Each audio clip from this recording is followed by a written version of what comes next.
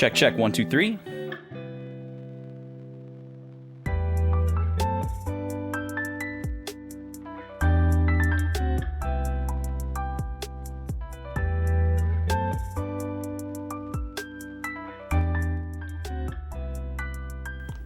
Whoo, we are running late, y'all. My bad. My bad. Thanks for hanging in for me. Just about ready now. Let's see. Notepad. Oops, sorry, bumped the mic. Just gotta grab my drinks from the next room. And I'm ready.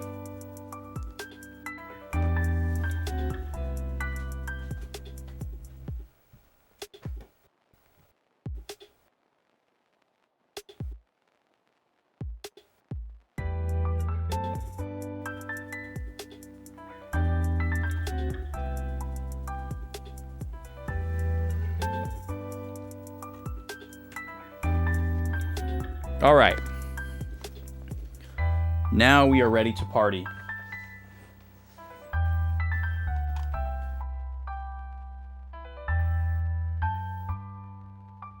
How are we doing today, folks? It's Suikoden time. It's caffeine time. But before we can get it started, we've got to do something. Something that we always do. You know what it is.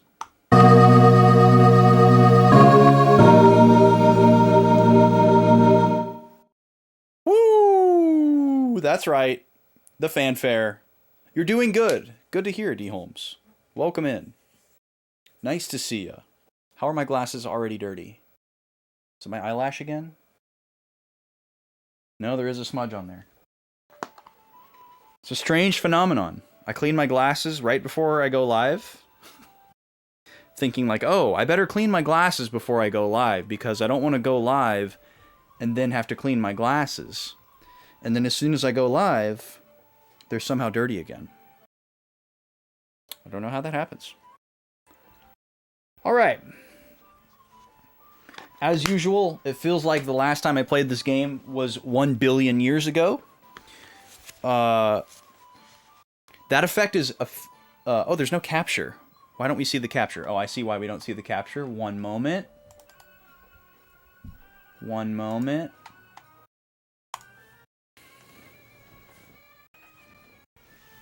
HDMI switcher's on the wrong source. There we go. All right, now we've got capture and music. Welcome in, Alpha Shard. Thank you. I'm a big fan, as you might guess. What was I saying? Oh, the effect of how long it feels between each weekly stream is being more and more pronounced because of how busy I am right now. So some of you may know this about me, some of you may not. I am in a band. I am on the planning committee for a video game music convention. And both of those things are extremely busy right now. And they're kind of like also coinciding a little bit. So I'm like in the heat of the planning season and logistics season for the convention. I'm in charge of the entire programming department. So every band that performs and every panel workshop that happens, I'm responsible for. And there's all kinds of stuff happening right now. I don't even want to get into it. This is my escape. But also at the same time, my band is trying to get an album released in time for that event so that that event can be our album release show. And we've just finished tracking, and we're trying to get everything delivered to the engineer so that they can start mixing it, because it needs to get finished at a certain time so that we have enough time for the physical artwork and CD packaging to all be produced in time to be delivered for that event in April. And like this week was like a bunch of deadlines for both of those projects. So last week feels like 1 billion years ago. yesterday, actually, February 1st was like a big important deadline for 2 different things. And on that note, I definitely need to bring back the VGM Con command. It's that time of the year. No better time than now. So let me just do that really quick. If you are in the Midwest, or perhaps Minnesota, or you're looking to take a trip there, and you like video game music, you should absolutely come to VGM Con. It's a wonderful time. You won't be disappointed if you like video games and music. We absolutely love it. Our theme this year is Sunshine Resort. It's like a tropical theme. It's like a combination of Super Mario Sunshine and Wii Sports Resort. It's pretty awesome. April 19th through 21st.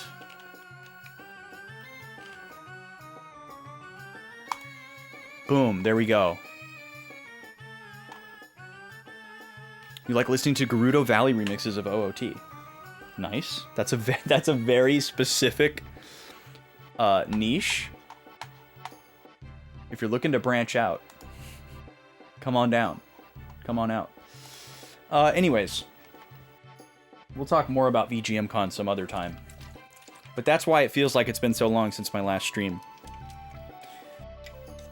And I'm a little bit sleepy today. 20 minutes from your house. Well, you've outed yourself now, D. Holmes. You have no excuse. You got to come out. You got to come see what's up. A little sleepy today because Gobi kept me up all night. Because she has a UTI again. She keeps getting UTIs. And we keep thinking that it's one specific thing and then extricating that one specific factor. But it keeps happening. So pretty much the only factor left, there's only one factor left. So we have to have a chat about that, the lady and I. I'm not going to reveal what that is. But she kept waking me up because she thinks that she needs to go potty. Because that's like the main side effect of the UTI is she's experiencing the sensation of needing to go to the bathroom, even though she doesn't necessarily. So we had to go outside like 4 times last night. So I didn't get as much sleep as I wanted, which is, par for the course. So we're going to caffeinate. She's doing okay right now, though. But she's obviously more prone to it than, like, most dogs, or at least my other dog, or any other dog I've ever encountered. Because she's had it happen, like, a half a dozen times. And, she's not even 3 years old yet. And we give her a supplement for it. So that helps. That's definitely helped a lot. But it doesn't necessarily make it go away if she gets one. And it's a little rainy today, so Nima's not happy either. Yeah. Poor Nima. I left the closet open for you if you want to go in the closet. Your favorite spot. You want to just sit here and look at me awkwardly? Would I want to do a retrospective of Suikoden II when I'm done with it? I mean, I usually do like a, kind of a reaction breakdown after I finish the game, like during the credits and beyond, like whatever the last stream is that I play the game. But I won't be doing any kind of like scripted and edited, like for YouTube type of like essay reaction retrospective or anything like that. Because that's too much work and I don't have time to do it. So the extent of my retrospective will just be... No, it's okay. I wasn't necessarily thinking that that's what you meant, but yeah, the breadth of my retrospective will just be at the end of the game. I'll kind of share my thoughts. But yeah, that's typically what I do when I finish thing. Oh, you meant can we talk about Suikoden II spoilers? when I'm done with the game. Yes, asterisk. There will be stipulations on that because this is a series. But yeah, I'm not opposed to, like, oh, you know that one character that you talked to 8 times? Here's why you didn't get them. You know, stuff like that. Like, that's fine. We can talk about stuff like that after the game is over. I can't promise that I will, like, care about a lot of them. So if somebody's posting a bunch of, like, you know, factoids into the chat and I'm just kind of like reading them and glossing over, don't, you know, here's your disclaimer now, not to take it personally. You know. Okay.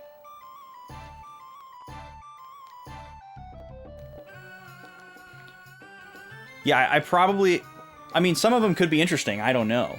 But yeah, it's highly likely that I won't care about some of the characters that I missed. Unless there's, like, you know, some neat way.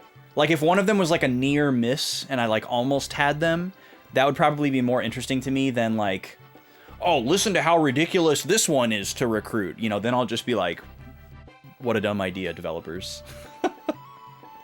But stuff about, like, you know, development history and, like, behind the scenes stuff, making of stuff, like, that stuff is kind of like the meat and potatoes of what I'm usually interested in when it comes to, like, fun facts about games, and not so much like, oh, if you go and talk to this NPC in this one town before you have done X act in the game, you get this special text box that says you are cool.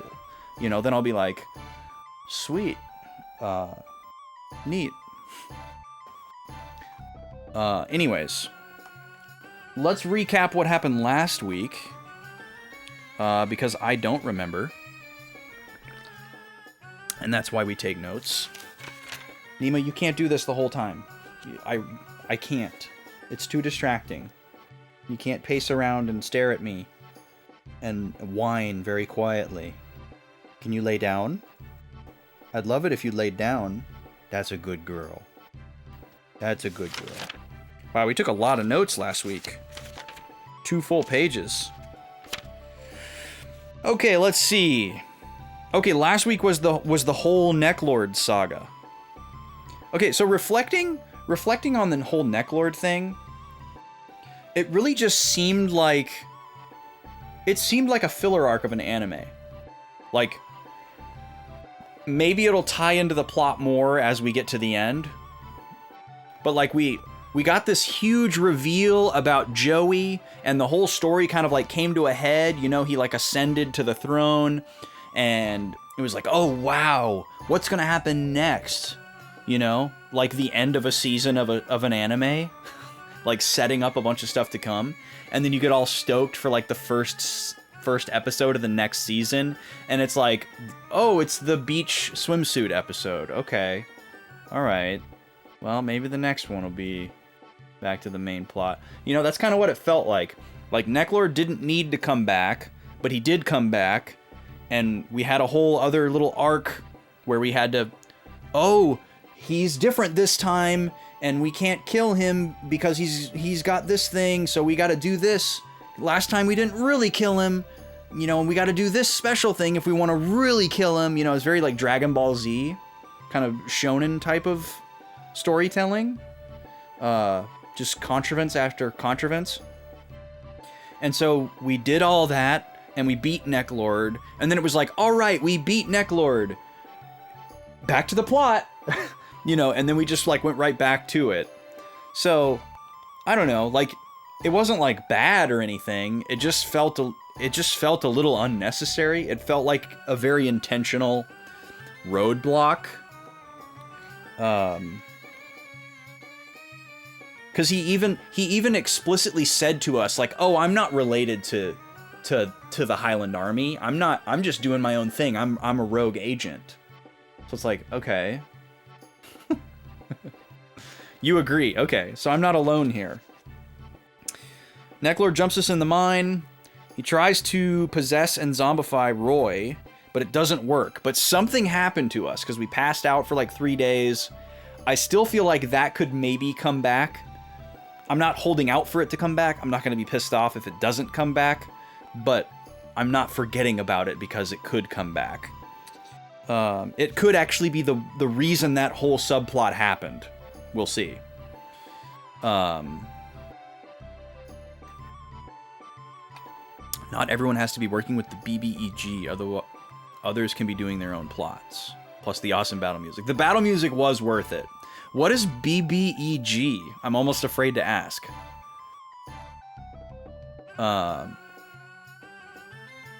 Big bad enemy guy? Oh, it's pretty close. Big bad evil guy. Okay.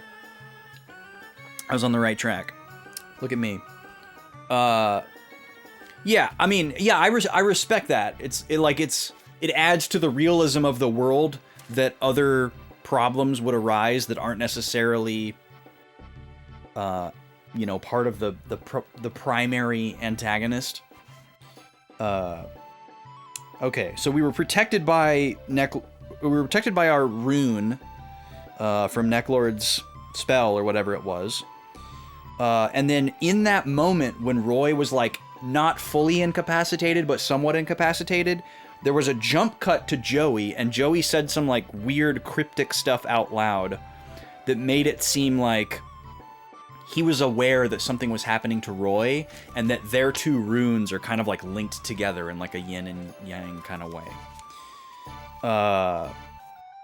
And then we reunited with Khan and Crom, and he's like, yeah, we need to go talk to this person in Tigermouth that can help us beat Necklord.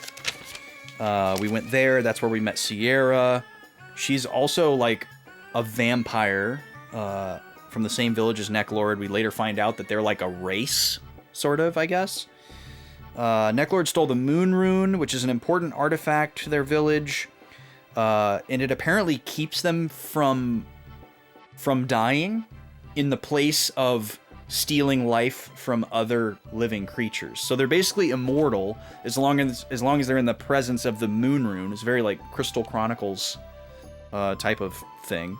But then because he took the Moon Rune, they all had to resort to either killing other people and drinking their blood so that they could stay alive, or just allowing themselves to die because they wanted to choose pacifism. So that was kind of an interesting plot point. But we weren't really fully told like what the Moon Rune did for Necklord. Like obviously it made him immortal and it gave him some type of power, but that wasn't like super hyper explained to us. Hang on a sec.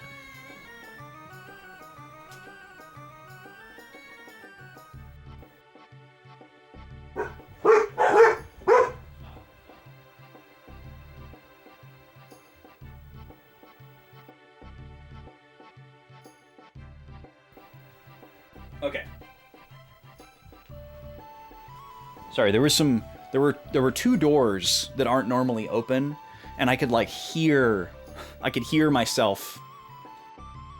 And I don't know if that was making it into the mic, probably not, but I could like hear my voice traveling in a way that I didn't want it to. Now the room sounds dead again, which is good. Okay, where was I? Let's see, blah, blah, blah, blah, blah. Okay, and then we met the bandit siblings, the bandits of something, I forgot. Gijimu reports that Lo Wen was taken by Necklord, and also a girl named Lily, who's the daughter of Gustav, the Clint Eastwood guy. We have to sneak into Tinto using a mining tunnel because they've got it all the zombies have got it all blocked off. We ran into a guy in the mines named Mazes. He wouldn't join us. We beat a really hard boss. And then this is where I got really pissed off, was because after we fought this really hard boss, we weren't able to heal or save before the final fight with Necklord. So we had a bunch of our really good magic spells disabled, and healing spells disabled, but we still managed to beat him. So that's good. I'm going to catch up on chat when I finish the recap here, so I can get through it, because there's a lot. The Khan used his family seal, the Marley seal, and because of that, Necklord became mortal. I guess it sealed the moon rune. And then Victor cuts him down with the sword in a very ceremonial type of way, and we see him disappear, which is really cool. Jess comes back to Tinto, the Light Yagami looking dude. He's surprised that we helped, which was, I thought, really odd. But I guess it was because he still believed that we killed Annabelle. He resigns as mayor of Muse, and he puts Fitcher in charge, which is hilarious. Fitcher wasn't even there to accept, but it just happened. And then we are told by, I almost said by Apple, that Caffeine Army is on par with the Highland Army, and we have like somewhat equal forces, and that we should plan to go charge on Green Hill and take Green Hill back, because Green Hill is important, I guess. We go there. There's an army led by Uber. I remember that forest dungeon being really annoying. I think it was just getting late and I was tired and I was pissed off and I wanted a save point and they wouldn't give it to me. Oh yes, and we were given a choice to do 2 different like strategy map battles. And we tried the first one and it looked impossible, but we made pretty good progress and then kind of lost at the last minute. Our strategy fell apart. And that was against Uber and Lucia. They rolled us. So then we reset, and I tried the other one, which was against Joey, and we destroyed them, which makes sense after what we found out after that. But at the time, I was like, what the hell? So once we got inside Green Hill, we got ambushed by Lucia and her fellow Karayans, who are like the tribe that she's from. They have a vendetta. Lucia is the one who tried to assassinate us in the castle before we left. Lucia's people have been historically oppressed, and they claim that Teresa's father killed her father. Teresa is the mayor of Green Hill and one of our people. Teresa confirmed that happened, but she asked for compassion. She says that we're different, and they're like, okay, whatever. So that was kind of cool. I don't remember if Lucia joined us. I didn't write that down. And then we defeated another really hard boss, or annoying boss, I guess. It wasn't really hard. The Bone Dragon. Well, it was hard because we once again did not get to like heal and save before, so it was a little scary, I guess I should say, not hard. And then we find out that while we were doing the whole Green Hill campaign, the Matilda Knights surrendered to Highland. The old curmudgeon-y guy that Miklatov and Camus left behind, who said he would never capitulate, rolled over like a sick dog. So, big surprise there. And I didn't write down what we're supposed to do next, so I'm assuming that something's waiting for us in the war room here. But we'll probably go take a lap through Green Hill and see what's going on, because that's been blocked off for a while. And then we may also try to go see the Knights of Matilda. All right, let me catch up on chat here. You think the moon rune is one of the true runes, but not much more is known. Okay. You don't mind having the Necklord stuff be an independent plot. You just dislike bringing back a dead character in a later game. It felt like forced fan service. Fight music and the introduction of Sierra is all that makes it worthwhile. Yeah, I mean, it's also weird because Necklord so far is pretty much the only like extremely supernatural thing in this series.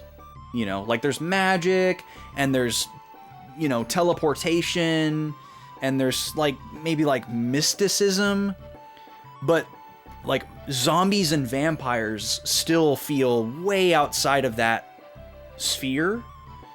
And like, you know, you have this very grounded story that's like about military campaigns and political intrigue and people trying to usurp power and stuff. And it's all very like grounded and tangible. And then it's like, oh, by the way, there's a vampire guy. And it's like, okay, you know, and then he's not even like the main villain. He's like Ultros. So I guess if you look at it as like almost like a comedic relief, like, you know, Team Rocket, Ultros kind of thing, it probably makes it more enjoyable, but it is really odd. It doesn't seem to match with the rest of the game. And then to bring him back in this game seems like they're more trying to like solidify him as almost like that kind of a character where it's like, like, you know, the fans are like, Necklord's back, no way. Like they're almost supposed to be excited that he's back. But yeah, they're not fully leaning into him being like a comedic character. Like his plotline is serious. He like game inventor. I've invented games. I've perfect. Games. It's nice. I played it. I'm sorry, I have to say no. Exactly, Gad. Thank you. That's what I was trying to say. It's nice. I played it. Yeah, so it's kind of like Ultros, but they're not fully leaning into like the comedic aspect of it. So it's hard to tell exactly what the intention was. But again, I don't hate it. I'm just noting that a vampire and zombies seem really out of place to me in these stories. And I think that adds to it feeling like padding. Thanks for coming to my TED Talk. What's up, Luca? How are you? Sen, welcome in. You didn't like the whole body double clone thing? Yeah, I mean, yeah, very plot armor, very retcon, yeah. You like the comparison to Ultros. Well, I'm glad you like it. Yeah, I mean, maybe they ultimately decided that what was I gonna say? Maybe they ultimately decided that making him comedic and silly would be more out of place in this game than vampires and zombies. Because there's also not a whole lot of comedy in these games so far. I mean, there are like little moments of levity between like Nanami and Roy, and like, you know, the plot, the little subplot with Flick and I forgot her name. Maya something. You know, like there is little comedic moments in there. Nina. Okay, thank you. Yeah, there's little moments in there. But overall, these games are pretty serious. I would say more serious than something like a Final Fantasy, or at least an early Final Fantasy. Like, there's a lot of really goofy stuff in like every Final Fantasy up to this point, except for maybe 7, although there's a lot more goofy stuff in 7 than people remember. But that's a talk for another day. Necklord just wanted to create his own town and community. Well, why didn't he go and do that, Sen? Why did he have to go and try to steal somebody else's? He's cheating. If he wanted to, you know, get a bachelor's in business, and then, you know, go get his master's in city planning, maybe go for a doctorate in you know, electrical engineering or architecture or something like that, he could have made it happen. The zombies will obviously do whatever he says, so he's just got to be the man with the plan. But he tried to take a shortcut, you know, he was cutting corners. So, just desserts, I say. Wall Market alone is more goofy than this entire series? Yeah, exactly. And Wall Market is like the low-hanging fruit. There's all these other like really, really goofy parts of yes, exactly, silly stuff in FF7 that people forget about.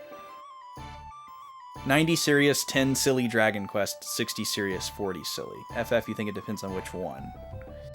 Interesting. See, it's interesting that you say 60-40 for Dragon Quest. I don't necessarily disagree. Dragon Quest is so lighthearted, like, overall. Like, it almost seems like it's 100% silly, like, in a way. Like, the silly is always, like, just below the surface. Like, you're like the water's really clear, and you're like, I see the silly down there. I see the bottom of the pool, you know? I love Dragon Quest so much. I want a controller mod for my 3DS so bad so that I can start playing Dragon Quest IV. Because Dragon Quest IV is the one I'm playing next. I'm going to be playing the DS version. And I'm pretty sure I don't need the touch screen at all. And I can still, you know, play it on the TV without having to look at the 3DS. But it would just be so nice to use a controller. I want it so bad.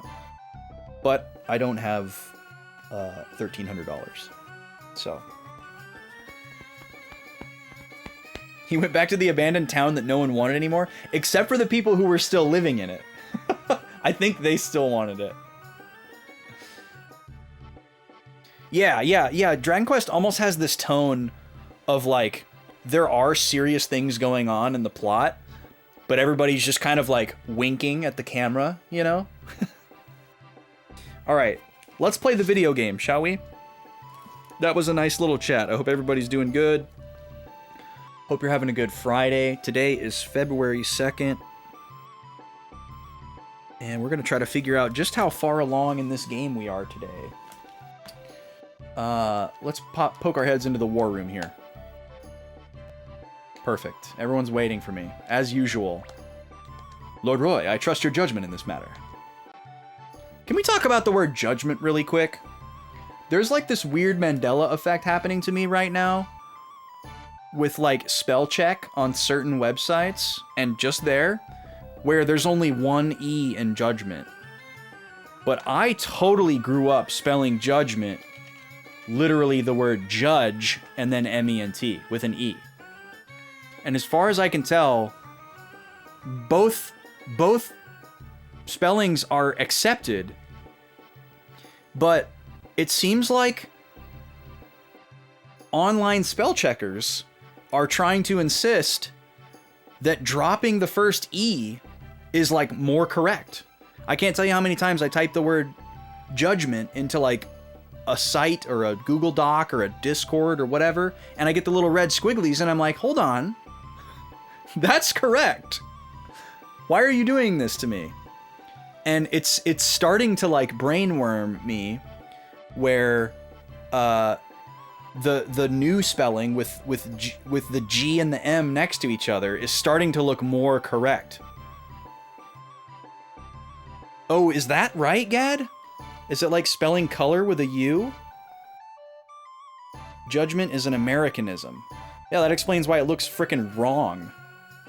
But it's also weird that I would have learned to spell it that way. Oh, yeah, that's a good one to bring up too, Luca. Canceled with 2 L's. Yeah. Yeah, I think 2 L's is technically correct.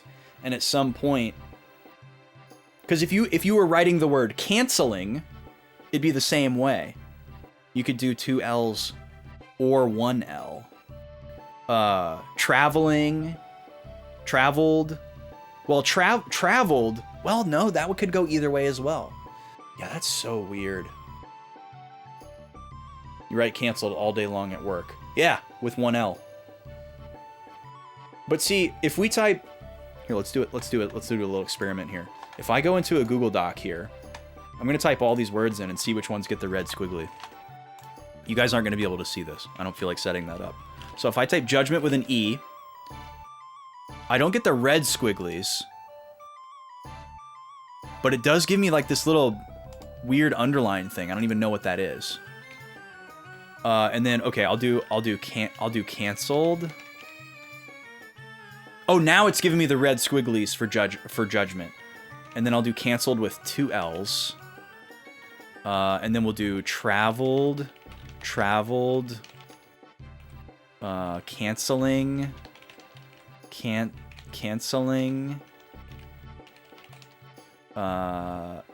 Traveling. What was the other one we said? Because you wouldn't do that with the word like compel. Like compel only has one L, but it would always be compelling with two L's and compelled with two L's. So why did we drop the second L on canceled? So yeah, Google is favoring the single L for canceled, traveled, canceling, traveling. All the two L ones it says are incorrect. And it also says that judgment only has one E. You have a really old dictionary and it's with one E. Who taught me how to spell judgment with... It's so crazy. It just looks so wrong. Here we go. What is the difference between judgment and judgment?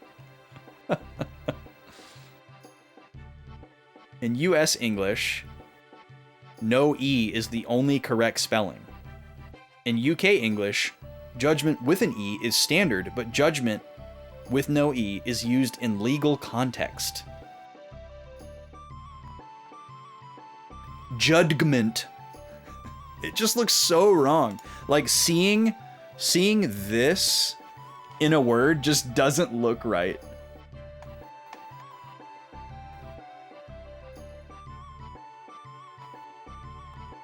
But look at this. Here's the Wikipedia page for judgment with an E. And hold on, guys. The plot thickens. If you type in judgment, like with the udg, if you type in judgment into Wikipedia, it redirects you to judgment with two E's.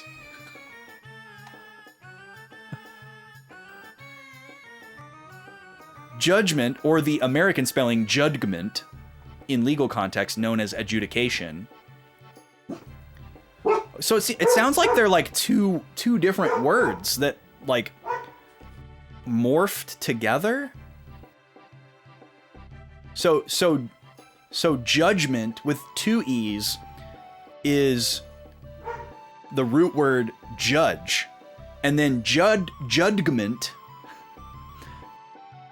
is like from judiciary. I don't know. Those got to be the same judge or the same root word, right?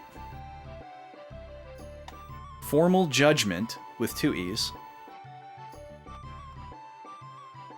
Nima, please. But then judging. This has been like my whole day today. Words like judgment are often used imprecisely, even when keeping them separated by the triad of power, act, and habit. What? It's almost like one is a proper noun and then the other one is like a common noun.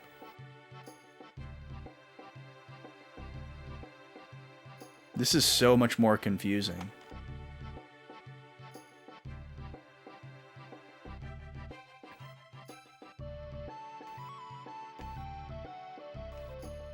But yeah, it looks like judgment with two E's is more done in like the legal sphere, which is very interesting, and the Bible for some reason. It's so crazy looking at this Wikipedia page with both of the spellings being used all over the place. Like, listen to this sentence. This is talking about the word judgment used in the context of mathematics.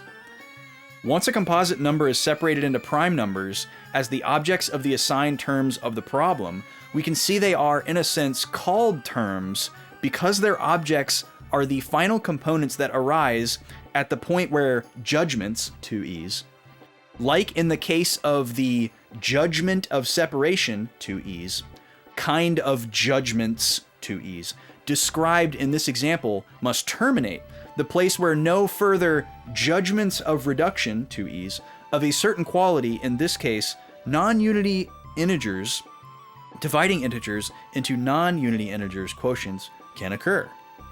So, this is so confusing. But then, like, right after this, it immediately uses the word judgment with no E. Well, I have walked into this Wikipedia page with questions and just left with more questions.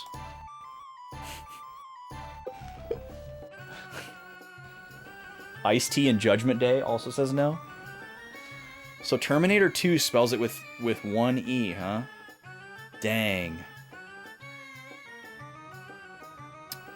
Conscience. That was how I remembered how to spell conscience. I still say conscience in my head if I ever need to spell the word conscience. And it also kind of like helped me remember like what it means. You know, like your conscience is like your inner monologue. It's like the voice in your head that tells you what's right and what's wrong. So it's like your constitution, your science. I don't know. As a kid, in my kid brain, it made sense. Okay. Lord Roy, I trust your judgment in this matter. Oh, here we go. We got to talk to Apple. Remember when I said we were going to play the video game? Have you made up your mind? Okay, so we just paused in the middle of a story event. We're supposed to go to Muse. We don't know why. So I guess now would be like an opportunity where we could like go around and try to recruit characters. I'm just not motivated to do that. I really like the party that I've been rolling with. The last several times that we have tried to go and recruit characters, it just doesn't work, and I get really frustrated. You know, we go like do a lap and talk to all the characters again, and nothing happens again. So, and if you guys saw my Discord post today, I'm repeating myself. But yeah, I kind of want to just move along. I'm having more fun following the plot than I am trying to recruit characters, so I think I'm just gonna go. I think I'm just gonna send it, as they say. Especially since we're not going for 100%. Yes, I think it's worth a try. Roy will be a general, with Hauser as his lieutenant. Your strategist will be Apple, with Klaus as her second in command. With that as your base, it should be easy to attack Muse. General Kiba and I will stay here. After all, if this place falls, the Caffeine Army will have nowhere to come back to. Apple, every lie contains truth, and every truth contains a lie. Except for that. Remember that. Yes, Shu. Whoa, look at us go! Look at our generic yellow guys. How much longer is it gonna last? This war? Are you sick of it? I guess so, but I've got to see it through to the end. What kind of an answer is this country going to get from them? What? Of course, but it's all I've got. What? What are they talking about?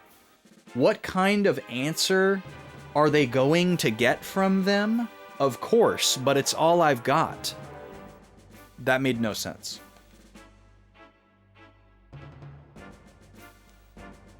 Watching my stream and other first-time streams has only reinforced your opinion that it's best not to worry about it the first time and go for 100% on a second playthrough if you like the game enough to care. It's not really fun obsessively trying to get the characters without knowing how or when there's a cutoff point. Yeah, I mean, it definitely seems like... I guess that's not even worth saying.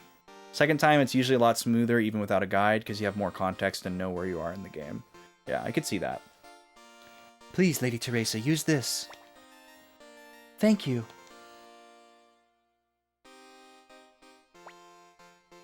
Originally, Green Hill had almost no military force.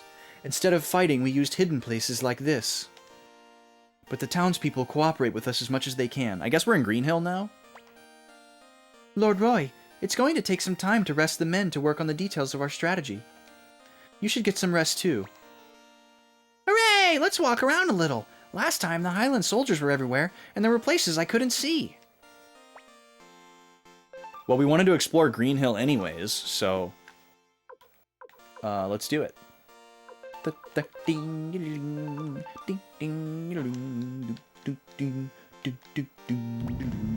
new BT-16? Yeah, some of the other guys are telling me about it. It's quite amazing. What was that?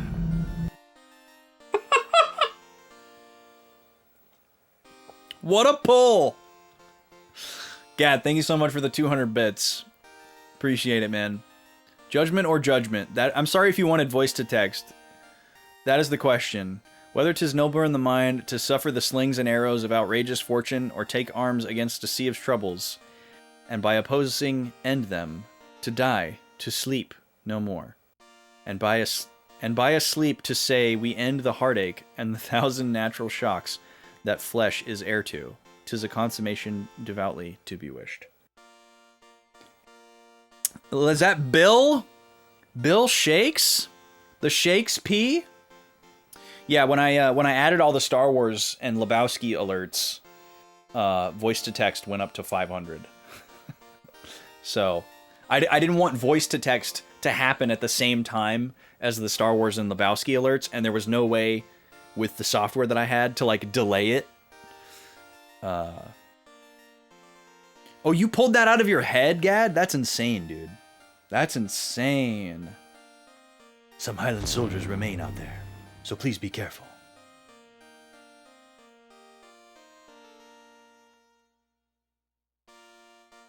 Judgment or judgment? That is the question. Whether 'tis nobler in the mind to suffer the slings and arrows of outrageous fortune, or to take arms against a sea of troubles and by opposing end them? To die, to sleep no more, and by a sleep to say we end the heartache and the thousand I was wondering if she was going to make it all the way through. Her character limit is a little bit less than the Twitch character limit. Gad, thank you so much for 700 bits. Appreciate you, man. It's going to be a wheel spin. Yeah, in case folks don't know, we have a whole bunch of bit alerts. It can't be, it's her. It's who? Oh, Celia? Or Lucia? Oh my god, Brack. What is the deal with airplane food? Brack, thank you so much for 38 months, you legend. What the heck, man? Lovely to see you. How are you doing tonight? The man. The absolute legend. Roy, let's go after her. That's the one. The one that attacked Roy. Nanami, that's me.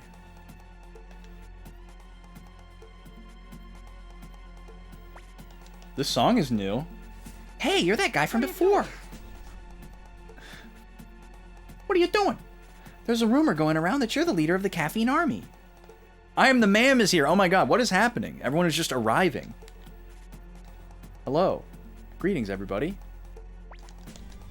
Me? I like quiet places like this, so this is my place. Okay. You really hope the remaster has the translation fixed? Yeah, we've gone over that so many times. I really hope so too, because there's so many random lines that just sound like non sequitur and make no sense. So if they like delay this remaster and polish it up all nice visually, and the text is still kind of junky, this thing's gonna flop so hard. Maybe we have heard this song before, but it sounds new to me. Looks like I can finally get back to teaching real classes. Now that the Highland Army's gone, I can finally devote myself to studying again.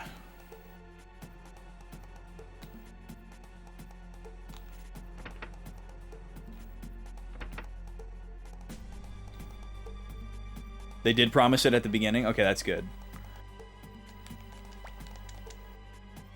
I only saw... I think the only thing I saw for the remaster was actually when they dropped the trailer in that recent Nintendo Direct and, like, said the release date for the first time. And it may have been one of the like little, you know, text cards in that video. It didn't register with me. Welcome to New Leaf Academy. Are you a new student? No, are you? Loser. Oh, you're actually gonna appraise my stuff? Appraise my French toast. It's not a counterfeit.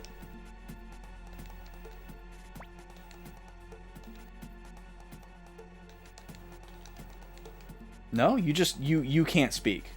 Okay. That's a first. Never run into an NPC that you just couldn't talk to.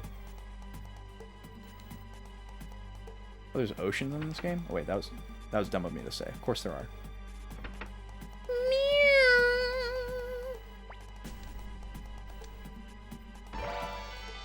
Ooh, a rage rune.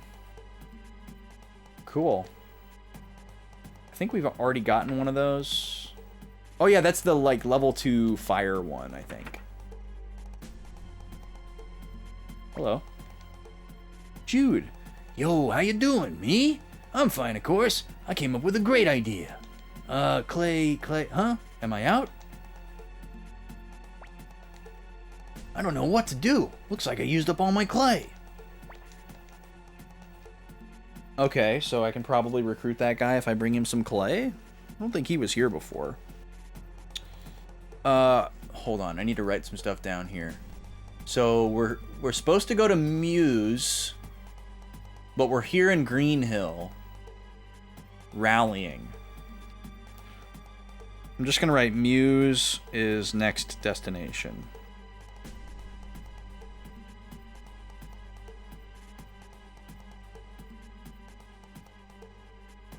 Okay. And then what is this guy's name? Jude? Hey, Jude? Na.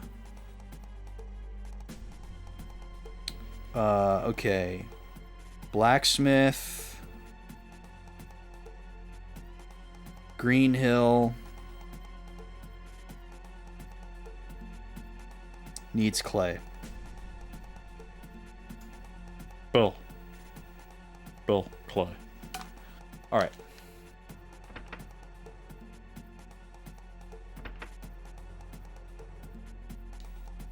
Oh yeah, I was going to talk about the bit alerts. I have a crazy rotation of alerts. 200 is Star Wars Episode 4 moments. There's like 30 some of those.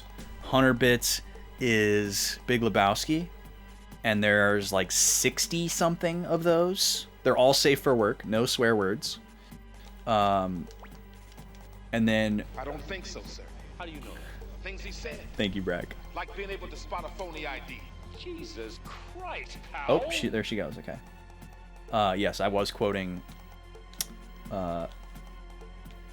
Bill Clay is the fake name that Hans uses to fool or to try and fool John McClane. And I don't know why I thought of that when the guy was saying Clay. Be on frickin' TV with that accent, Hans.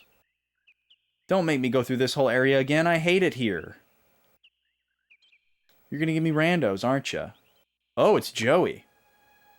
This is interesting. Jesus Christ, Powell. You said that one out loud to yourself during work today? Wait, the Powell one? Or there's no way you said Bill Clay to yourself.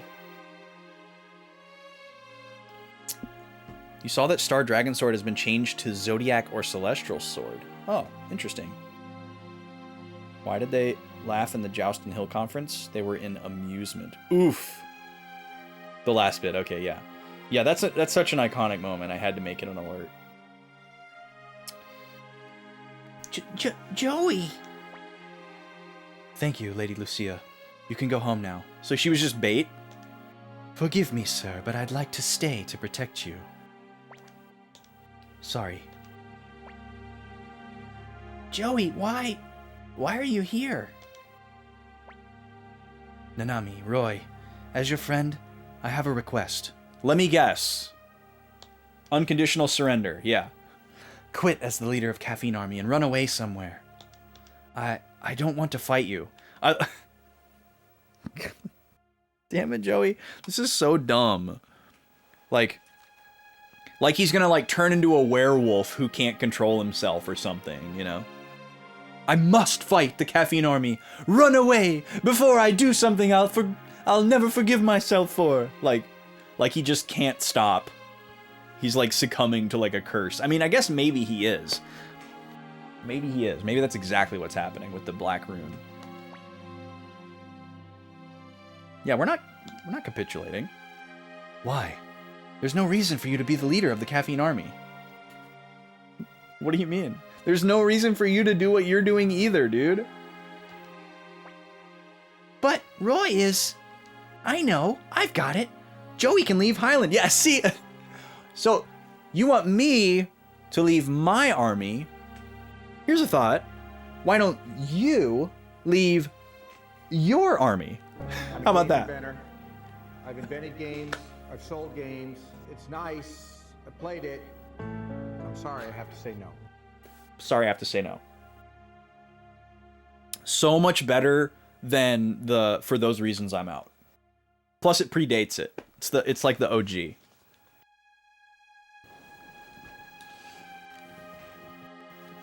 I've got it. Joey can leave Highland. I can't do that. Oh yeah, of course he can't do that. But we can leave our country behind. Yeah, of course. Oh, I could never. I see, so that's how it is. Just as I can't turn back, you can't turn back either. Whoa. Too much time has passed. Neither of us can go back to the way things were. He's being so melodramatic. Hey, Joey. You're the king of Highland, right?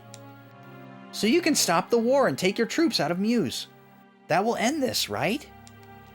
So that'll solve that. She's got a point. That won't work. Nanami. Yeah, that wouldn't work. No, I can't just... No, that wouldn't work. Why? Huh? Are they gonna... Is it a Schwartz battle? Wah. Nanami's turning into Waluigi. Roy, ever since we got these runes on our hands, we were destined to fight each other. But even if that's our destiny, I'd still like to think that we each gained something from this. Roy, as King of Highland, I'm going to fight to bring a new order to this land. Goodbye, Roy, Nanami. Like we're not gonna meet again. He just said that we're destined to fight each other, but then he says goodbye like it's so final. Wait! It can be like it used to be. We can still be together. Please. To protect the king, I can't let you pass here. No.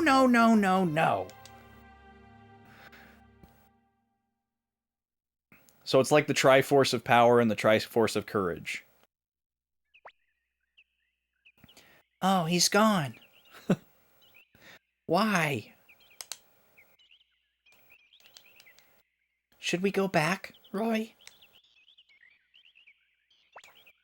Hey, Roy, Apple's gonna get mad at us. Let's go back. Oh, yeah, he's doing the, next time we meet, there'll be no talking. But then there always is. Like, there's always another monologue. There's always more waxing poetic. Ain't no way that that's Joey's last line in the game. Ain't no way that's the last time Joey talks to Roy and Nanami.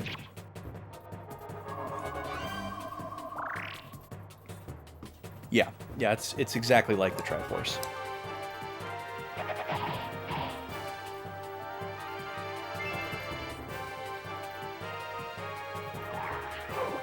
God, it's already time to run an ad. I ran my mouth for too long.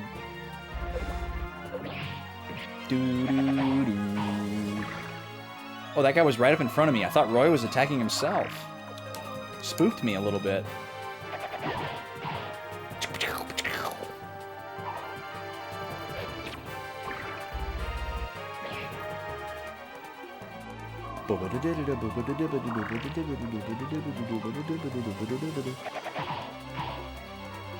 Oh, big news, guys. I finished Fantasy Life today. It's done. It's over. Completely done. Absolute max 100,000%. I finished all of the special requests, which was the last thing that I saved for myself. Reached the max rank in all 12 lives. I got every single skill up to level 20, except for the ones that only go up to level 15. I got the best weapon and armor in the game. I got the biggest house, all the holiday homes. I put my pets in it. I put all my trophies in it. Took a bunch of screenshots today. Oh, Prax has been summoned by me mentioning playing a video game to the nth degree. How are you doing, Prax? Prax just got done with Ni no Kuni. Just absolutely like razed Ni no Kuni to the ground at the most like surgical pace I've ever seen. And then without even like a break, just started Ni no Kuni 2. What a madman. I had to duck out because I haven't played Ni no Kuni 2 yet. Oh, Prax, I gotta show you something. Even though I've never played Ni no Kuni 2, I did buy the collector's edition, and I gotta show you this thing.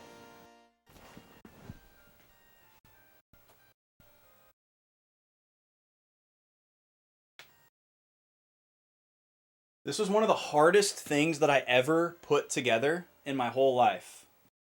This was so stupidly hard to put together, but it is really cool. Check it out. It's like a papercraft shadow box of a scene. So there's all these like pieces that stick together, and you have to put these little like tabs on the side. And it looks like it wouldn't be that hard, right?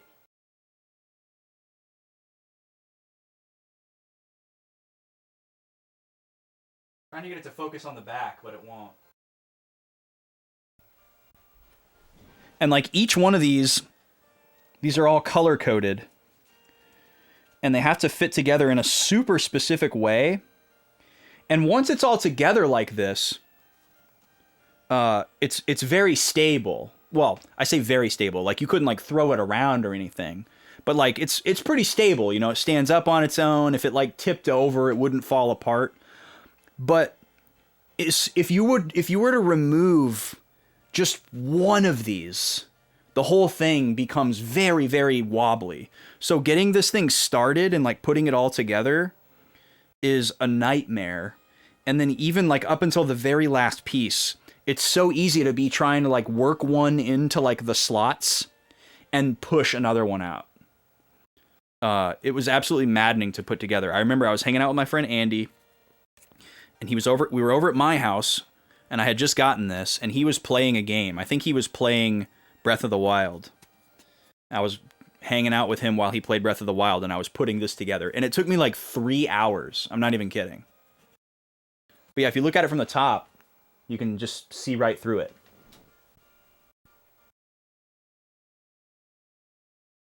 From the side. And then the back is, you know, solid.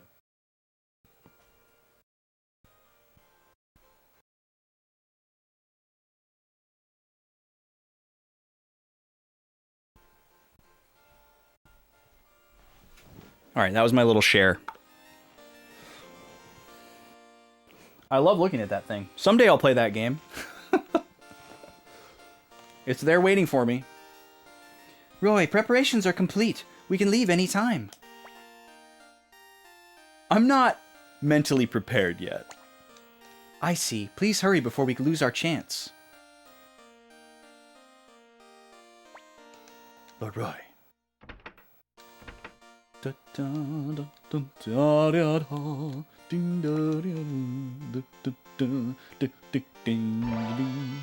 Ooh, we got an old book. Let's go.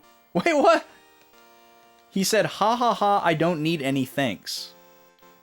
Oh, okay, there was no comma. I don't need any thanks. Not, I don't need any thanks. Got it. Threw me off for a second. Who's sleeping? Just a little longer. Big mood. She just like me, for real, etc., etc. You wish that sort of stuff was as common to be included? Yeah, collector's editions have really fallen off. It's a shame. Like, there are still cool ones that are made. Make no mistake. There definitely are still really cool collector's editions out there. But, like, the average, like, the bell curve of collector's editions has definitely, you know, like, it crested in, like, the mid to late aughts. And we're now on kind of a downturn, I think. We're in a little bit more of a valley for collector's editions. It was kind of like there wasn't like a standard for those in the 90s, you know, that hadn't really become a thing until like the 2000s. And then by like the mid to late aughts, it was really prime. Really cool stuff was happening. And then it started to get a little phoned in. Maybe it had something to do with the economic recession, I don't know. But we never recovered.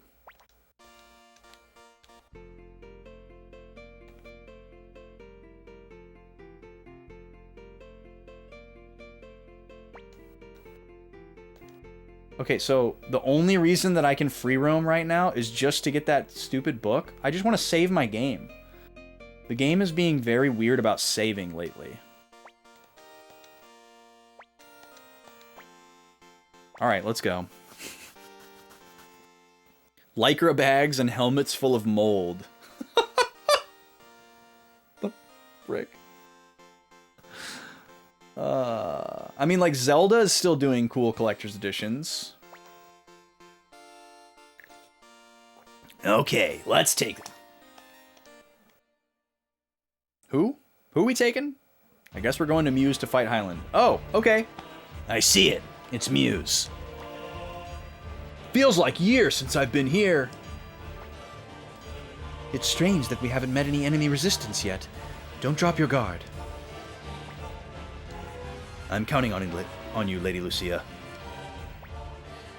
My king, by my word, we shall cleanse ourselves of the stain of defeat. Everyone, listen. Remember your oath as warriors. Our survival as a tribe depends on this. So the Karaya tribe is, like, really tight with Joey now. Okay, so Joey shows up in Muse. Asks us to surrender again.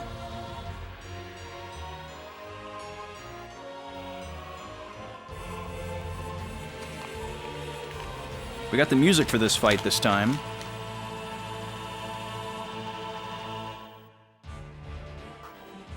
Leave Green Hill for Muse.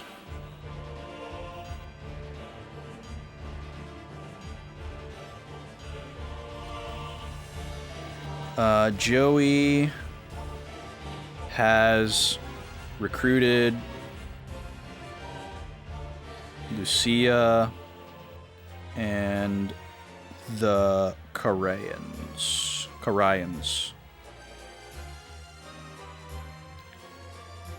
Field battle.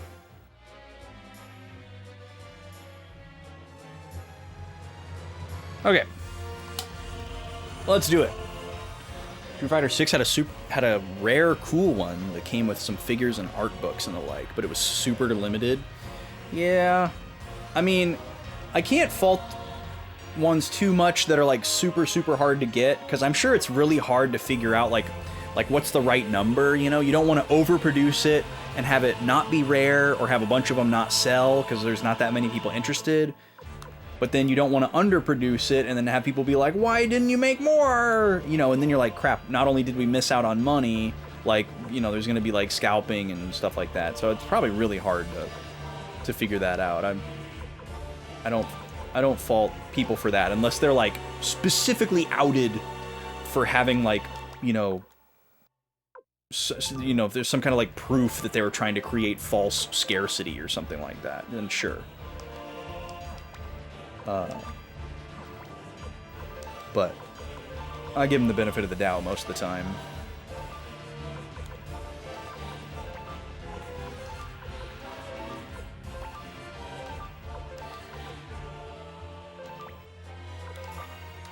Let's see.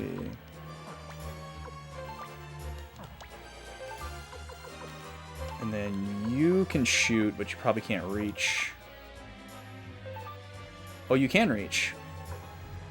Defense 3. That's promising.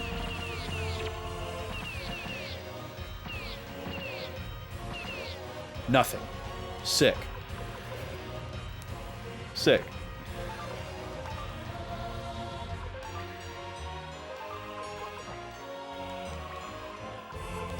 You wait, and you wait. Alright. Here they come.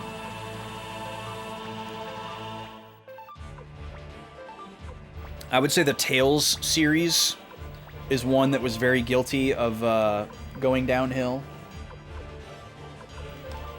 Because the Tales series is one of those series that like always has one, and it's like they always have to have one because people expect there to be one, and they kind of there was a period from like I don't know 2010 to like 2016 where they were just kind of cranking out Tales games like a little too fast.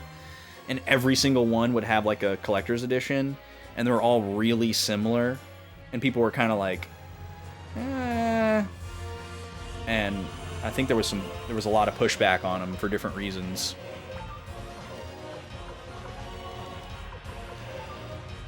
And maybe they kind of slowed down, I don't know. Wait, what is happening?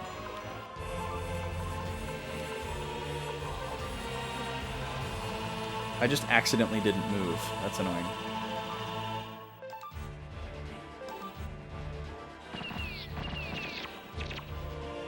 There we go. Beautiful.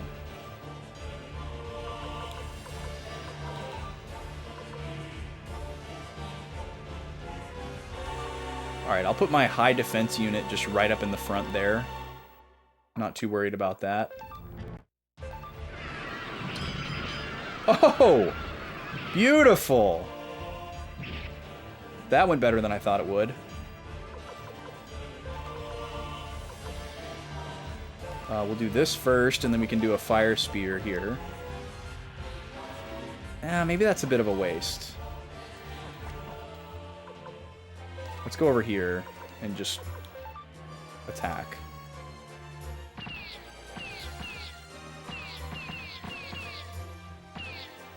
Yeah, nothing.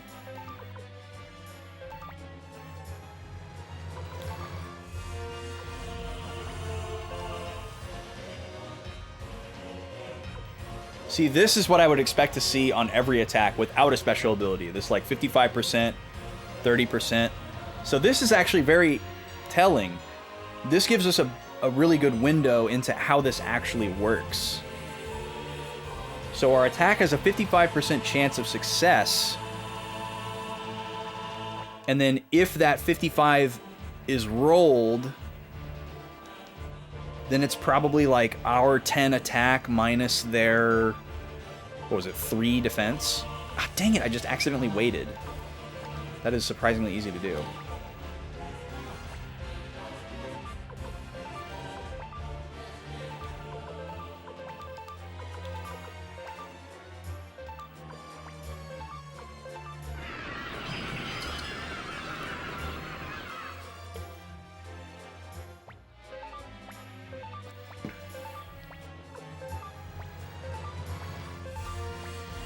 So, I'm very curious about Seed and Kulgan, because Seed and Kulgan at one point came to us and said that they would work with us, and that they wanted to plot against Joey.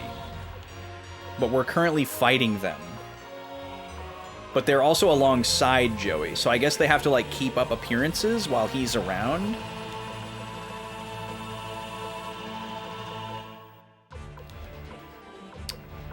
Let's see. I'm trying to like maximize my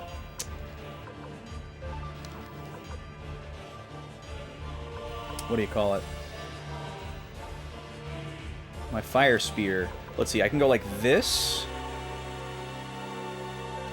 and attack this guy. You think I might be misremembering that? Okay. I'll have to... I might not only be misremembering it, but I may have, like, written it down incorrectly, because I remember, like, reading it in my notes. Alright, now we can do this.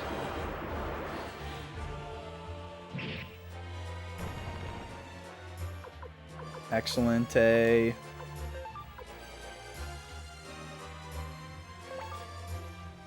And then let's attack. Let's attack you. Oh, this is Lucia. Okay, this is a good idea.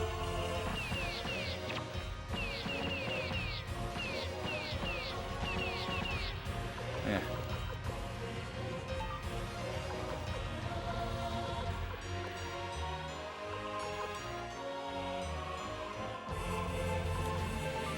Okay, let's go over here. Wait.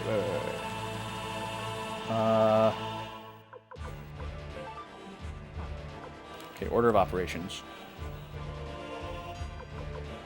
Trying to maximize my KOs here.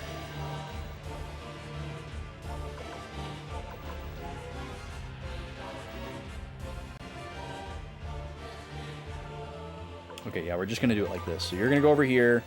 You're gonna attack here. Oh, that was terrible! That was very costly.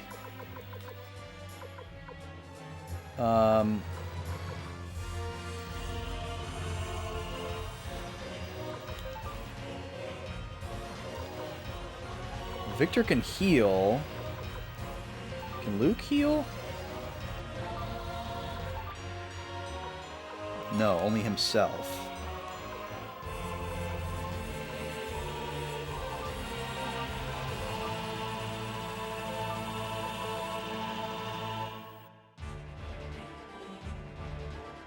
Let's go ahead and do that.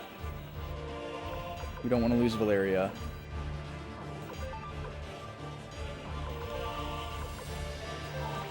Do that. Do a little hopsy skipsy.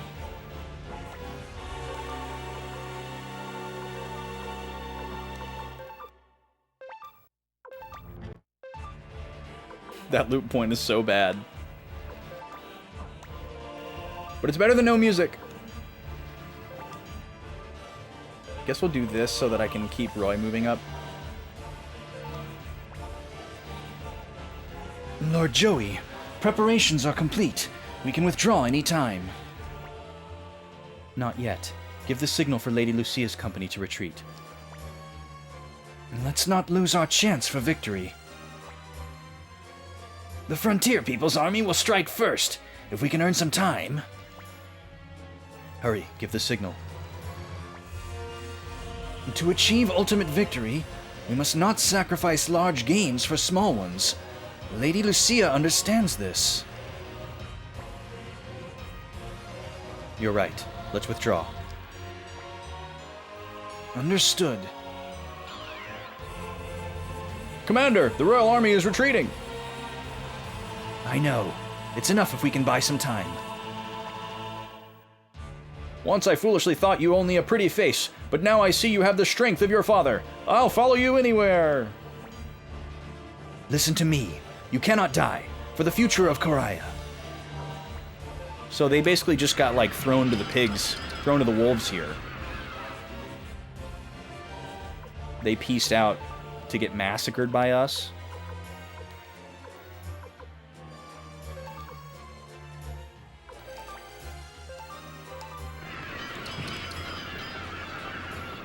Yeah, it is very strange that that she is so loyal to Joey.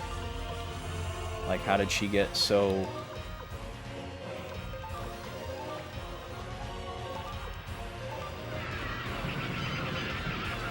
Got him. Got him, baby.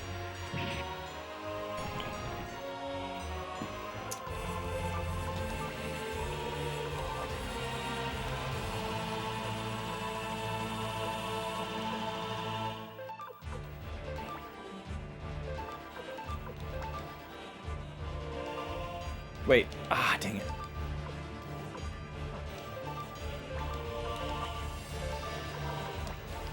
Shouldn't have done that. I wanted to move Luke forward so I could attack with magic, but that's okay.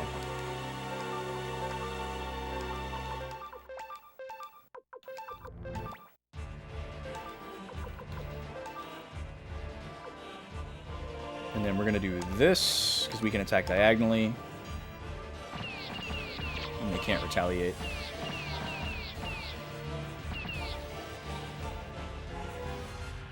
It is explained, but you don't remember when. Okay. Maybe that's something we can look forward to.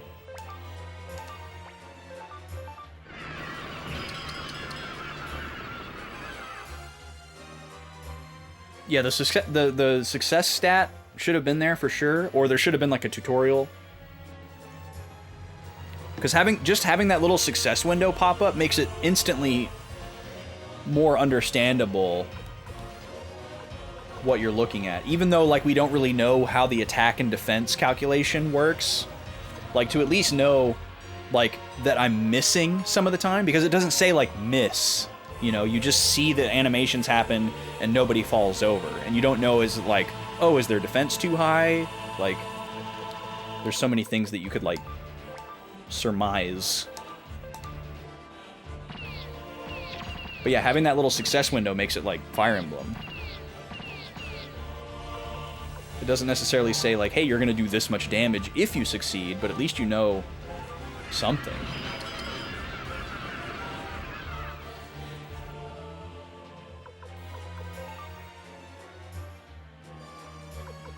Alright, if I go here, I can do Fire Spear.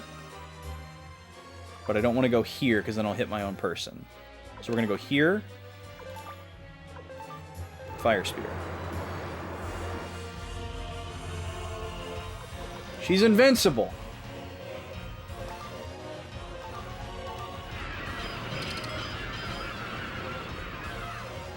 I got one!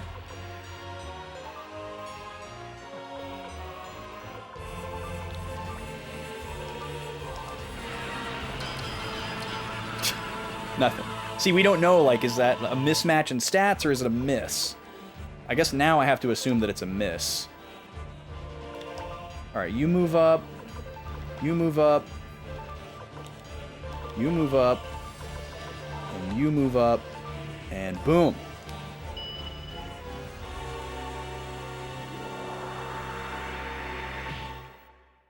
One at a time, baby.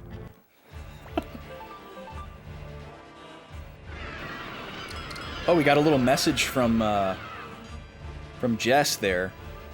Because he can, like, see their plan, I guess. Alright, we're getting a lot of chances here. So if it's an accuracy thing, we should be able to get through. I'm going to be completely surrounded now. I feel like if we're just surrounded, if you're completely surrounded by horse units, it should just be over. You know? Like, it should just be over.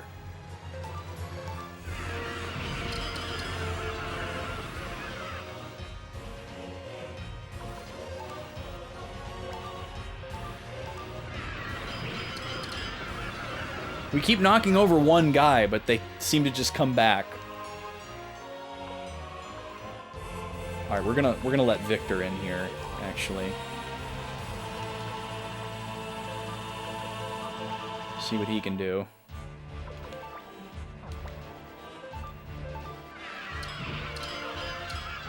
Nothing.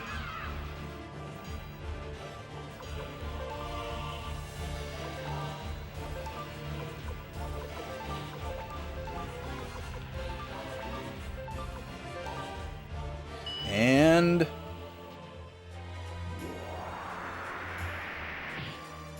one guy. We've knocked that same guy over a bunch of times. Ow! So she got one over on Flick. So we can heal that off.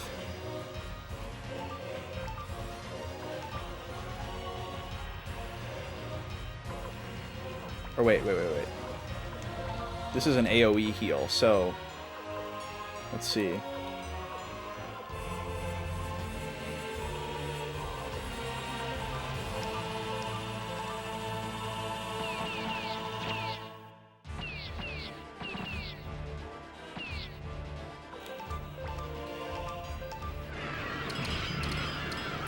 Jeez.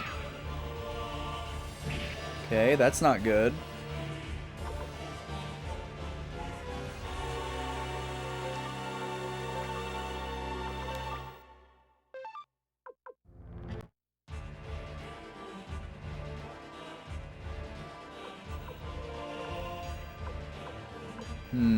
How do we want to do this?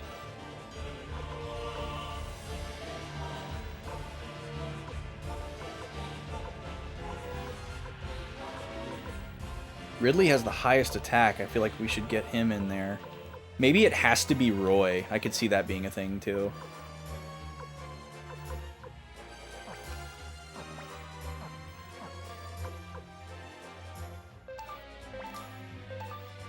Let's do this first.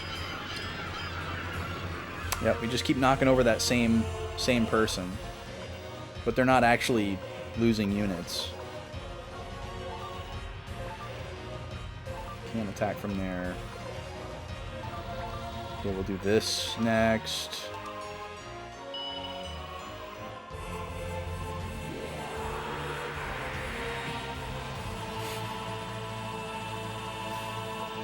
Okay. We'll start moving Ridley this way, I guess.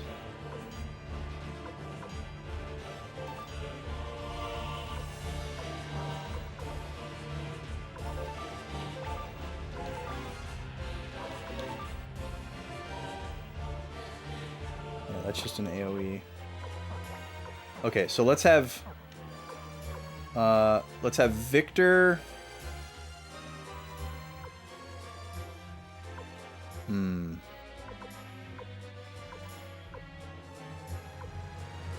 Yeah, because it could be like, does it mean that if my attack is not more than 12 that I just can't hit? You know, is my accuracy or success chance based on my attack versus her defense? That would be really nice to know. We don't have anything that exceeds 12, but it could be like, you know, only my characters that have 12 even have a chance to hit. We don't really know. That's what we'll try next turn.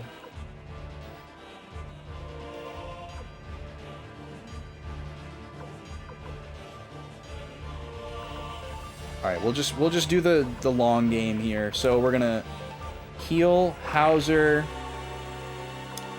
and we're going to waste our Bright Shield AoE heal on one enemy.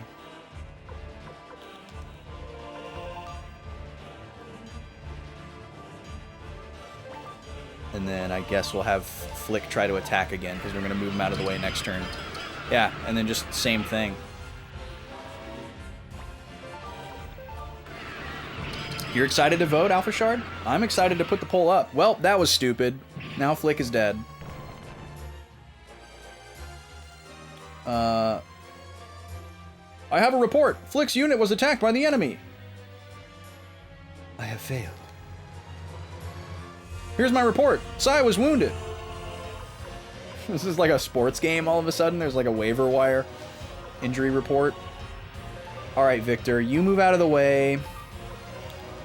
We're coming in. We're attacking. 1 for 1. And here comes Ridley. We're attacking. What the heck, man?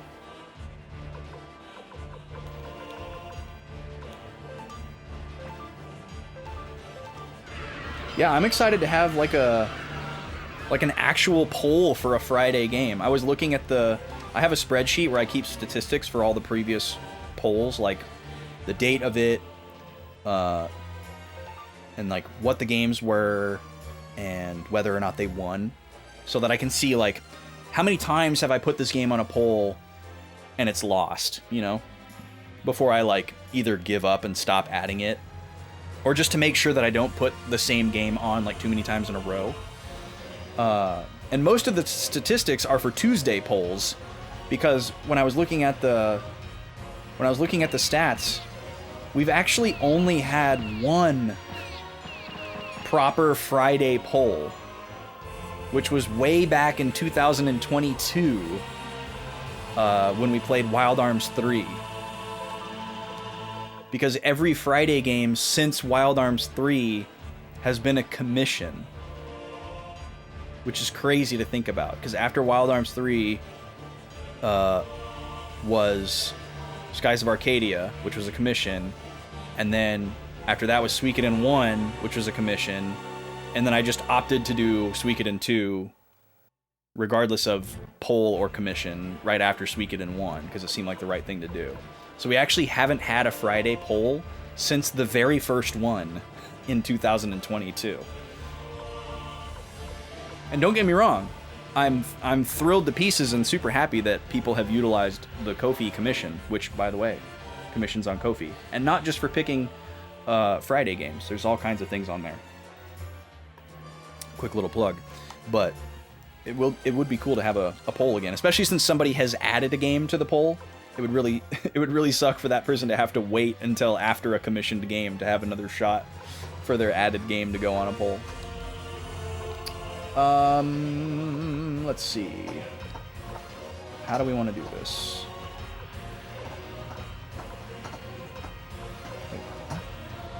Oh, okay, sorry. I was very confused at what I was looking at there.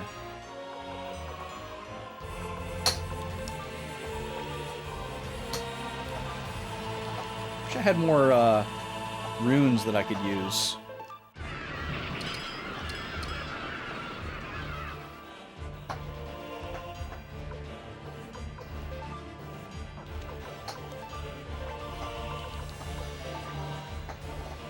I wonder if I should try this again.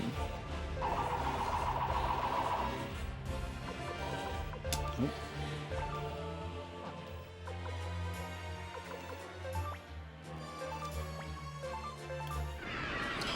I have a feeling about something, y'all.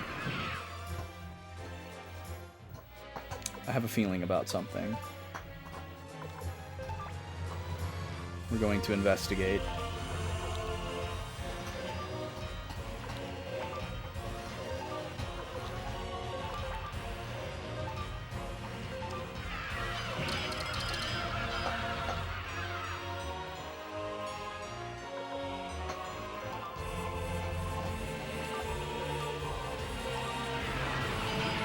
What was added to the poll?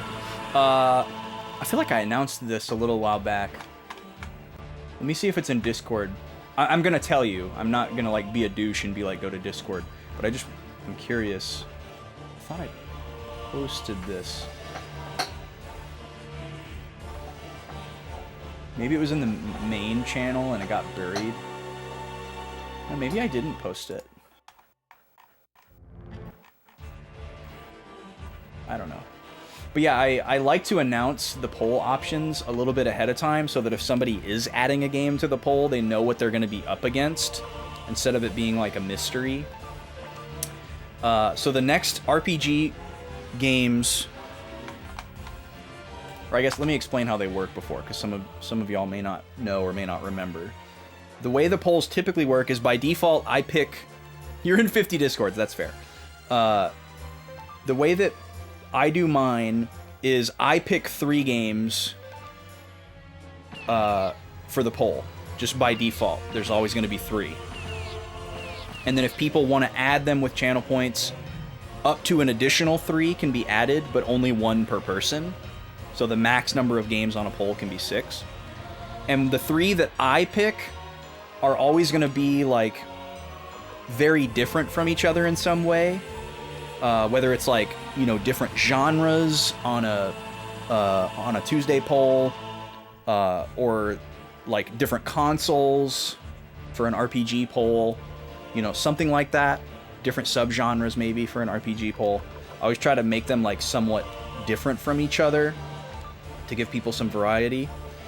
But the 3 that I have picked out for the next RPG poll are the 2 that I have put up every single previous time, which is Final Fantasy Tactics on the PS1 and Dot Hack Part 3 Outbreak, which is the one that I am currently on in my journey through the series. I've already beaten Part 1 and 2, and I'm like a little ways into Part 3.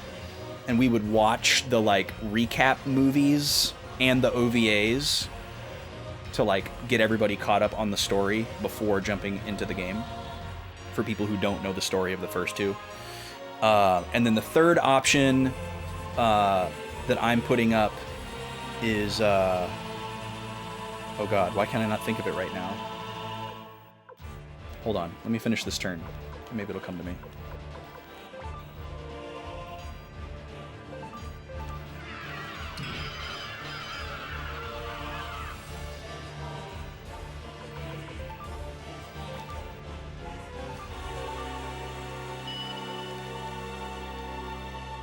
You love the .hack TV OST? Yeah, me too. I have the complete series right here. I'm a big fan of .hack.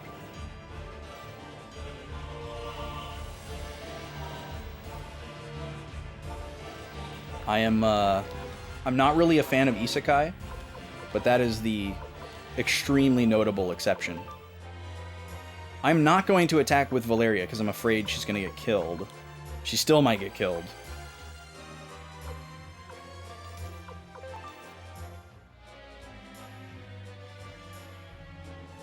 Yeah, we'll just stay there.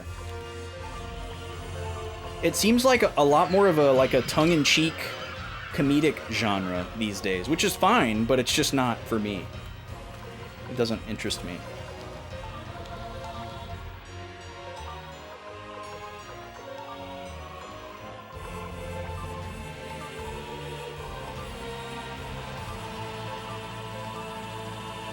Now feel the power of the kobolds. Can we get a crit? Oh, we finally did it. Oh my god. Wow. Took forever. Yeah, for the future of the Karaya. Lady Lucia, we'll take care of this. You must flee. I'm sorry, Beecham. Who the heck is Beecham? Okay, I was thinking that maybe she was invincible and I needed to put Roy on the settlement or Muse or whatever to end the battle. But we finally got it. Hee hee hee. But why is Victor saying hee hee hee? That just doesn't make sense. Man, I remember when Sword Art Online came out and people were like, "Yo, have you heard about this? Have you checked this out?" And I either went and looked it up and watched a trailer, or somebody showed me like a scene or whatever, and I was like, this is just straight up .hack. It looks exactly like .hack. Like they just completely ripped it off. And that was when I learned about the isekai subgenre. But I was still just like, it looks so much, like visually, it looks so similar to .hack sign. It's crazy. But I just thought the whole idea of like the multimedia franchise of .hack was such a cool idea, especially for that time period. Very original. Like have these video games and OVAs and a TV show, and they all take place in the same universe, but they don't necessarily like tie in together. It's really cool. It's a super cool idea. It totally blew me away as a kid, and it blows me away even more now. SAO is a trash fire. I say this affectionately. Thank you, Kiki. Also, hello. They ran away with their tails tucked between their legs. Is that right? Something seems odd. I think you might be right. You're the worrying type too, huh, Klaus? Well, let's enter Muse and take a look. Be careful. There might still be some Highland soldiers lurking around. I know. Victor Convoy joins party. Yeah, you can be in the party. Sure.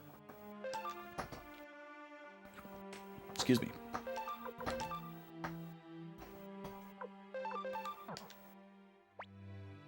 Lord Roy, please choose your remaining party members. Let's see. Probably...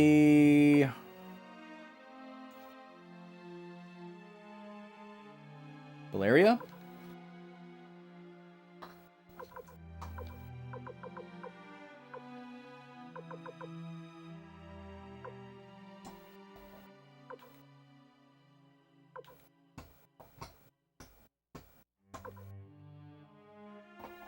Oh, we have Gijimu and Lo Wen now. And Kovu. Or Koyu. It's the first time we've seen them. Wow, Lo Wen has some muscle mommy vibes. We stan. Yeah, we're gonna go with Valeria.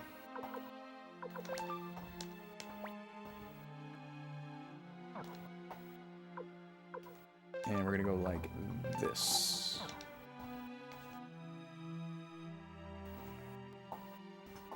Poor Victor is runeless. I know, we need to get to a freaking rune master.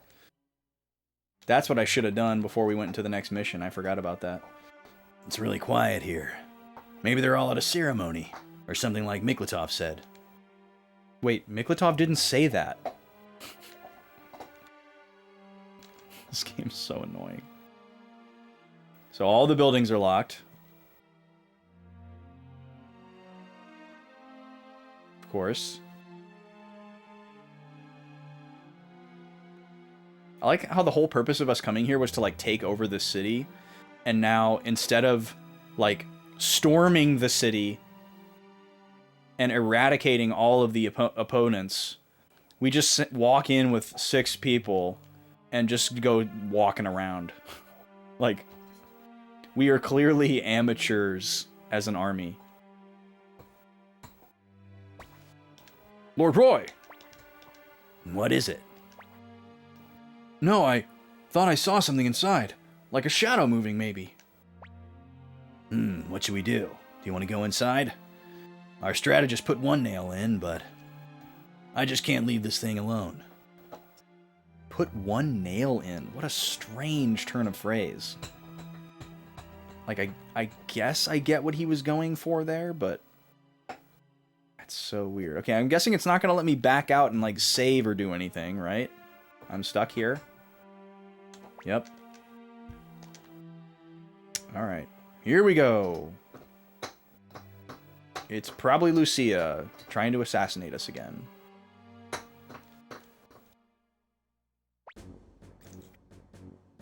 You think what separates older isekai is that it used to be what you get when you get sent to another world, the MC has no clue what to do and has to integrate into the world. You get a red squiggle for runeless? Oh no. Oh, runless. The first one was runless. Modern day, the main character is always given some cheat skill. Yeah, it just seems more like a lighthearted subgenre for some reason. Everybody's just like latched onto it.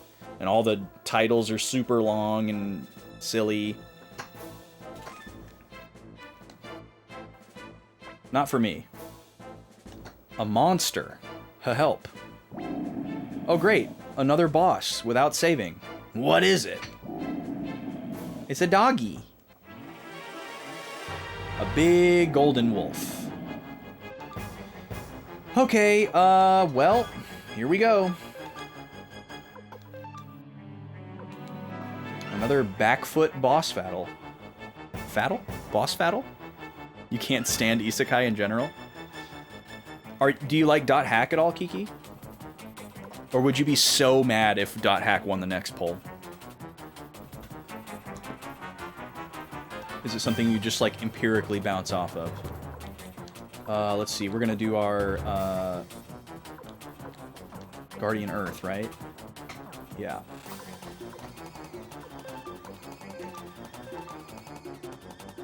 Never interacted with the franchise. Okay. But the idea of it has you hesitant? Reluctant? Possibly? It's okay if so. We're just gonna go all out on this guy. Hopefully we don't have to do 2 boss battles in a row. Actually, let's be smart here. Let's make sure he's not, like, resistant to lightning before we blow a huge spell on him. These are kind of like non-elemental, so we'll go ahead and... Which one is the one that we like to preserve? So level 2. Okay. King's Road. So no King's Road. Pale Palace. And we don't need to do Canopy Defense for 5 turns. After 5 turns, we do Canopy Defense. So this is turn 1. I'm going to keep track. Yes, absolutely, Kiki. In my mind, it's like the original isekai. I'm sure there were others before it, but as far as like things that went to the West, I feel like it was one of, if not the first. And it's definitely one of like the biggest, earliest isekai. Because that was like 2002.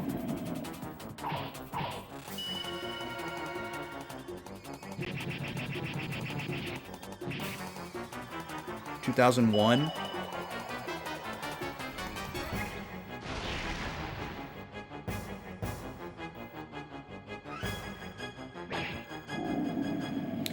Well, yeah, I'm sure it's been around for a while, but like, well, okay, but Inuyasha, okay, I think most Americans think of isekai as specifically being inside a video game, not necessarily as being inside another world, even though that's what it's supposed to be. So I guess I'm conflating a little bit. But like, most people probably don't realize that Inuyasha is an isekai, unless they actually watched it. Whereas somebody who probably hasn't interacted with .hack very much might still understand what the concept is. I don't know what I'm trying to say here. I'm trying to support the point that .hack was very early and probably the most important one to break through in the West, even if it wasn't the first one ever.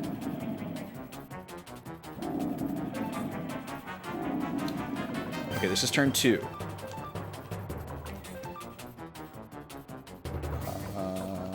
We're attacking. 130 damage. We don't want to use that. And we don't want to use... Oh, we can use Earthquake. Yeah, we can use Earthquake. I'm not worried about Battle Oath. Let's go for that. Now we can do our big lightning spell.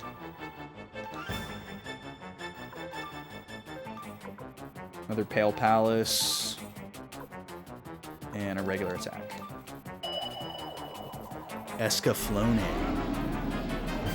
That's a name that I hear all the time, but I don't know anything about that show.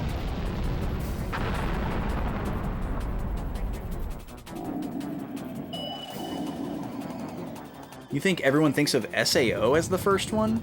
That's interesting. I guess that's because SAO is from a period of time where it was like way, way cooler to be into anime than back when those other shows were out. Oh, nice crit. We're doing a ton of damage to this thing.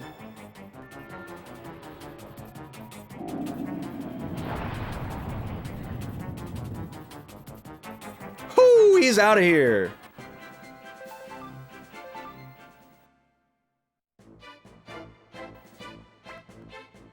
What the hell is this thing?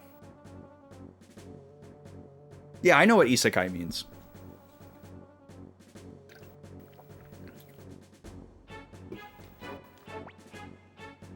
Ah! What? So yeah, to circle back, I think a lot of Western or American audiences think of isekai as being trapped inside a video game because so many of them are that. Even though I know that that's not what it is, and it encompasses more than that, a lot of people associate that with that specifically. So that's further support, I think, that .hack was like a first for a lot of people. I can't think of anything that broke through to a Western audience before that was like game within a game or, you know, world within a world in that way.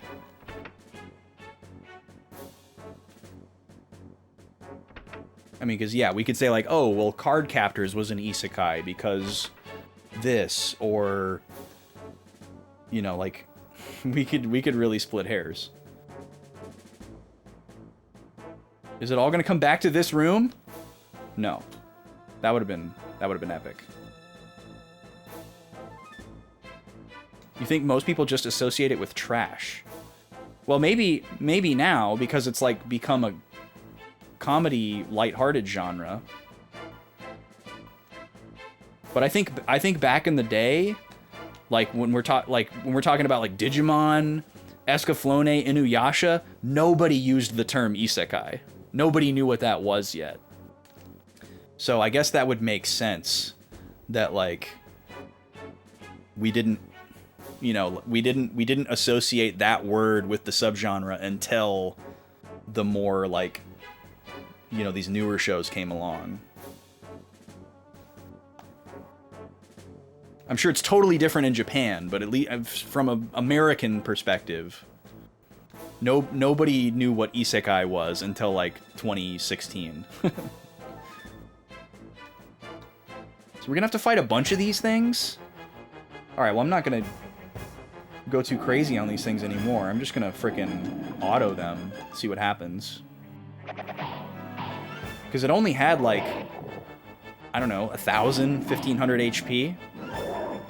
So let's just see how this goes. If I'm gonna have to fight 3 of these things, I'm not gonna throw out my best spells, my best buffs. Isekai was not used in Japan back then. Interesting.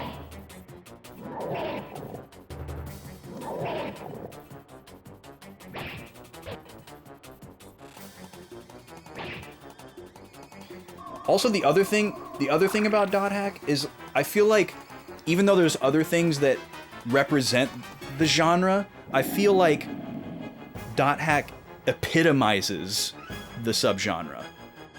Like the game is literally called The World, and it's just so easy to understand, like based on like the visuals and like the way that the story is told, that you're not in the real world. Whereas in something like, you know, Digimon or Inuyasha, the lines are more blurred, I guess, because the outside world isn't referenced in the same way. It's more of like it's almost like an Easter egg, depending on like the episode that you're watching or, you know, how much you know about it. Because if you're just like in the old days, you know, when things were on TV, you didn't necessarily get to see a whole show concurrently every single minute. So you might only just see like a random episode. And if you just said like a random, or if you just saw like a random episode of Inuyasha, like I did, like I probably saw, you know, dozens of random Inuyasha episodes, but I didn't know what was going on, you know, through the entire plot thread of the series. And I never would have known that there was this like exterior element to like the main area where the story was taking place. But in something like Dot Hack, it's being referenced constantly. It's a huge part of the story in like every single episode. So I don't know. It's not a progenitor, but I do feel like it epitomizes the subgenre, and it's easier to, like, it's, well, I don't want to say it's more digestible because it's actually kind of confusing overall, but it's easier to understand the concept, I guess.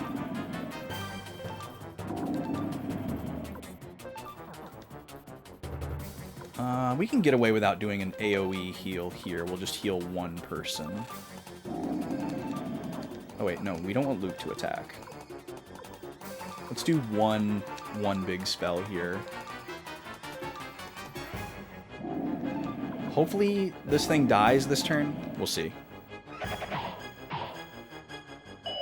Maybe in the West? I feel like definitely in the West. Like, I don't know... Because, like, obviously people know what Digimon is, but if you were like, what's an anime where people are trapped inside another world? I feel like most people aren't gonna say Digimon first in America, and they probably wouldn't say it in like the first 5 if they could think of 5. But anybody who's seen Dot Hack, I feel like would the first thing that they would say would be Dot Hack.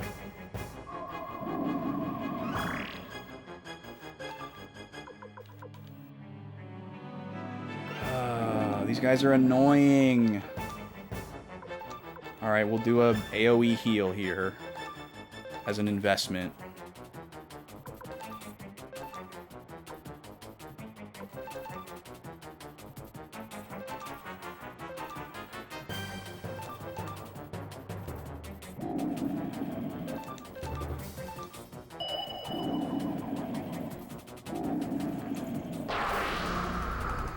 But nevertheless, it's all subjective. I'm not trying to win an argument here or anything. All that to just basically say that I'm a huge fan of Dot Hack, and I think it's really super cool. And I would be very stoked to get back into that universe and play it, share it with y'all. Because I really, really enjoyed parts 1 and 2, and I'm super invested in the story.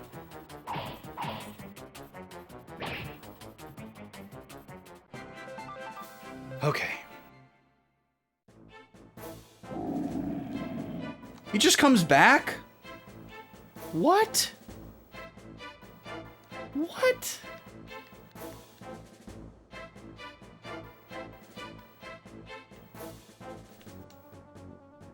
So we're just supposed to leave. Are you okay, Roy? Yeah, I'm fine. But what's that? You're not Roy. That family, they're servants of the Beast Rune. Beast Rune? Yes, I heard it was passed down from the High Priest Sasarai to the Blight clan when Highland divided from the Holy Kingdom of Harmonia. Okay, hold on. This is a big lore dump.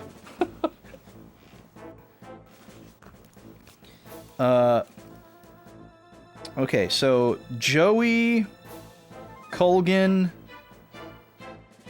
and Seed abandoned Lucia and fled. Can't remember if they fled into Muse or just off into the distance, but we're gonna say fled into Muse during field battle.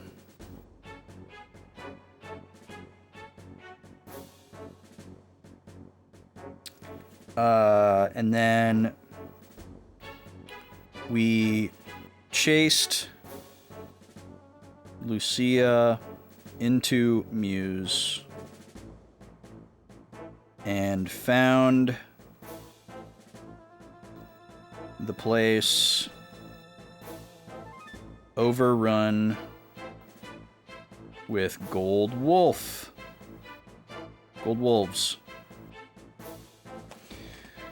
Okay. Wolves are from Beast Rune.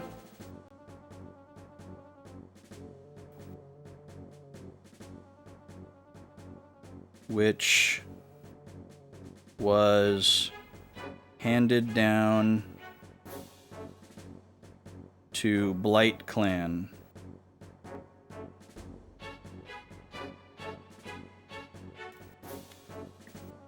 When Highland divided from Harmonia. Okay, so this is interesting because one of the last times, don't forget Lucia's last message. Well, I already did. She said, "I'm sorry, Beecham," but I don't remember who that is. Maybe that's her dad that got murdered. or she said like for the people of Karaya. This is significant because one of the last times we were at Muse was we saw Luca Blight summon this huge like pillar of magic in the shape of a wolf head, and it like wiped out everybody that was in Muse and killed them. So that was presumably the Beast rune as well. Now, Luke is telling us that the Blight clan is the keeper of the Beast rune, which could indicate that Joey now has it. But Joey also has the Black Sword rune, so I don't know if that's possible. So we may end up finding out here that there's somebody else who picked up the Beast rune. It seems unlikely that it would be Luca's sister. I'm forgetting her name, but we'll see. They've become servants, slaves to that rune. So, Luca Blight sacrificed all of the people of Muse. Oh, these are the people... Oh, okay, so he's saying that when the big wolf pillar was summoned, that all those people got turned into these things? But how are we only seeing them now, if that's the case? So, that thing really does exist, eh? The Beast rune can be only awakened with a blood sacrifice. Oh, okay, so killing all those people awakened the wolves. And what happens if it wakes up? Well, if it's been woken up, I guess it might manifest itself as a huge bloodthirsty demon. Oh, great. But I think the rune itself was carried off somewhere. I don't sense its power anymore. Lord Roy! Lord Roy, it's terrible! Those Highland soldiers are back! Damn, what's going on now? It looks like they were waiting for this moment. They're attacking from the north and east! We'll have to escape to the west! Okay, let's hurry. Wait, it's a trick. They're attacking in small numbers? I bet soldiers are lying in ambush to the west and south. General Hauser, get your troops together and attack north. Thrust right into the center of the attackers and then retreat. There won't be any soldiers waiting to ambush you there. I understand. Hurry and get away, Roy. This plan doesn't make sense. Everybody has a different idea about what's going on. No, we would never suspect Lazy Luca of such atrocity, Alex. Don't get mixed up. Not our Lazy Luca. Lord Roy, I'm glad you're safe. How did we get back here? But now we're in trouble. We couldn't retake Muse. Now we're out of options. Yeah, too bad you weren't there to save the day, Freed. I'm sure we'll have plenty of good ideas by tomorrow. Don't worry too much, Roy. Get some food and rest. You always do! Who are you talking to, Flick? That makes no sense.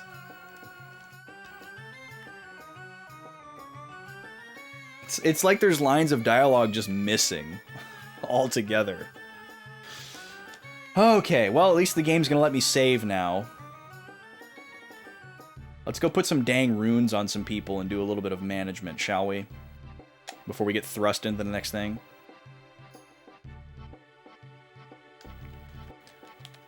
Yeah, but it's still... But Victor didn't say... Like, I get it, but like the way that it was said did not gel. Like Victor said, we should get some rest and sleep. And then Flick said, you always do.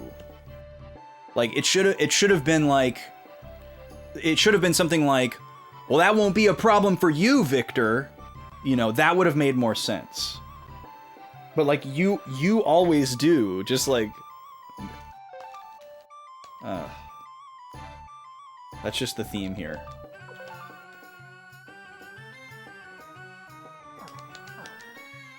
Okay, we saved. We're not gonna walk into the war room. Alright, everybody in the chat needs to cool it. Like, I'm not an idiot. Okay, I know it's bad translation. You don't need to explain it to me. I'm just pointing out that it's janky as hell and doesn't make sense. I'm not dumb. I promise. I'm a very smart person. Yeah, it's a side remark, but it's written in a way that makes no sense. Now, I know you're not like explicitly saying that, but like when I say something doesn't make sense, I'm not saying that I literally don't know what's happening. I want you guys to understand what I mean when I say that doesn't make sense. Because I think there's a bit of confusion. Because every time I say that something doesn't make sense, everybody explains what just happened. And that's not what I mean when I say that doesn't make sense. I understand through the context and everything that's going on what they're trying to say. So let me be clear. I know what was trying to be conveyed in that sense. I just want to point out and lampoon how poorly written it is. Okay? Just let me do it.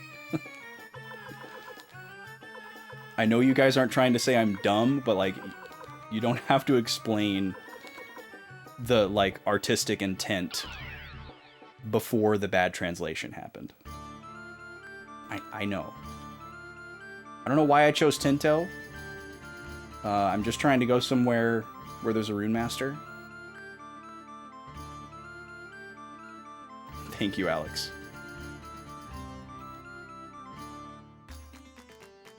Hey, want to join me? Oh, wow, you're saying something different. Oh, is that you? Yes, it's me, the person who you never gave the time of day to. I'm Rara. I visited my friend Jean's house, but I couldn't find her. This is Two River City, isn't it? Nope.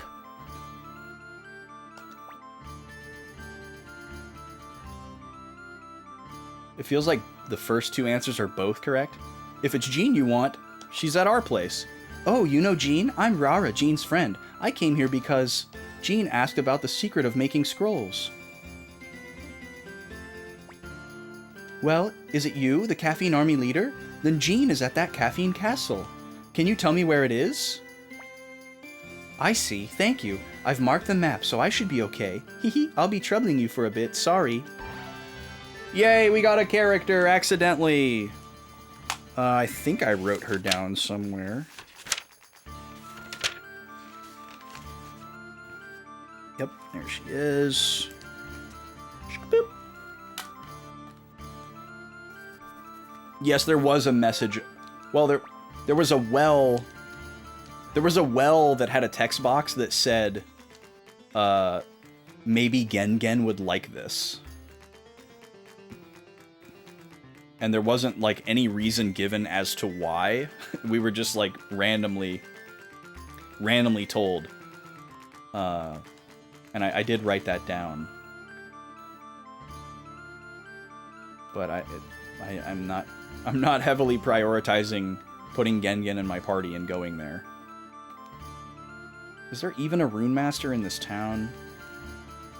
I don't think there is. I don't know why I chose this town. There's everything else. A lot of buildings, but no Rune Master.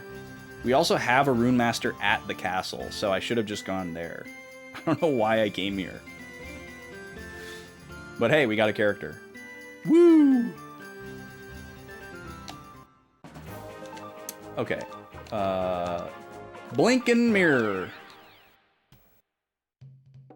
We need to run an ad. We're like 2 hours over on an ad. So let me do that really quick. Rest my eyes for 3 minutes. Say hi to the lady.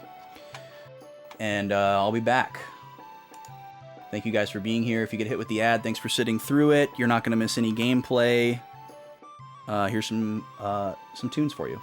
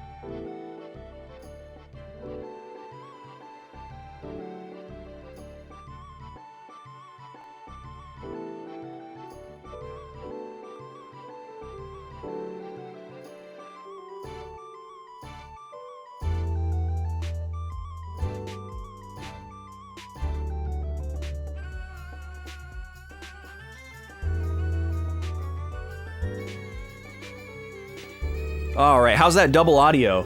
Sorry about that. I bet that was interesting. Okay. We're back.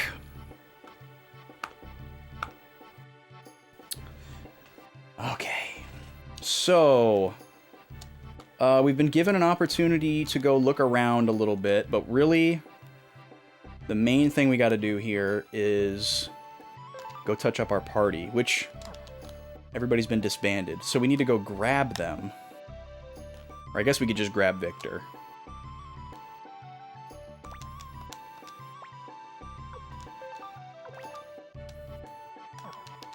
Flicker is such a good ship name.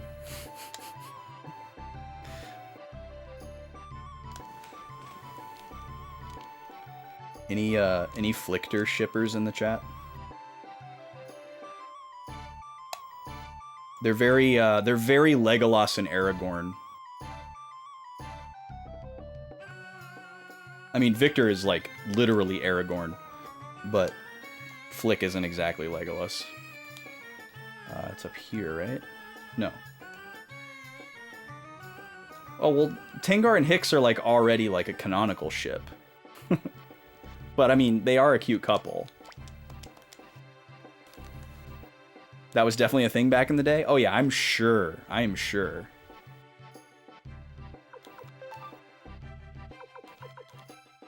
Yeah, Sen, it's actually a newer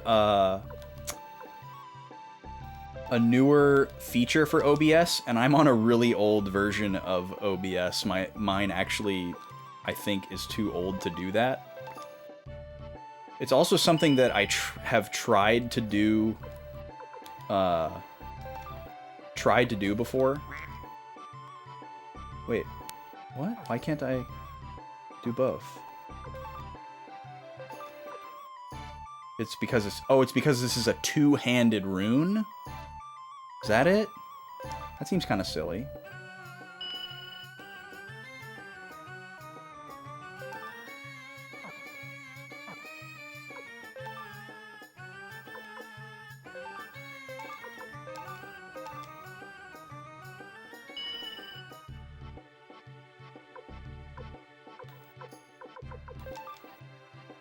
Huh. Well, okay. I'd rather have that one than down, so I guess we'll go with that.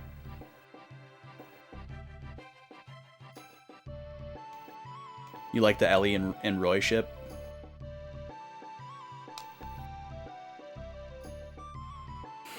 Hey, Gooby, what's up? Gooby coming in to stir a different pot. We had our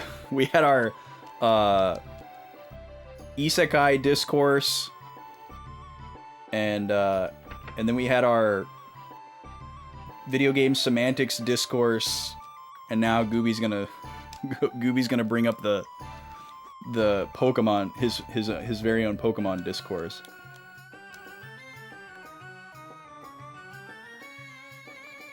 Keeping the waters muddy tonight. I like it. Okay, so I need to take this item out of my inventory. That's what I was coming here to do.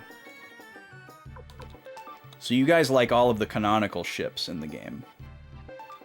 I mean, that's okay to like. Oh, we got a book to turn in. That's right. Having 2 blue gates would be pretty sick. Blue gate is so good. But we don't have very many people that have 4-head slots. So probably would end up being a wash. We'd have to just replace Luke, which is not going to happen. Let's see what's in our book.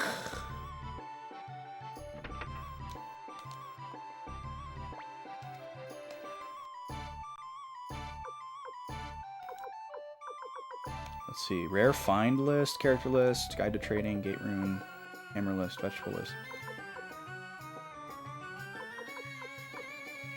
Oh, it's this one. It's the vegetable list. This is the new one.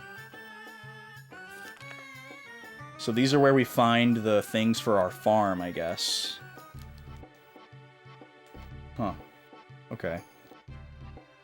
Well, we've got plenty of vegetables. We need to find the farmer. You always use other mages instead of Luke?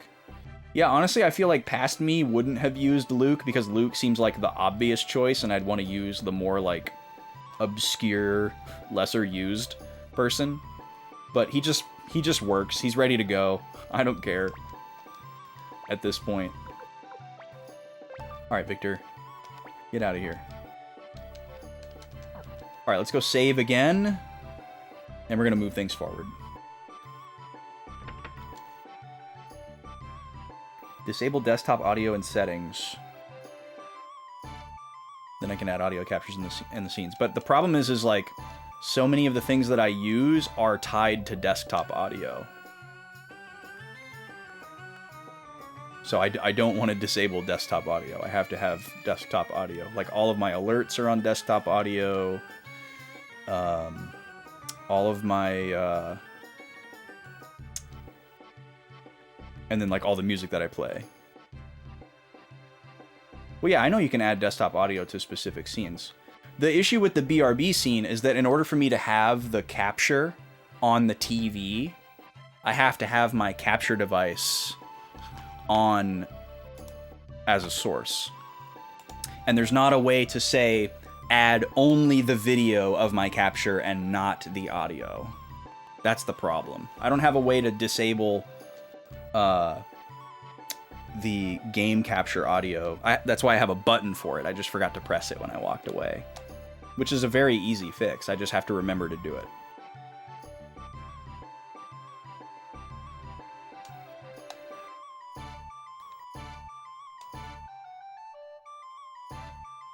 But yeah, when I go to scenes that don't have the game capture on them, it's not a problem.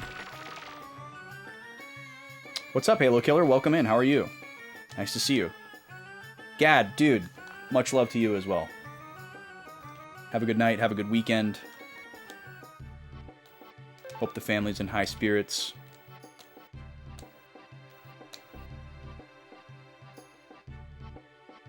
Oh, I will not touch Voice Meter or any of its related products with a 20-foot pole.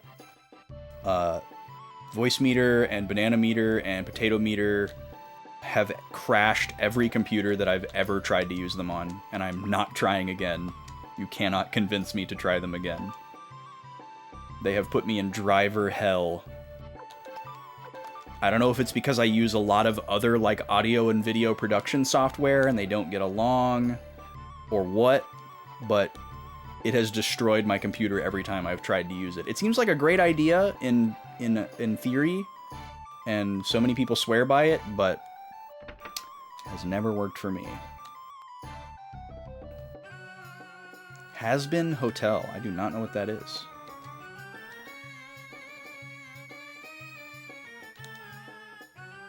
Well, it was unexpected for no one to be in the war room. Oh, I have to go back to... Wait, what? Hold on.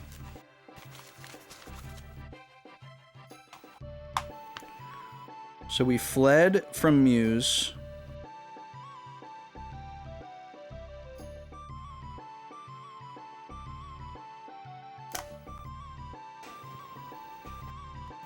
I thought Apple was waiting for me to move along.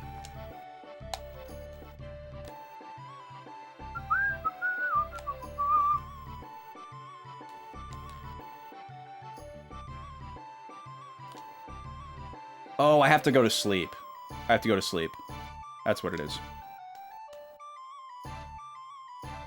I forgot. I forgore.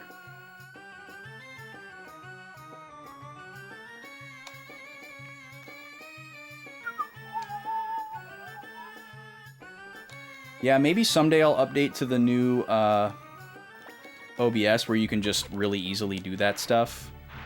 But the bot that I use for my alerts is really outdated.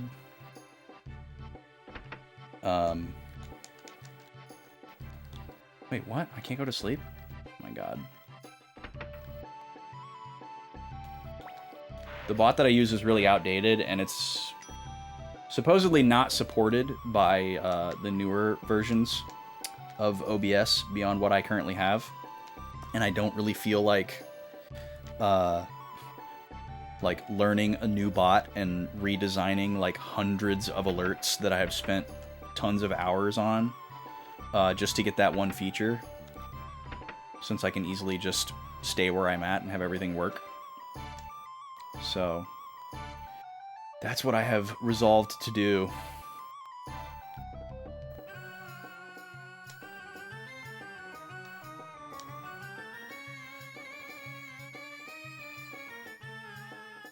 If streaming was something that I was, you know, able to do more often and was more of a like an income source, you know, things could change there, but it's kind of hard for me to convince myself to put in all that work. Otherwise, I don't know what I'm supposed to be doing right now.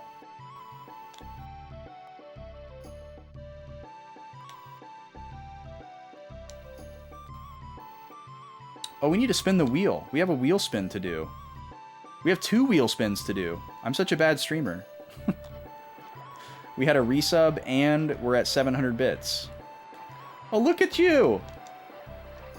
Hiding amongst the other barrels. That's hilarious.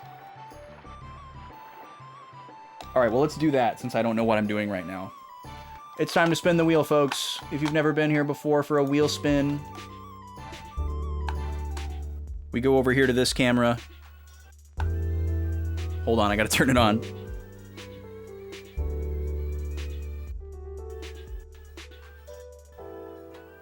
Hi, Nima. So half of our wheel is snacks and sodas, because we love to taste snacks and sodas. And the other half is shenanigans. Sometimes I gift a sub back to chat. Sometimes we do exercises. Sometimes we do Duolingo. And sometimes we read from a weird book written by a weird guy. We've got 2 spins here, one for Holy Gad, who just left, unfortunately, and one for Brack, who may still be lurking in the shadows. Thank y'all for the support tonight.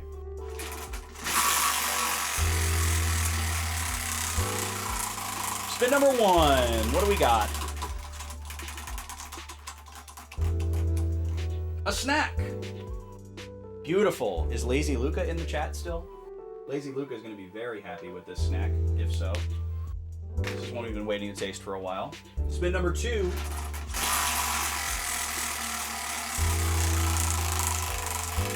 Oh, this is just some generic royalty-free music, Gooby. And a soda. What a great, perfect combination. Excellent. 1 snack, 1 soda. We'll save the soda until after the next ad break, because that's a good excuse for me to walk away. Luca's here. Luca's excited. Okay, Luca has been waiting for me to taste this one specific chocolate bar because she tasted it recently as well. All right, now we're going to mute the game audio. Or actually, we don't have to mute the game audio. So we're going to come over here. We're going to get this off the screen. So there's this fancy-ish chocolate company out in California that we bought a bunch of bars from for Christmas called Compartes. And they're pretty good. We've had 2 or 3 of them. Well, actually, I've tasted like 4 or 5 of them because I got a bunch for the lady as well. But we've tasted like, I think 2 of them on the show. And I've got a bunch more to go. But Luca took the plunge and ordered a few things. And there's one specific one that she got, and she's been waiting to hear what I think of it. So we're going to taste that. This one is donuts and coffee. Milk chocolate, donuts, and coffee is how it's described. Really cool picture on the back here. Let me give you a close-up.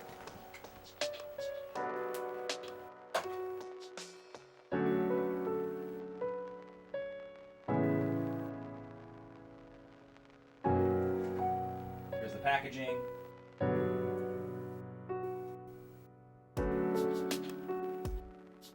All right. So the picture on the back here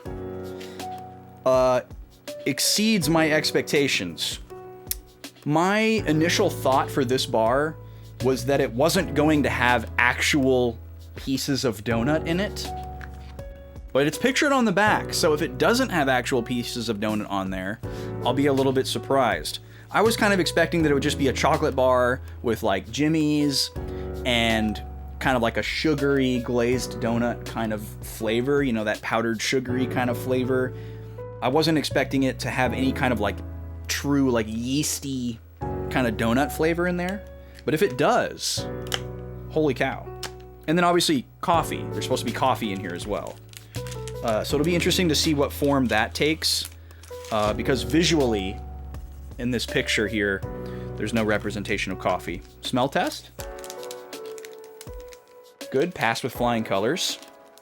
When you're shopping for a chocolate bar, if you're shopping for it in person, like on a store, in a storefront, pick it up off the shelf, you know, and you're gonna, you know, you look at it, check the nutrition facts, whatever you do, but also smell it. Give it a real good smell. And the reason is, if you can smell the chocolate, or really any of the ingredients, if you can smell it through the packaging, it's not a good sign. You want to smell nothing. You should just smell, you know, cardboard, maybe a little bit of glue, paper, whatever it may be. But you don't want to smell chocolate. You don't want to smell any of those ingredients, because that means if air is getting out, air is getting in. And depending on how long the chocolate bar has been on the shelf, you may have lost some of that freshness. Doesn't necessarily mean it's going to be bad or that it's a low quality bar or that it's defective or anything like that. It just depends on the brand. But just something to look out for. You know, if you're trying to find like really fancy luxury chocolate, or if you suspect something as posing as luxury chocolate, give it the smell test. Because I've definitely seen some that are expensive and look like they're supposed to be fancy, and they don't pass the smell test. They're probably tasty, but passing the smell test is best. And these are like double heat sealed, so they're yeah, sometimes it's just cheaping out on packaging, whatever it may be. These are actually really hard to get open. Okay, I finally got it. Finally got it started. Do I need to turn this down? I'm gonna bring it down just a tick here. It's kind of loud, kind of boomy. There we go. All right, we got it open. Got it open. And then if you're like me and you don't eat the chocolate bar all in one sitting, keep it in the refrigerator. I also recommend using like a Ziploc or something, or an equivalent, to give it an airtight seal. You could put it in like a, you know, a Tupperware type thing. They have these fun like triangular shapes to the pips.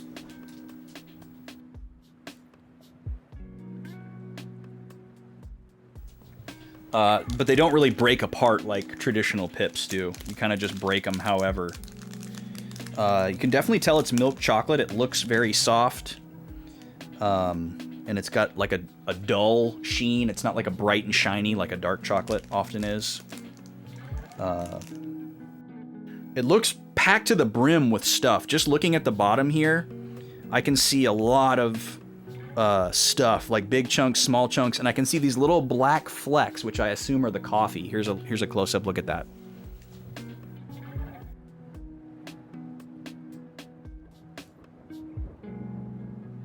I don't know if you're going to be able to see those black flecks. They're there. We got a big chunk of something. Hopefully that's a piece of donut. Let's smell it now. Smells... It does smell like a sugary cup of coffee. You still have the big triangle piece of your bar left. You think you're gonna eat it now? Hell yeah.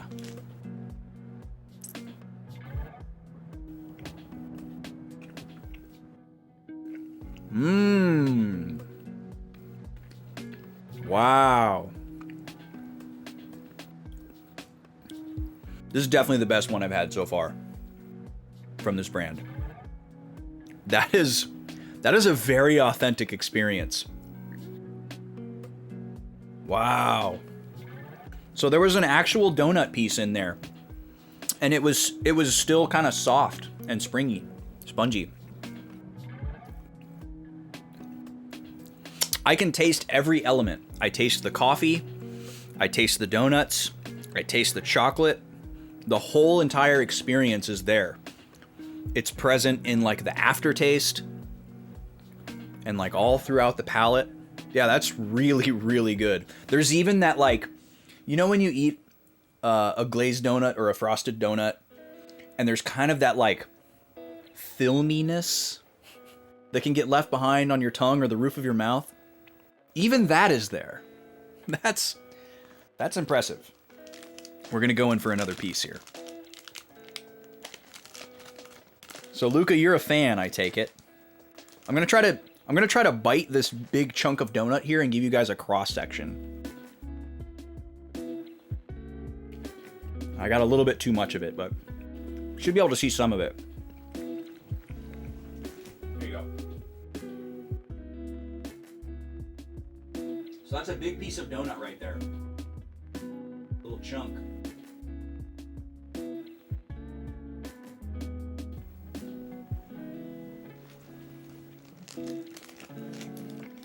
That is extremely good. That's a very authentic experience. It does what it says on the tin, as they say. It tastes like what it's going for. The brand is Compartes. It is based out of Los Angeles, but you can order it online like I did. I don't live anywhere near Los Angeles. I bought a whole bunch of stuff and they shipped it to me in temperature controlled packaging. Wipe my shiny forehead. So Luca's a big fan. I'm a big fan. Like I said, this is probably the 4th or 5th bar from this brand that I've tried so far. It's definitely the best one. I'm very partial to the coffee and chocolate combination. It's just a magical combination. Coffee and chocolate is my chocolate and peanut butter. If that makes sense. Like for most people, that's like the goated combination. For me, it's coffee and chocolate.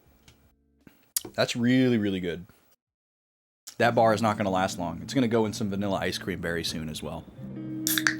But yeah, check out Compartes. Not affiliated with them or sponsored or anything.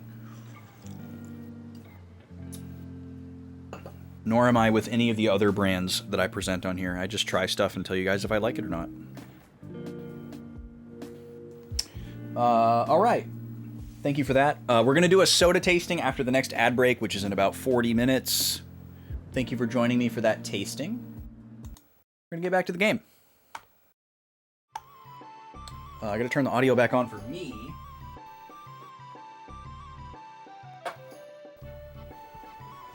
I disabled it so I wouldn't have to listen to double music that whole time.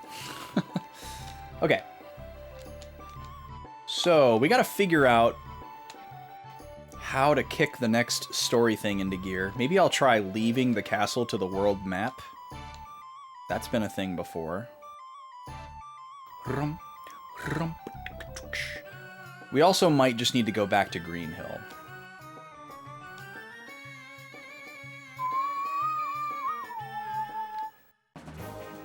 Okay, that ain't it. So let's go back to Green Hill. I don't think it's going to be going back to Muse, since we just fled from there.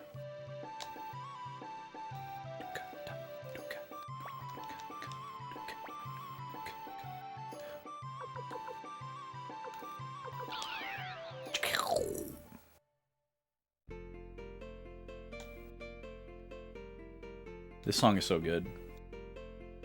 Hey, it's populated again.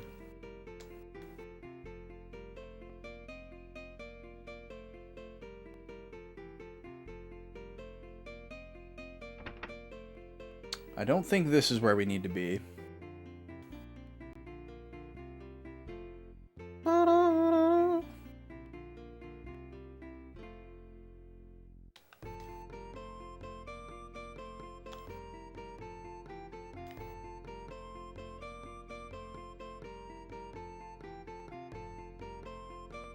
This is really cool rhythmically. It sounds like it's in 3, but there's groups of 2 mixed in.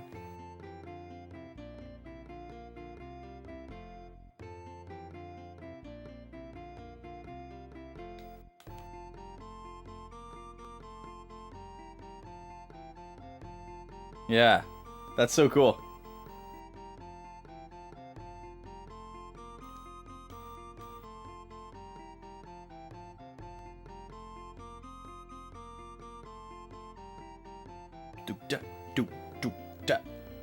Yeah, there's a quarter note triplet underneath. Very cool. Okay. I got something else I want to try.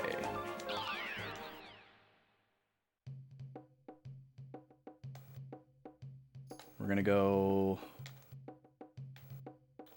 here. We're gonna talk to these losers. They just say their normal stuff. I like how packed the tavern is, though.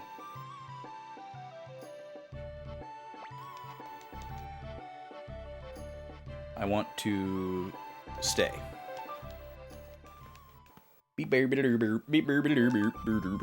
Okay, I've slept now.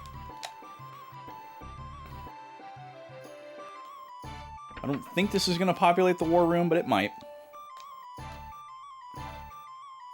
It might.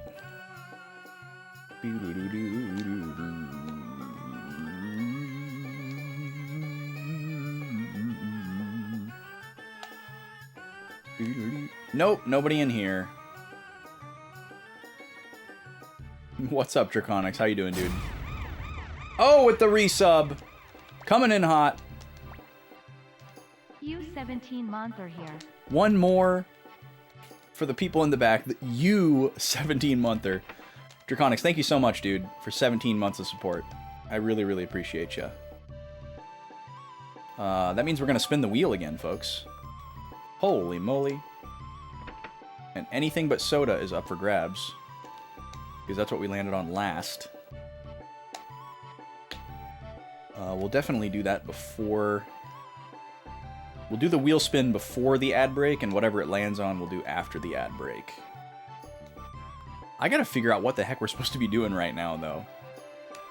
I'm a little confused. We were probably told what to do, and I missed it. So, I'm trying to figure out what would kick things into gear.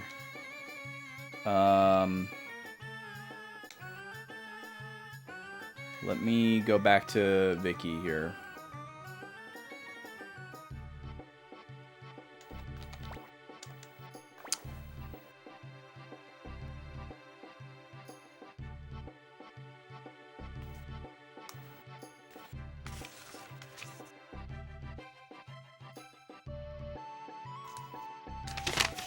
All right, let me try just going to Muse really quick and see what happens.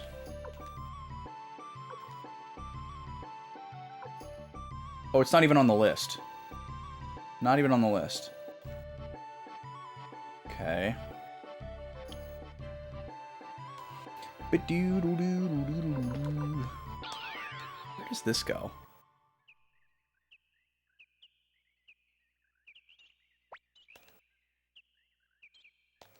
What side of the checkpoint am I on?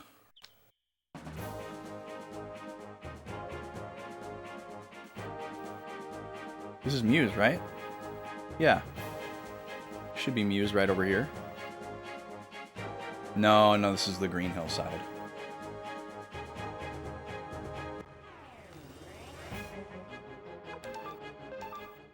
I'm all by myself. A little scary. Yeah, this is Green Hill. Okay. This is really strange.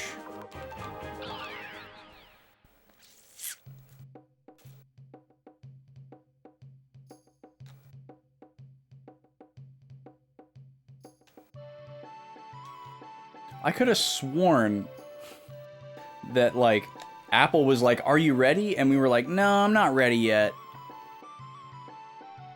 And then, yeah, we had the whole scene where Victor was like, "Oh, well, you should get some rest." And then, you know, Flick said the weird thing that didn't make sense, and then everyone, you know, got mad at me and thought I didn't know what was, trying to be said. We had that whole conversation. So I thought I just needed to go to bed. But I went up to my room and it wouldn't let me go to bed. So maybe I need to talk to these guards. Oh, now somebody's in my room. What the heck? What did I do to trigger this? I'm so mad at Daddy. What could he be thinking? Wait, what? Why are you in my room, Tomo? Okay, so I guess I have to go find Sai. Great. Try to go to bed and you get met with an errand. Par for the course. As the leader of an army, I guess. He's usually over here, right? Isn't he usually in this room? Or no. Well, no, that was that one specific scene. Yeah, wasn't he usually in here? I feel like he was usually in here. Great, now I have to go on a manhunt for a character. Whoa, this room I have never seen before. Oh, there's Tix and Hengar. And Wakaba. We have a martial arts dojo. That's pretty cool. And a dog out front. Yeah, I don't know if that's new or if I just... Like, I feel like there was a wall here before. But maybe I just never noticed and never walked to the left.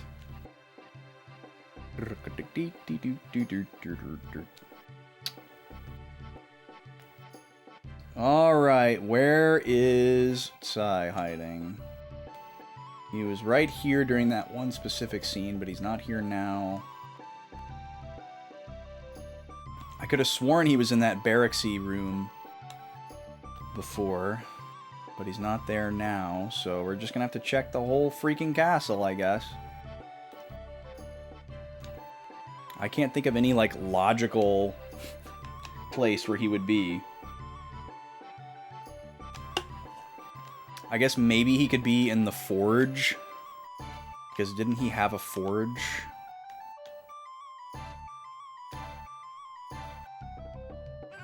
I don't want to get pulled into a restaurant minigame.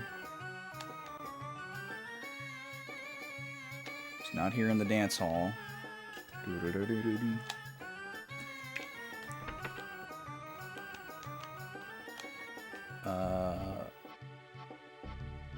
Let's see.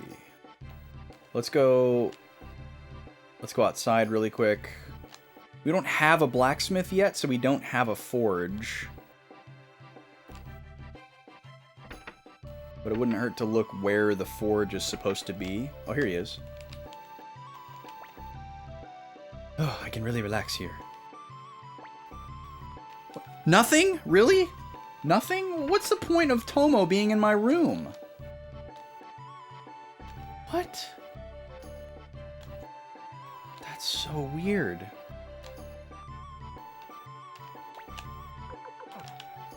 Oops.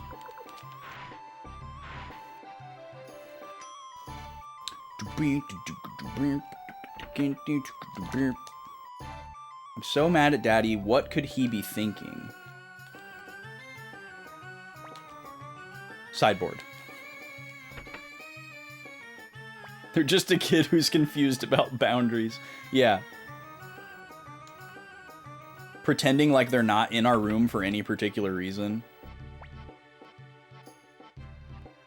Wait, what?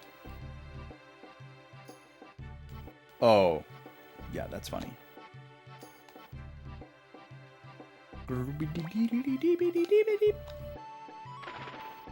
Oh, hey, Nanami.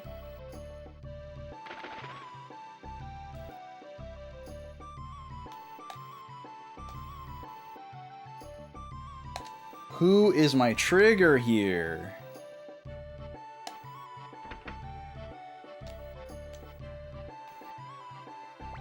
Okay, I had to find Kiba and Shu. You wanted to see me, Lord Shu? General Kiba, I have a great favor to ask of you. I'm listening. The next battle will most likely determine the outcome of the war. If we hope to win, we're going to have to make a gamble. It will be a hard battle. Highland and the Caffeine Army continue to glare at each other across the divide of the Great Lake. And although the Matilda Knightdom has surrendered, the area is still unstable and the Highland Army can't pull their forces away. You're saying that even if we take the gamble, we can't defeat Matilda? So then what do you... I want you to take a regiment to attack Victor's old fort east of Meuse. Even if Highland realizes it's a decoy, they'll have to divide their army to defend the Highland Kingdom from you. They'll probably call upon Leon Silverberg to do it.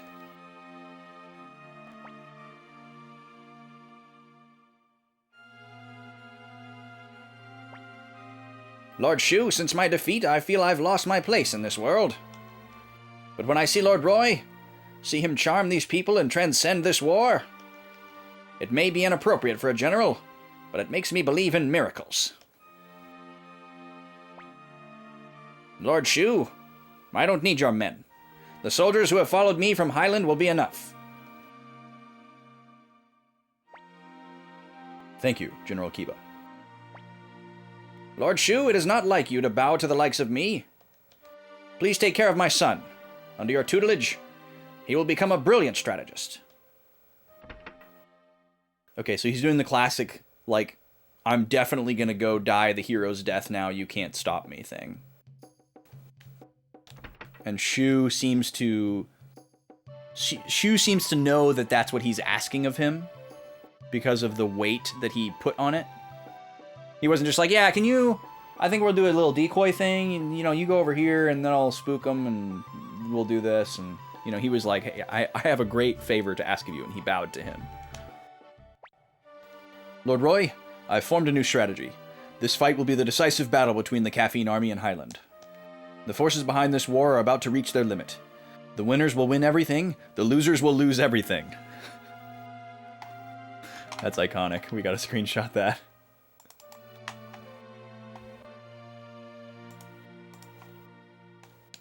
Both the state and Highland will be betting their existence on this battle. You have two choices. One is to stay the course. This is the easy road, but it is the path to defeat. The other is to fight for victory for all. This is a thorny path, but it is the path of kings. I await your decision, Lord Roy. So wait, it sounds like he's not really giving us a choice. He says if we stay the course, we die and we lose.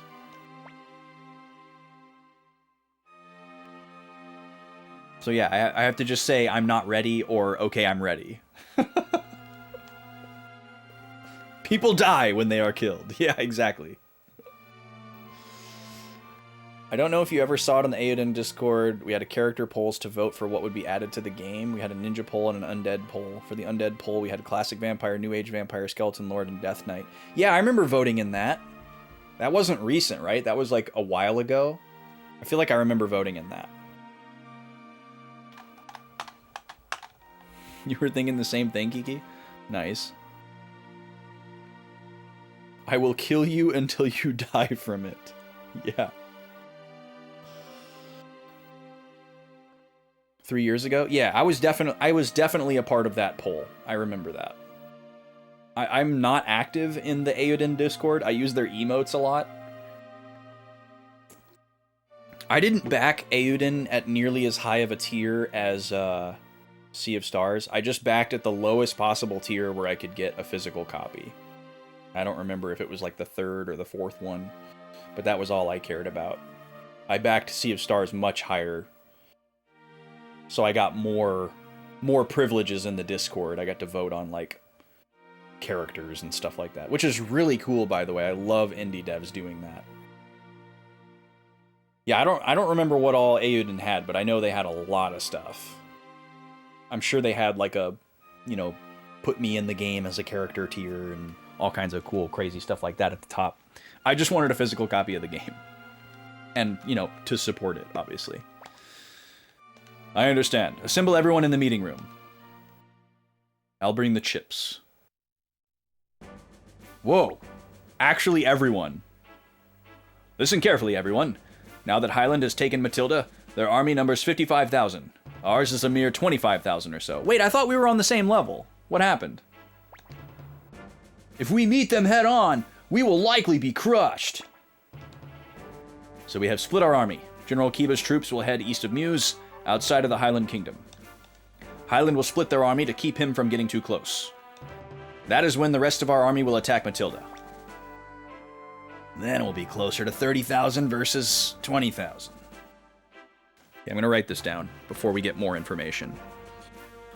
So, Highland... I swear Shu said we had 55k last week.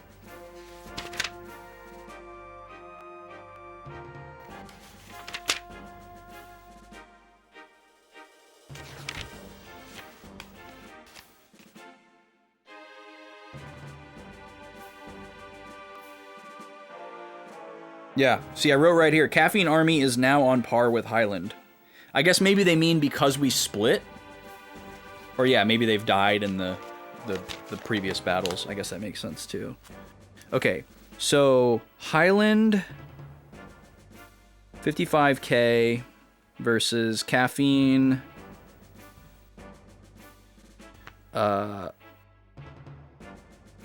25, what did they say, 25k? Kiba goes to Old Fort as bait, and our main force attacks Meuse? We're going back to Meuse, did he say? This is a gamble, and since we are risking everything, it's a big gamble. It's the biggest gamble of our lives, alright? You see, we're casting our dice. Snake eyes, right? But if we don't risk our lives, we can't win this war. This will be the fiercest battle yet, and anyone unwilling to die should leave now. You will not be pursued. No one will blame you. There's like already people walking out as he's saying it. Yo, Flick, welcome in, dude. Rabble, rabble, rabble. We're all ready to die if need be. Are we? Like, even, like, schoolgirl Nina is ready to die? Does Bolgan know what dying is? Questionable. We can't give up now. We'll all be laughed at. Any craftsman would be ashamed to begin a job and not finish it. Then let's go. We will show them the might of the kobolds. We didn't come this far to not see things through to the end. You always say stuff like that. Yeah, they're gonna go fight to the death in their bathrobes. We will fight for everyone, for ourselves. What are you saying? We've come too far to run away. Isn't that right, Roy? That's right. We've known Roy for a long time. We must lend him our strength now. Oh no. Let's go, Roy! There's no way wingers are gonna lose to humans, Roy. Lord Roy, we will protect you with the pride of the kobolds and the pride of the people of Two River City. It is a soldier's duty to follow orders. Lord Roy, I have already given my life to you. You may use it as you please. Ha ha ha ha. Lord Roy. Mr. Roy. Let's do it, Roy. It'll be okay. I promise we'll win. I know it.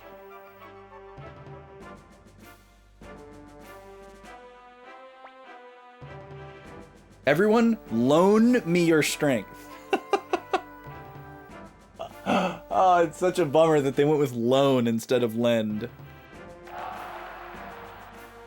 Yay! I don't think Steve Bloom has ever said yay in his whole life. Of course. It's time to get ready. Everything is riding on this battle, so leave nothing to regret.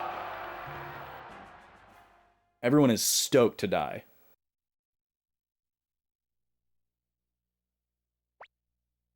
Roy, wake up! It looks like General Kiba's army is getting ready to leave. Come on, we have to see them off. Tomo's still just standing in my room. We just walked right through her.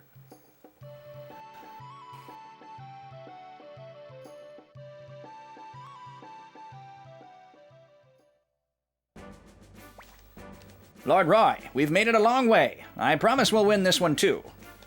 Well, we must depart, my lord. Good fortune to you. Good fortune to you, Father. Klaus, serve Lord Roy with honor. I will. I've always been proud of you, my son. No, Father. It's I who am proud of you. It's I who am proud to have you as my father.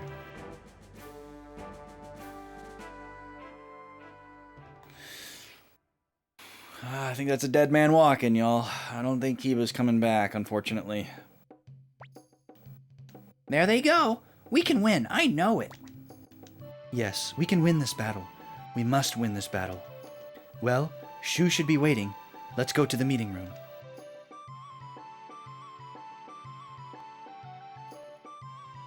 Okay, this feels very momentous. Want to hang out in a few days. Are you going to be in the area, Flick? Are you coming down here?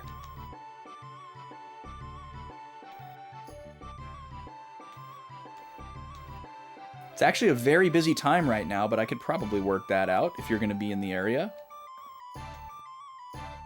Driving to Texas tomorrow. Nice, dude. What for? Anything in particular? Okay, here's what we're going to do, folks. We're just going to do a lap. All right, we'll do a lap. We'll go see if we can pick up a couple more characters. See if we can grab some low-hanging fruit. I'm not super invested in this. I'm not going to spend a lot of time on it. But we'll have a look-see. I just saw some characters here that we got that I need to mark off. There we go. Breckenridge and Rockport. I have no idea where those are. Well, I know where Breckenridge is in Colorado.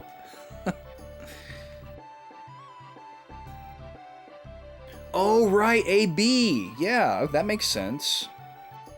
Yeah, well, you're not far from me at all if you're in Georgetown. I have plans this weekend, so I won't be able to do it this weekend. And then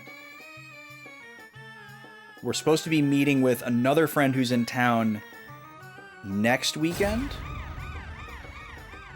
Luca! Thank you so much for 37 months, you absolute legend. Really appreciate you and everything that you do for this community. You the best. And that's another wheel spin that we need to do. We have 2 wheels that we need to spin before we go on break. One for Luca and one for Draconics. We're about 10 minutes away from that. And we're going to try to dedicate those 10 minutes from... or to doing a lap and looking for some characters. So let's see. First stop is probably going to be Radat, huh?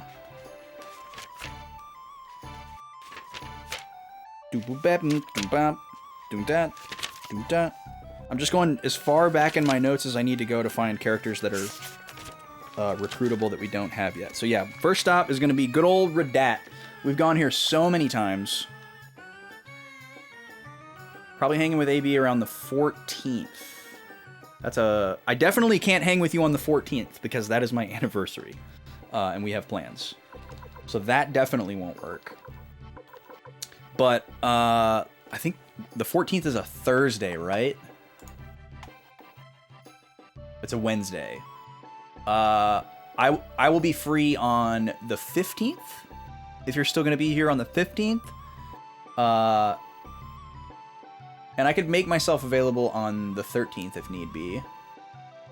Otherwise, also the 7th and 8th are good. Oh, you're not going back till the 20th. Okay. Well, that weekend following the 14th would also be open. Oh, but you'll be with him until the 18th. Okay.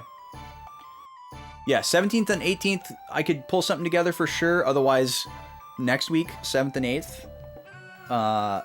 This is weird to like be making plans in front of everybody. But yeah.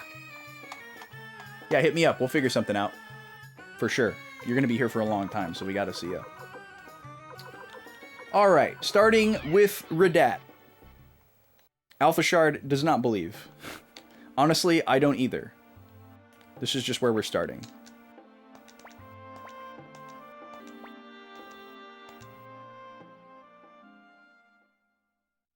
Yeah, I'll hit you up and we can figure it out. Oh, he's saying a new number this time. Now he's saying 27. Interesting. You have to train about 27 more times or you'll never beat me. Well, the last time we did this, he said 42. And the first time we did it, he said 48. I don't know what this refers to because it doesn't vary directly with our level or the number of characters that we've recruited.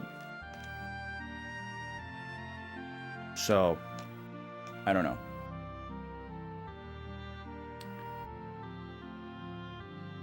This guy's definitely not going to let us win the coin game.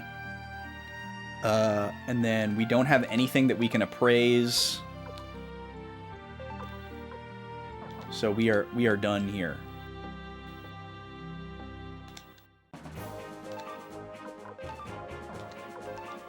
Okay. No leading questions, Alpha Shard. That's not allowed.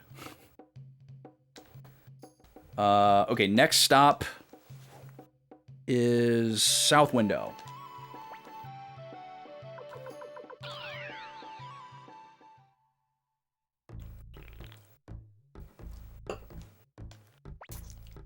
Oh? Hey, that's it! That's it! You must be the hero Roy, who defeated that evil demon, Luca Blight. I'm sorry to be late, but I am Maximilian, leader of the Maximilian Knights. I'm here to help you. Lord Roy, I beg of you, accept my pledge of knightly fealty. Don't waste your breath, old man. This guy was in the first game, right? He was one of the missable characters, I remember. Thank you. I, Maximilian, will fight for you while there is still breath in my body. Okay, well, that was unexpected.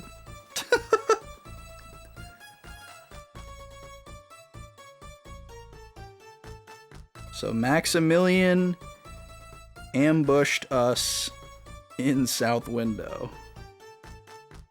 Well, that was lucky.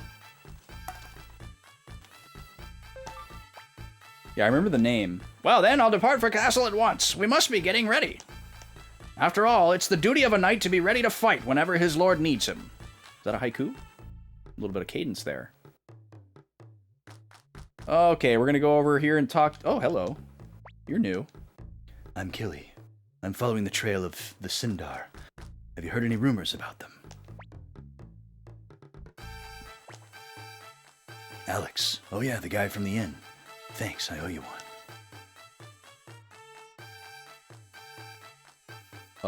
Isn't Alex at the castle? So, did we get him? Okay, so, Killy, wasn't there there was another character that we were, oh, we'll get there. There was another character who was related to the Sindar. Chasing Sindar went after Alex. Alex is definitely at our castle, but it didn't say he joined the group. So I don't know, maybe we'll go to the castle and there'll be like a scene or something between them and then he'll join. Hey, loser. Oh, he says something different this time. Tell me your troubles. Please join our group. In that case, we'll have a contest. Your strength against my strength. If you win, I'll join you.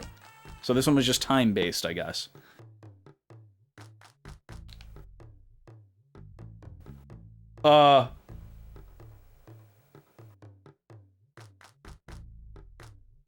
Huh?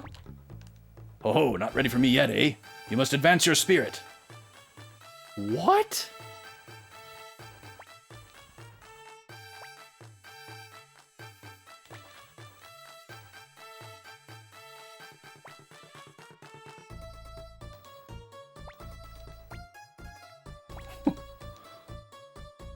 How am I supposed to be better at this? Can I, like, button mash?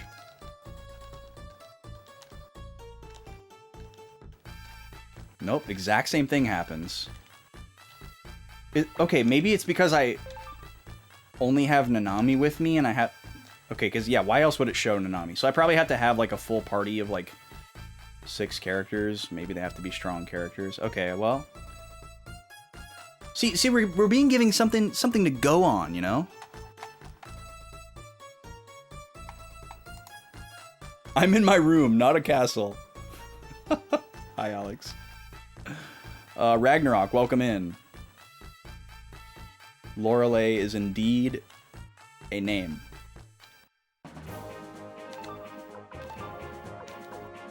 Okay, now we're gonna go to... well, first we're gonna go back to the castle. But then where are we gonna go? Coronet. We're gonna go to Coronet next. I'm gonna grab Gengen. And then I guess I should look at my notes here to see if I maybe want to bring any other specific characters.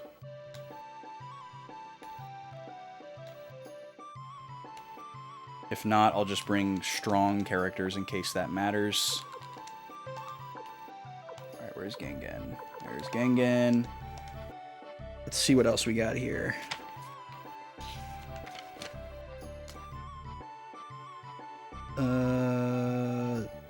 Okay, well, Gengen would be good for trying to talk to Bob.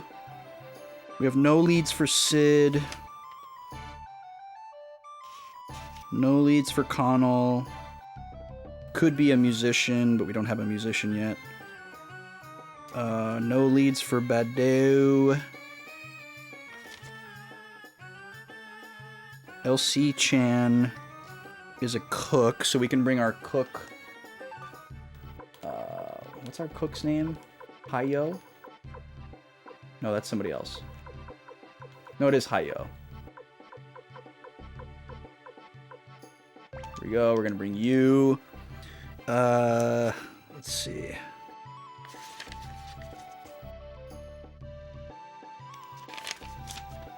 And then... Oh, yep. So here's where I wrote down Killy once before. They were in our book.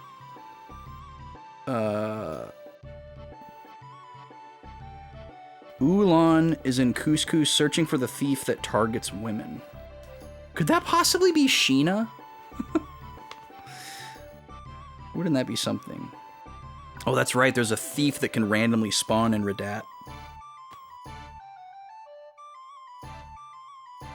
Did we wait, hold on.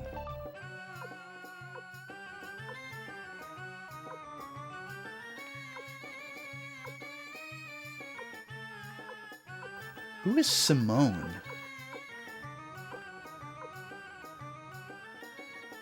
We recruited Simone, right? Isn't Simone Freed's wife? Is that someone else? I'm not going to go looking for Pasmerga. Okay, Genshu was looking for swordsmanship. So let's bring a swordsman. We'll just go with Victor. Humphrey's also a swordsman, but we'll go with Victor because he's probably stronger. Yeah, he's way stronger. And then...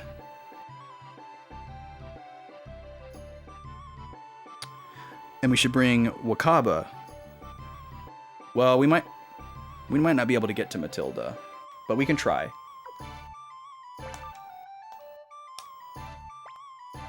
Okay. Yoshino. Okay, that's right. Thank you. I wasn't thinking it. I wasn't thinking it would be Simone. Okay. I'm gonna do a save really quick. And then we're going to do 2 wheel spins. And I'm going to run an ad. And then when I come back, we're going to taste a soda, and whatever these other 2 wheel spins are will happen as well. Whatever we land on. Oh, what are you doing in there? Everybody's moving around all the time. Alright, a little save here. A little savey save. I'm not going to give you guys double audio this time, I promise. I'm going to remember to press my button. There we go. 65 hours.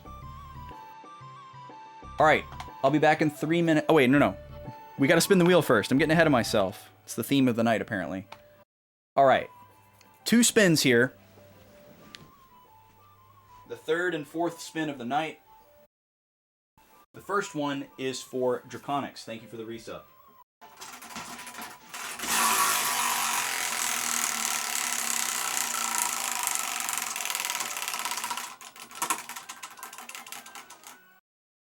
Pull-ups. All right. So we're going to do 5 pull-ups in the doorway there when we get back. And 1 more spin for Lazy Luca.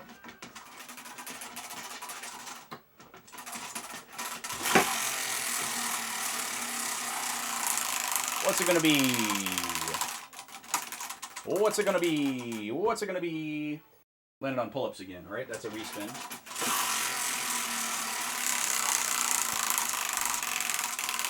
Luca's like, snack, snack, snack. Duolingo. All right, we're going to do a Duolingo lesson as well. So when I get back, craft soda tasting, Duolingo lesson, and 5 pull-ups. Thank you for being here. See you in 3 minutes. Enjoy these vanilla tunes.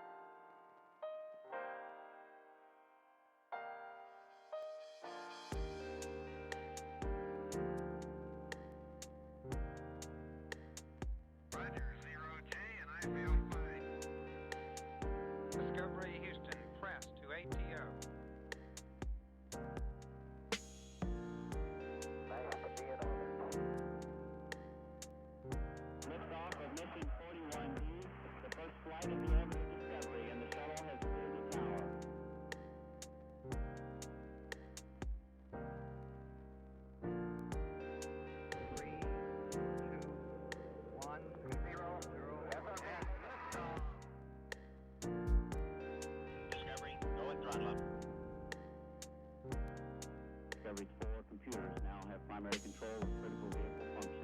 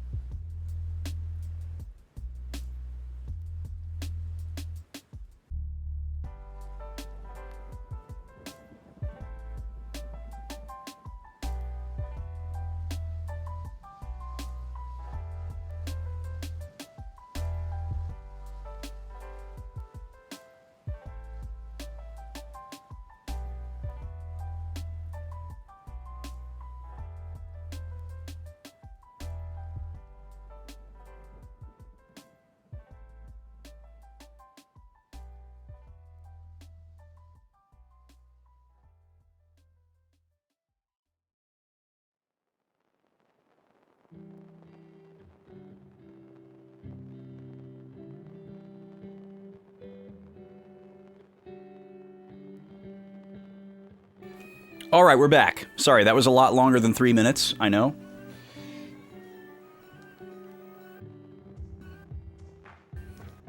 But we're back. So, we've got a couple things to do here. I think first... I think what I want to do first is the pull-ups. So let's come over here to the big cam. Let's get the wheel off of there so you can see.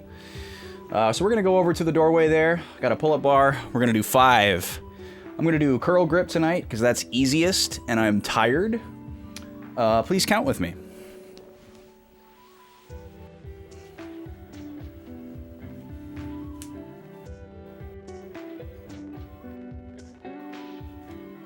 Stretch it out a little bit first.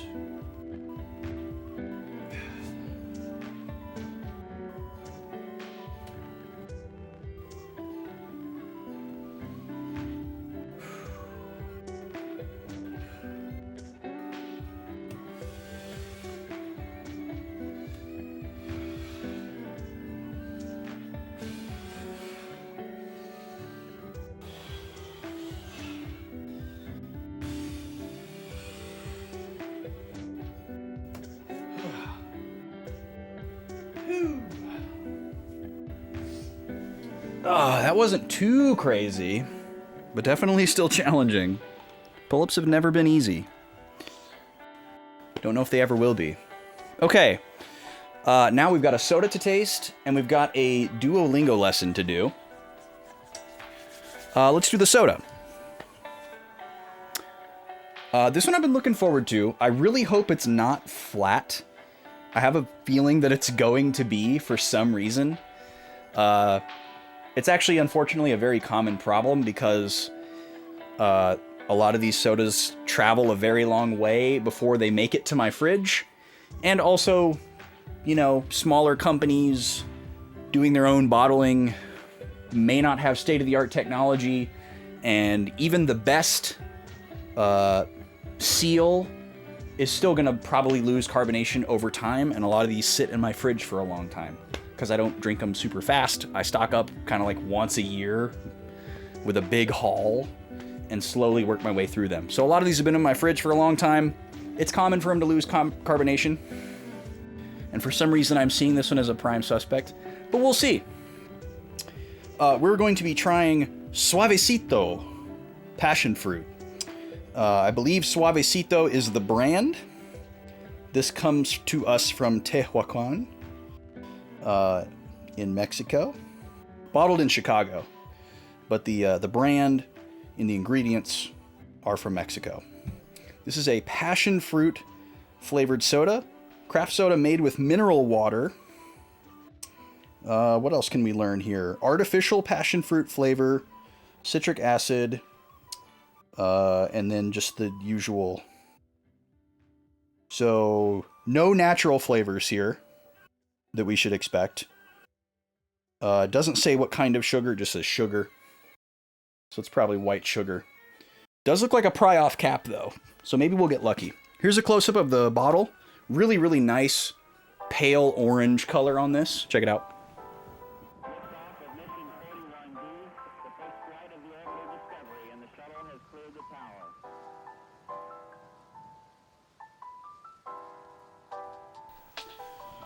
I can't say with certainty, but I feel like I've had at least one other Suavecito in a different flavor, but I can't remember.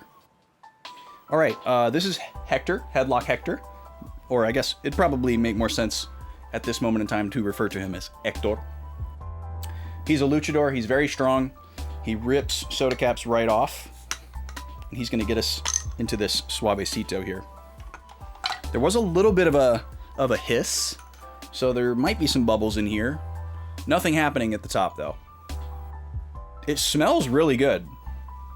I'm expecting this to taste like, you know, tropical Starburst, tropical candy kind of flavor, which would be great. It smells like it's probably in that neighborhood. It's got that kind of like it's obviously sweet and sour over the top, but you know how like mango and some fruits have that kind of like that like earthier, muskier underneath the sweet and sour. You know what I'm talking about?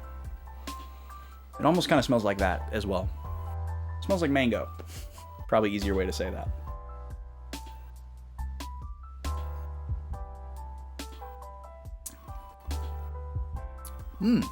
I can definitely taste the mineral water. And yeah, it kind of tastes like tropical candy. It is unfortunately pretty much completely flat, so my suspicions were correct. But with the strong citric acid bite and being really, really ice cold, that helps a lot to make up for the fact that there's a lack of bubbles. I didn't do any inversion because there's no natural stuff in here, so no settling at the bottom. It's very yummy though. There's a little bit of bubbles happening here when I pour it into my mouth. The mineral flavor is incredibly strong though. That is wild. I don't know if you guys have ever had like a classic Mineragua or just like a plain mineral water that's not carbonated, where you don't just taste the bubbles and the minerals and you taste like just the minerals. It's a very noticeable taste. Popsicles, actually, when they get that layer of ice around them from sitting in the freezer too long or from just general freezer burn or whatever, that is a very mineral water type of flavor as well, because the minerals get like concentrated in the ice crystals.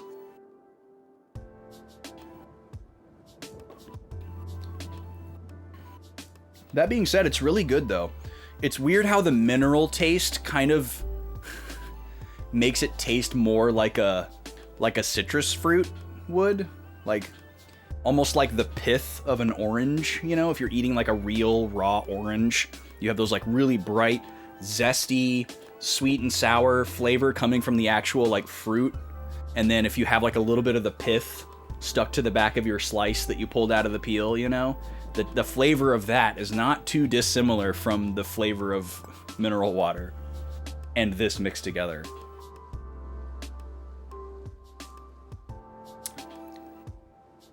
It's good. It's very solid. If it was super fizzy, it would even be that much better. Probably would give it like, you know, another point out of 10. Which is not something I would typically do. But yeah, it's a good flavor. It's not too sweet. I mean, there's a boatload of sugar in here, but between the like bitterness of the minerals and the sourness of the citric acid, like it, you know, it comes across pretty balanced. Doesn't just taste like sweet on sweet. I like it. Would drink again. All right, and we've got one more thing to do here. We're going to do a Duolingo lesson. For anyone that doesn't know, I have been recreationally studying Japanese for several years off and on. I'm trying to get more serious about it because Duolingo is not a complete path to language learning, but it is a really easy way to just like do a little bit each day, which is the main reason why I use it. I can do it while I like go for a walk at work every day. Why is it not coming up on my screen? Do I need to do... That's weird. Usually it comes up. Oh, that's right. I don't have a button for it.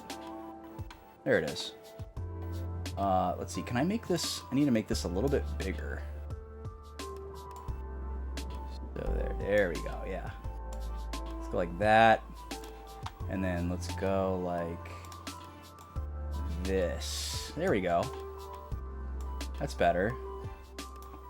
Hold on. Let me trim that, though. It's going to bug me. There we go. So yeah, I've been doing this every day for a long time. I don't usually do it on desktop though, so it's always an interesting mixed bag. I mean, Duolingo is a mixed bag in general. Like, some of the stuff that it teaches you is really odd and not useful. And it's also just like, it's such a slow trickle of content in general, probably intentionally. But weirdly, when I'm usually doing it on my phone, and when you do it on desktop, you don't always get the same stuff that you do on your phone. Like, I do it every day on my phone, and the stuff that I get is very consistent.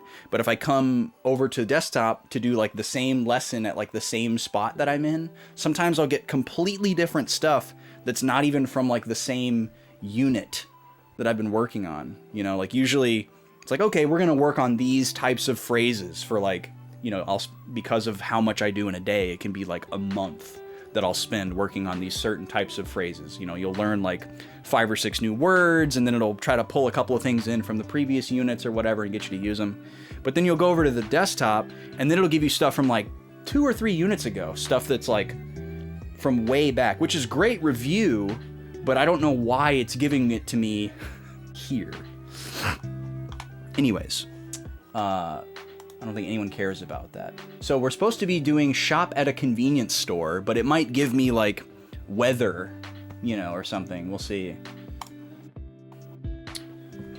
So, oh, and then I always have to toggle this setting to not show the romanization because that makes it too easy. Okay, so select the correct characters for Reji Bukuru? So now it's just giving me a word that I've never even learned. Rejibukuro. I don't even know what that is. So this is a brand new word, so this will be interesting. This is not something that I've learned throughout this unit while on my phone. And then of course it doesn't tell me what that means either. Rejibukuro. Guess we get to find out together what that means.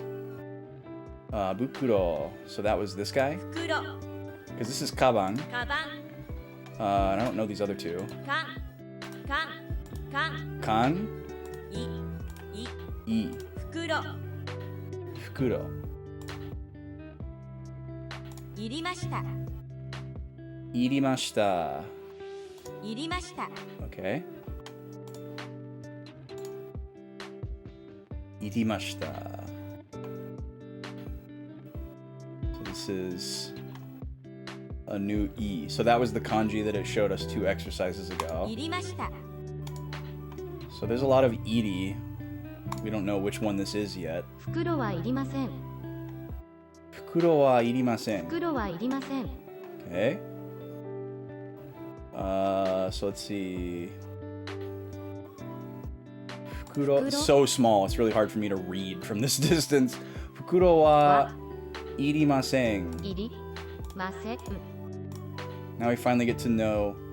Oh, so fukuro is bag. Okay, so kabang also means bag, but it's like a different kind of bag. That's right. I have learned the word fukuro before. So fukuro is like a bag, like we would think of a bag, like a plastic bag. Whereas kabang bag is more like a bag that you carry with you, like a backpack or a purse or a knapsack or whatever, as far as I understand. And then irimasen as in I do not need. 袋はいりますか So do you need a bag? So this is like something that they would say to you when you're checking out, presumably.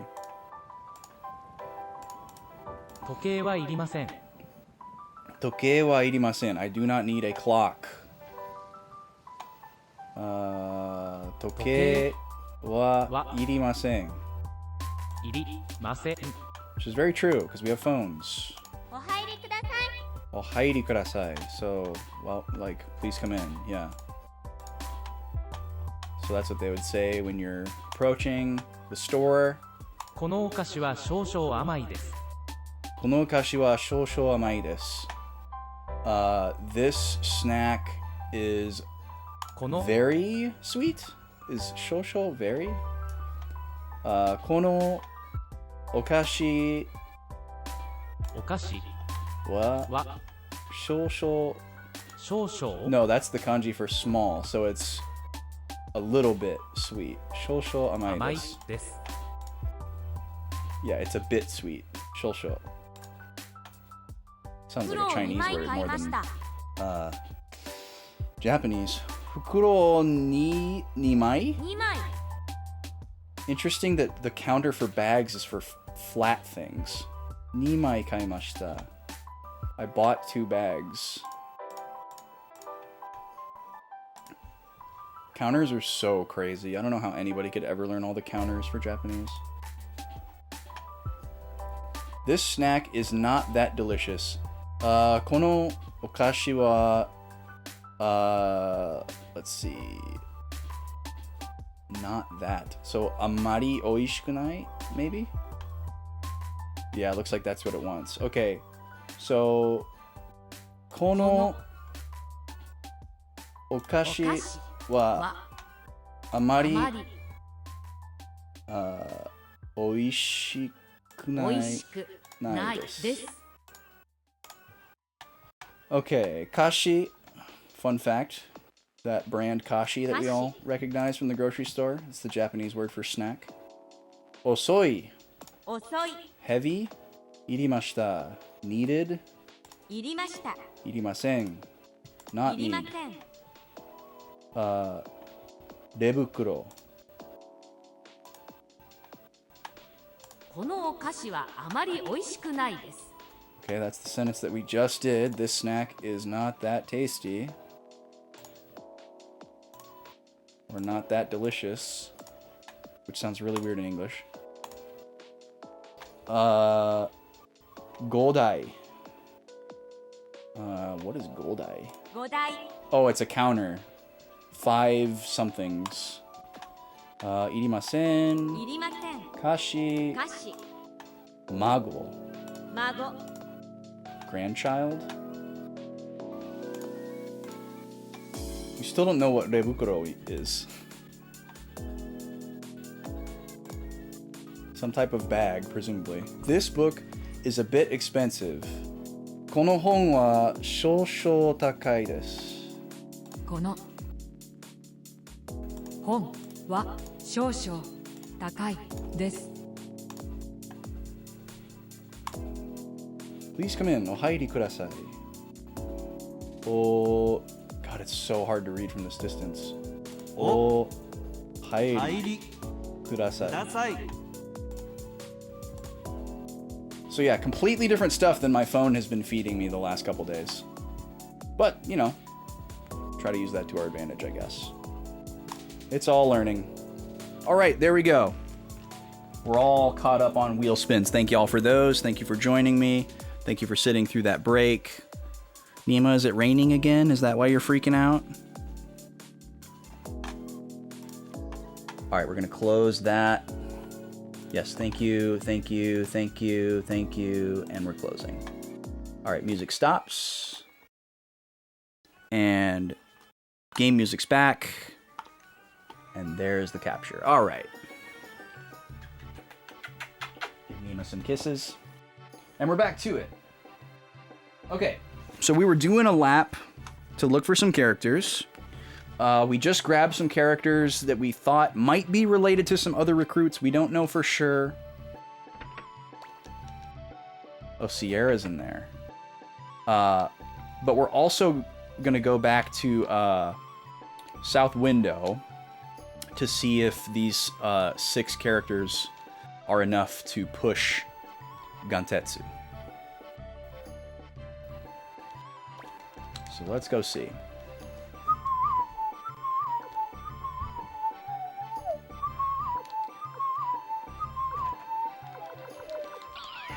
Yeah, Nima's pacing again.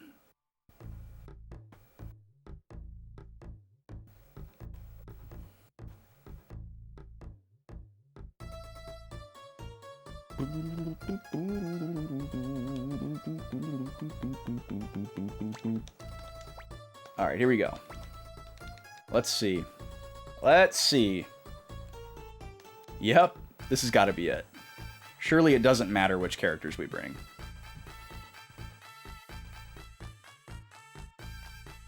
Yes. All right, we got him. Wow, amazing. I didn't think you could defeat Gantetsu. I will join you as promised. Yay. This guy just stood here forever and refused to give us any kind of clues whatsoever. Seems to be a running joke with this game. All right, now we're heading to Coronet.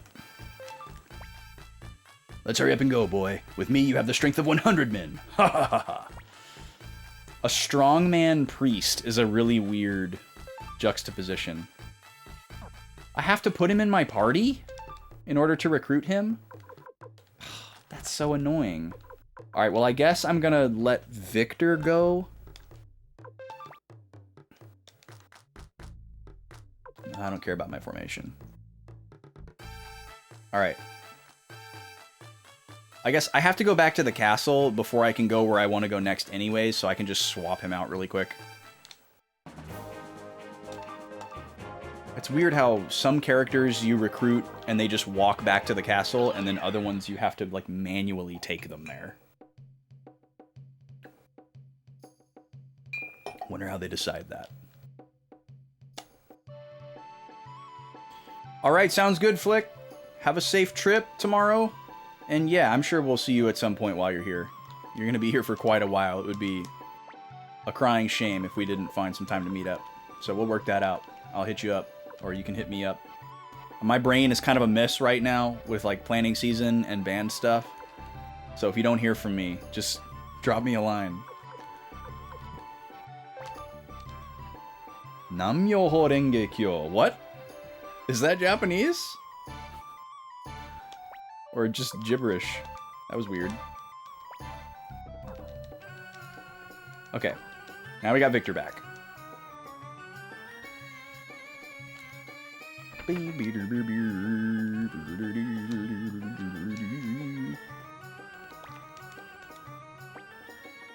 Okay, now we're going to, where do we say? Coronet.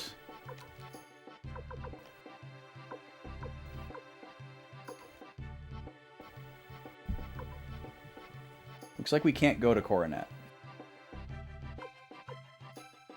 But we can go to...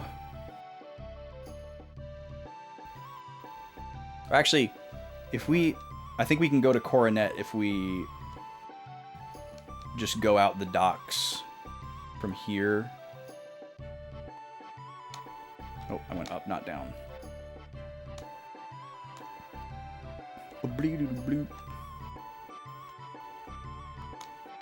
Speaking of doing laps, Nima is just pacing around. Yeah, we're talking about you, Pup Pup. Just walking around in circles like a little weirdo. I can't take my boat out? Wait, this isn't the boat. This is the boat. Wait, no. This is the boat? There we go. Okay. Pretty sure this is Coronet. But I get it mixed up with Couscous. I think Couscous is the one to the south. And then South Window is south of that.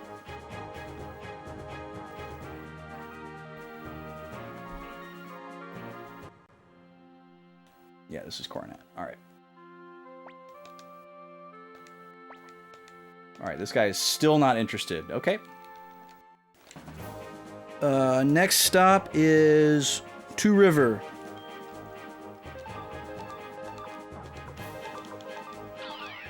Thank God we can do that. I know we can teleport to Two River. There it is.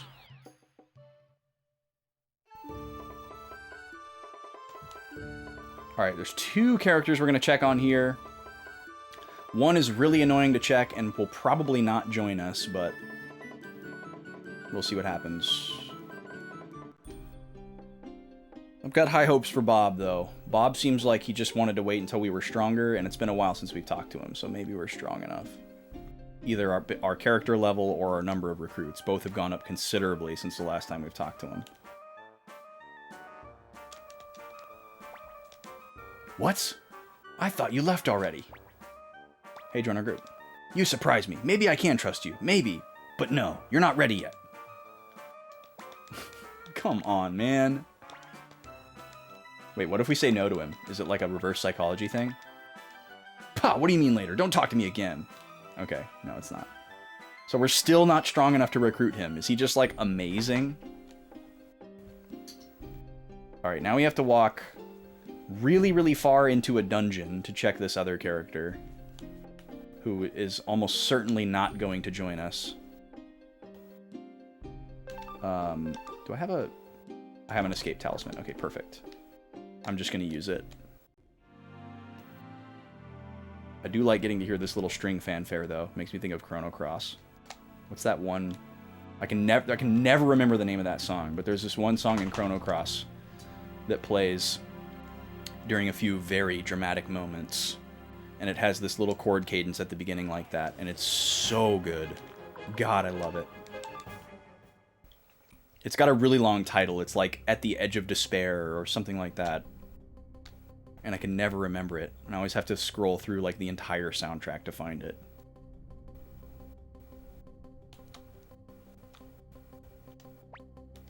Hee hee hee hee. Ho ho ho ho.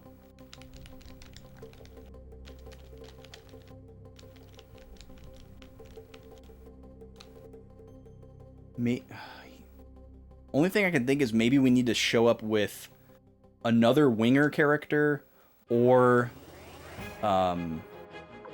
maybe Sierra. So I'm going to write down Chaco and Sierra next to him.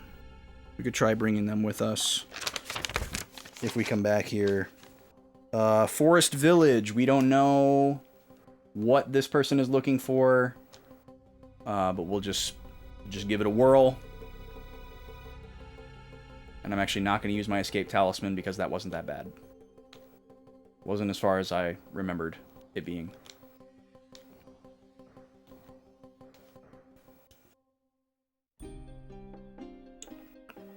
Still a little bit of tea left. Hello. Usually doesn't last this long. Alright.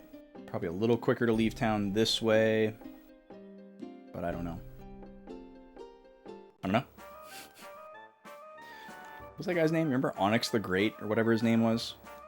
The like fake Arby's video.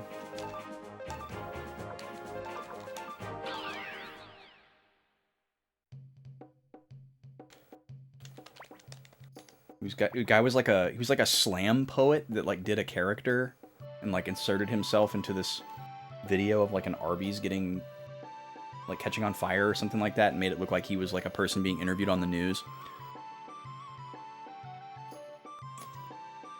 And people thought it was real for a while, and then after they realized that it wasn't real, they were just like, oh, this guy's funny. And then he like did other videos in that character, and he would like go to conventions, and like people would interview him as like a on the street like type of thing, and then he would be in that character, and his character was called like Onyx the Great or something like that. It was pretty funny for a while, but obviously, you know, ran its course pretty quick. It was a pretty, you know, one-dimensional thing, so it had a short lifespan. He showed up. What did he show up in? Showed up in something recently. Or maybe I just saw like an old video somewhere. I don't remember what it was. But I was like, whoa, blast from the past. Okay, so Wakaba's master is possibly here. This is where we recruited Wakaba. I didn't write details, unfortunately. So I don't know what I'm looking for here. And then this person is here as well. Have you ever seen a sound set? We phonologists use them to create sounds. I feel like that's different than what they said before, but maybe not. I swear we came here with one in our inventory and they didn't join us, but we can try that again, I guess.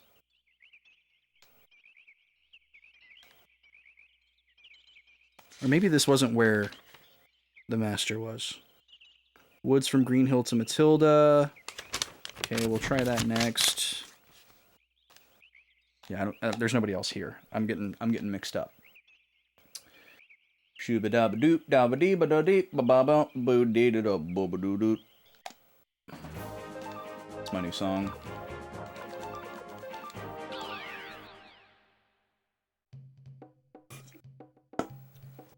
Okay. Woods from Green Hill to Matilda. How would we get there? We can't warp to Matilda. So I guess we go to Green Hill and see if we can walk through there. Matilda is like the next story destination, actually. That's up here to the north, I believe. Doesn't look like we have many other options, so this is probably it. Seems vaguely familiar.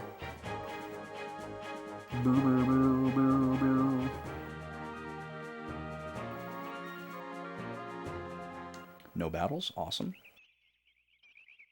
Yeah, this guy was just standing in the road here, and he didn't say anything. There he is.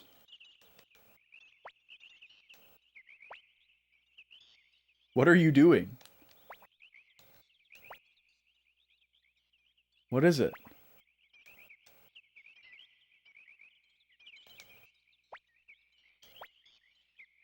Is this like a... This is like a Yuffie-esque conversation tree? Okay, so the first one is correct. It's gonna be trial and error here. What are you doing? What? The forest.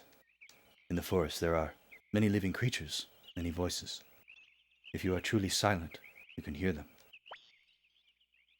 Voices? That's right. I seek to improve my art. You're listening to the voices of the forest creatures. Oh, okay.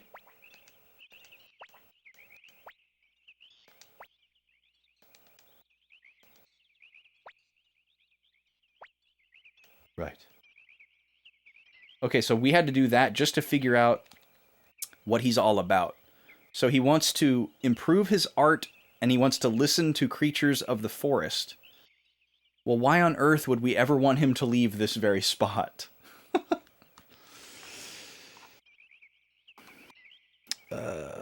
Wants to improve art and listen to forest creatures.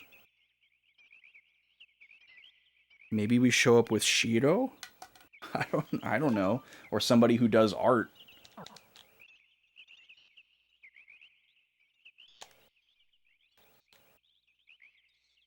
I shouldn't go this way. It's probably longer, yeah. And it might be blocked. Oh my god, I hate these so much. Triggered.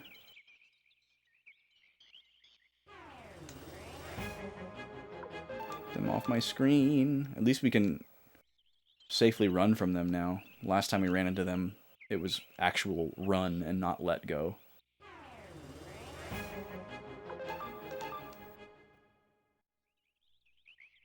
Okay.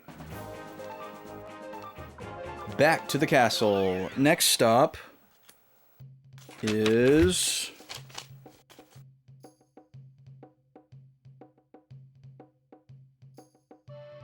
Oh, we can't go to Rock Axe either. We can't warp to, like, anywhere on the Matilda continent.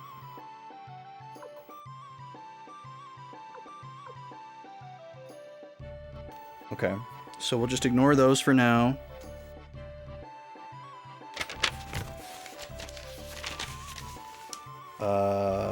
Can we go to Couscous?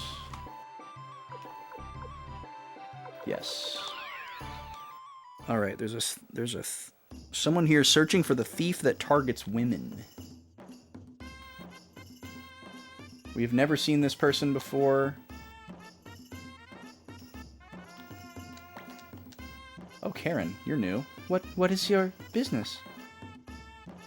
Join our group, You're Beautiful, or Oh Nothing. Wow. Join our group. You want me to join your group? But I couldn't be of any use to you. That's not true. That's true. Really? Well, just one thing. What? Just one thing. If you can keep up with my dancing, I'll join you. Is that okay? Forget it, sister. God, all these negative options are so jerky and unlike our character entirely. Okay, let me get ready. I'll be right back. We have to dance? How the heck is this gonna work? Well, are you ready to start? Listen to explanation. Okay, we'll dance first. Well, I'll dance first. It's like this. Oh, wow. Okay. Am I gonna see these button prompts? There's dual button prompts? Watch me dance and then do exactly as I did. I'll stand here and judge. If you can do the whole thing without a mistake, I'll join your group. Okay, so we're playing Simon. Let's do a practice. Just tell me when you're done practicing, okay?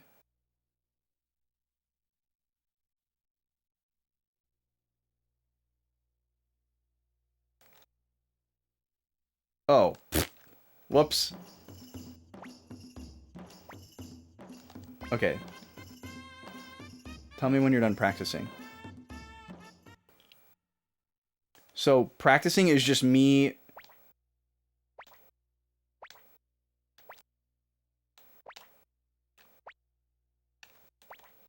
This is crazy.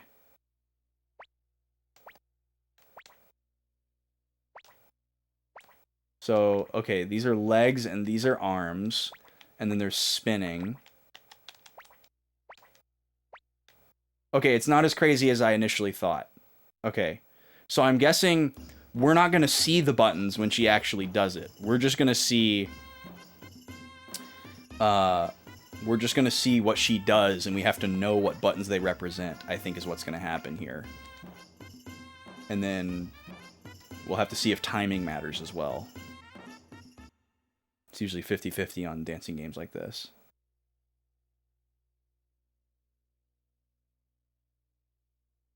Okay, she is showing us.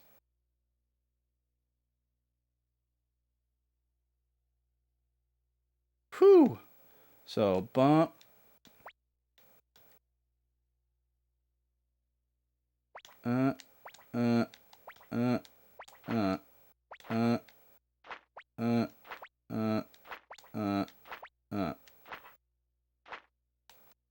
That was totally wrong.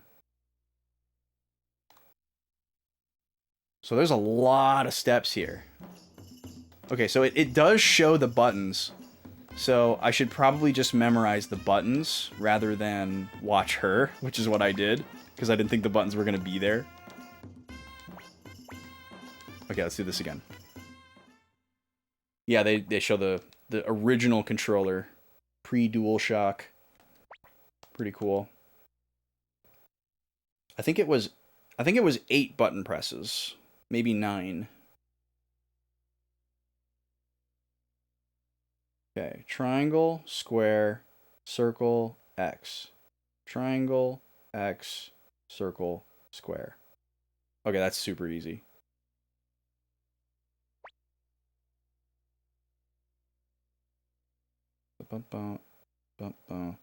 So S, and then like a, okay, yeah, I think I got it. So, dun, dun, dun, dun, dun, dun, dun, dun. Yeah.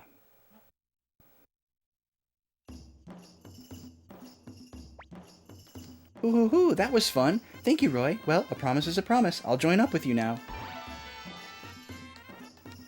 Yay! So Karen... Oh. Well, actually, that's fine. We can write it right here. No, that's confusing.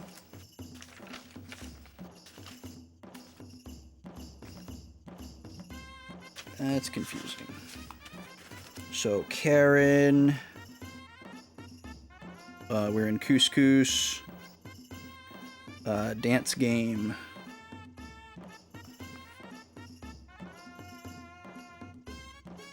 I don't know if recruiting these characters is going to, you know, benefit my army size. But it could. And, you know, we're having fun. We're playing the video game.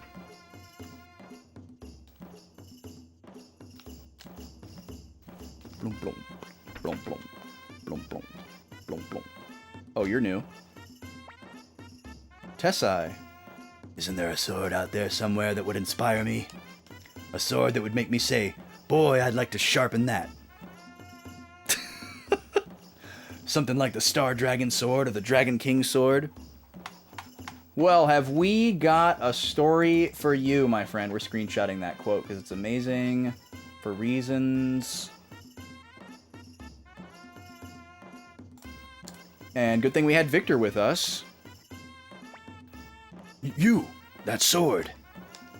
What is it, old man? Yelling all of a sudden like that? That sword.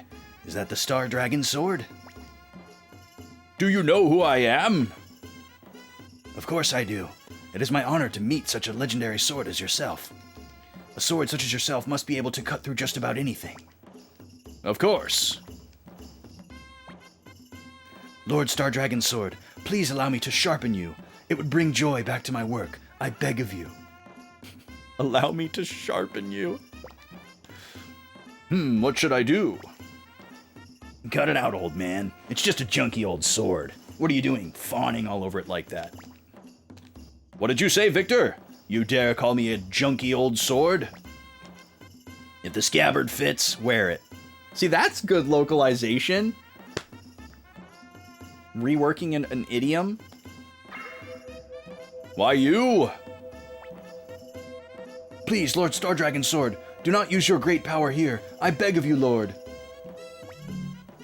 I guess you're right. I will spare your life this time, Victor. Yeah, big talk, Tin Man. Another good localization. They would not have said Tin Man in Japanese, most likely. You just don't know when to shut your mouth. May I join your group? No. Thank you very much. I will repay you, I promise. Yo, we finally got a blacksmith. So Tessai, also in Couscous. Blacksmith. Needed Victor. We got lucky on that one. We've gotten lucky on pretty much every character that we've recruited. Which kind of seems more in the spirit of this game, honestly. Like, you just walk around and you get who you get. You swing me too violently. What? If I don't jump an enemy hard enough, he won't go down. It's your fault. Your fault. Thump? You're such a fool. You don't thump people with a legendary sword like me. That's a fun little chemistry there.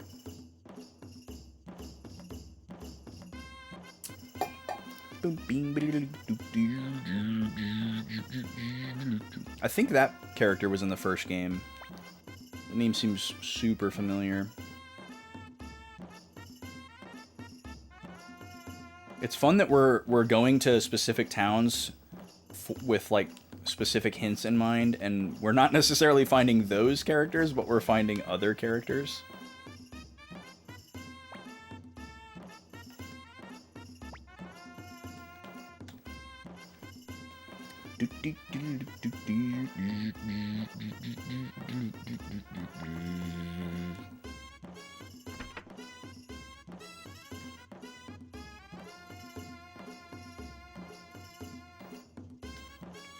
It's also nice that it's pretty easy to spot unique characters without talking to every single person.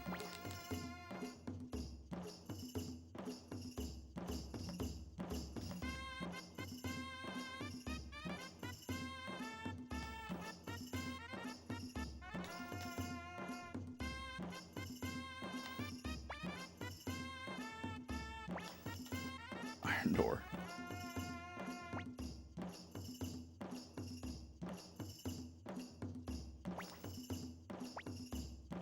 No, we're good on the boat. Thank you.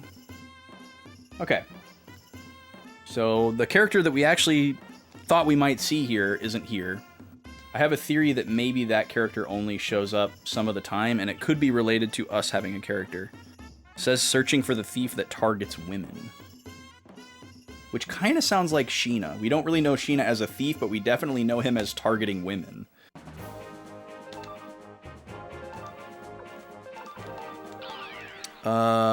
Let's see.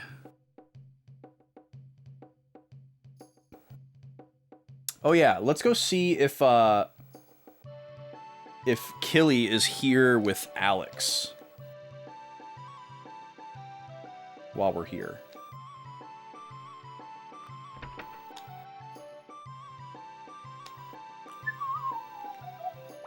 Oh, yep, here he is. Who are you?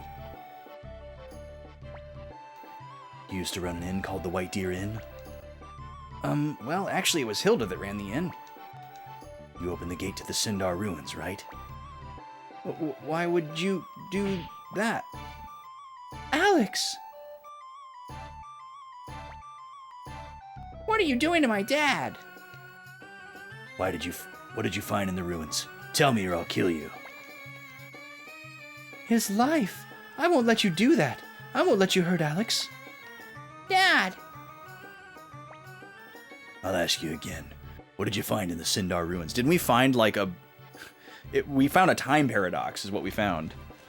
We found like a leaf that healed his wife's disease that she didn't have until we went in there and found the leaf. It was like a weird Ouroboros situation. If you don't tell me... We'll just watch and see how things develop here. Wait a minute, everybody. I don't know what you want to hear, but the treasure from the Sindar ruins is right in front of your eyes. This is the treasure I found. You got a problem with that? Your words. They have the ring of truth in them. I'm sorry I was so rude. Forgive me. It looks like you've got some good friends. Wait, did we choose the wrong option? Ugh. Maybe so. Or maybe you just have to do more to recruit them.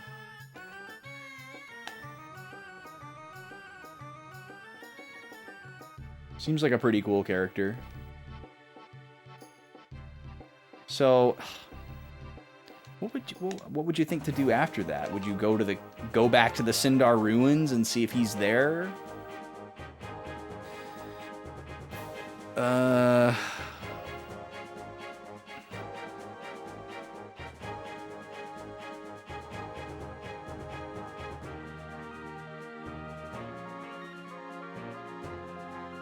Can't go to either of those two places.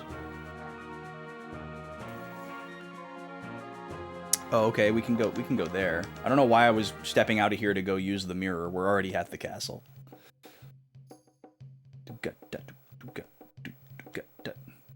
How do kobolds interact with standard dogs? What's that like? You know, like there's dog people, but there's also just regular dogs. And how does a kobold interact with, like, you know, Shiro, like a wolf dog that's like somewhat sentient? What's the hierarchy like? We're going to Banner Village. Yeah.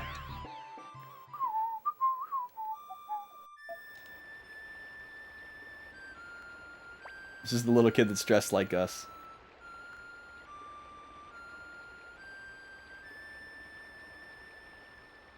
Oh, and he mentions McDole. Interesting. It's like one of the first times that's happened. Good day, sir. Please stay at my family's inn. We don't get many guests here in Banner. That's what she said before. Riding Shiro. Alright,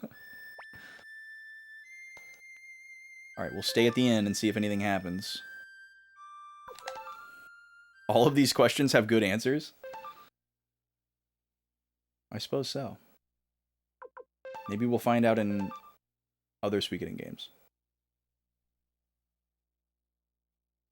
Why did my phone just think I was... My phone thought I said, "Hey Google" or something. Did I say anything that sounded like that? I don't think I did. That's weird. Good morning. Have a good day. I stayed at your inn. I wonder if it's something dumb where you have to, like, stay at the inn, like, 8 times or 20 times or something like that. When I said it just now, your phone picked it up? I've had that happen quite a few times, actually, where, like, somebody will say it, like, as a prank in a YouTube video.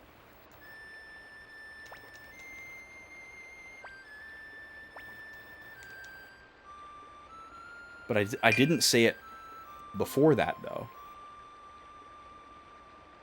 So I don't know why my phone started listening. Not that it's not always listening all the time. Okay, anything else?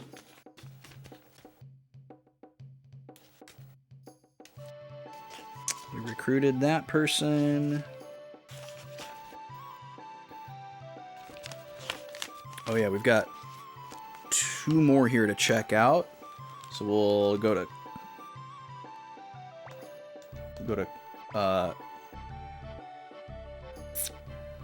Is Crom the one with the well? No, that was Drakemouth, right? We do need to check that out. Oh, nope, it's not Drakemouth. It's Tigermouth. Too many mouths. Oh, silly me. Alright. Tigermouth.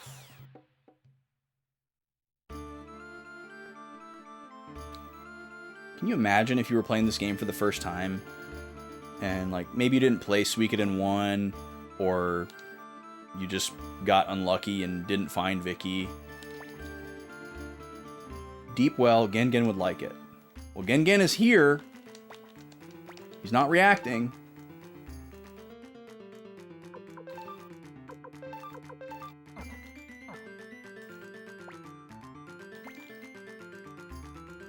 Just a random flavor text for no reason?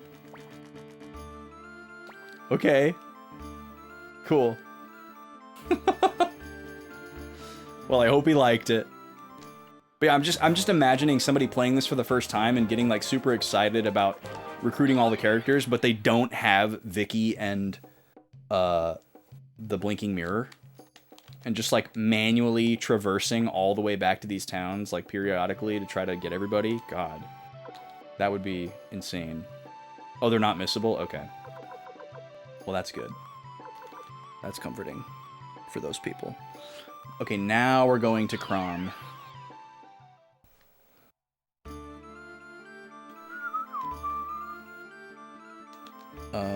This guy... I don't remember where this guy is. Oh. Oh, it's Wakaba's master! Let's go! Good thing we brought Wakaba. Ah, master, master! Wakaba? You're not neglecting your training, are you? No, sir. Master? Hey, where did that jerk go? He can't eat that much and then just run away claiming he doesn't have any money.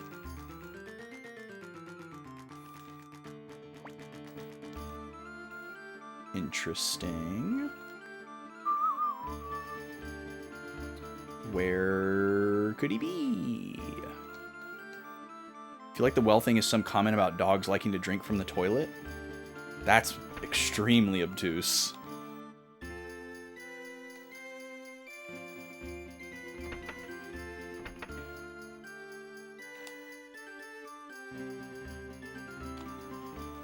Well, okay, here's what I think. At the very beginning of the game... Oh, here he is. He's hiding. At the very beginning of the game, at the fort, Gengen hung out by the well.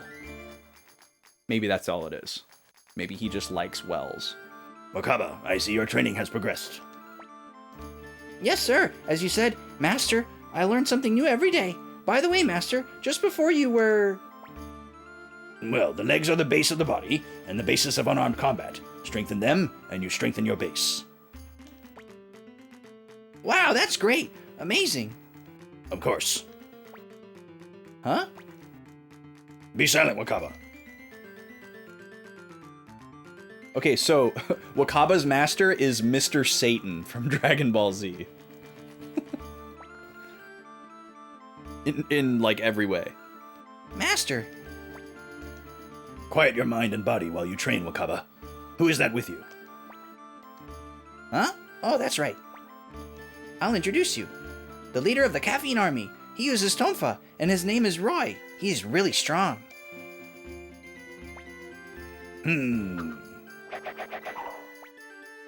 No, Master! Roy! Even I, the great Long Chan Chan, could not get past your guard. You have found a worthy teacher, Wakaba. Who is this man? He just told you. I told you before. He's the leader of the Caffeine Army, Lord Roy. What? Did you say the Caffeine Army?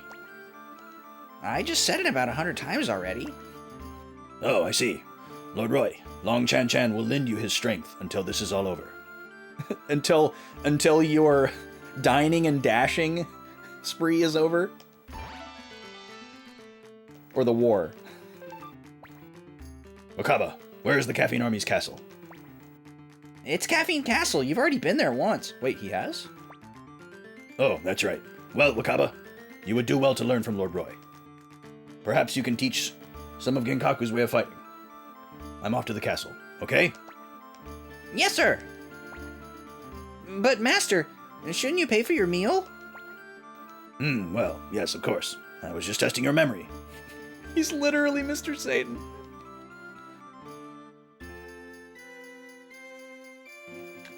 Okay. Or Hercule, if you prefer.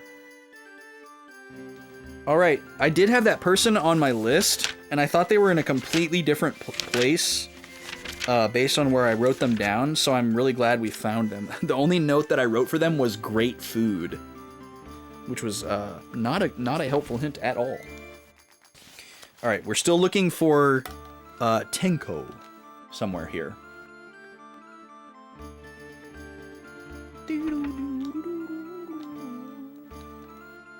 I think we already came in here. Yep. A Wells doggo. Oof.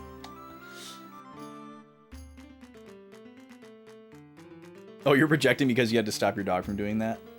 Yeah, my childhood dogs used to do that, and I used to think that it was, like, okay and normal because I, like, kind of grew up around it.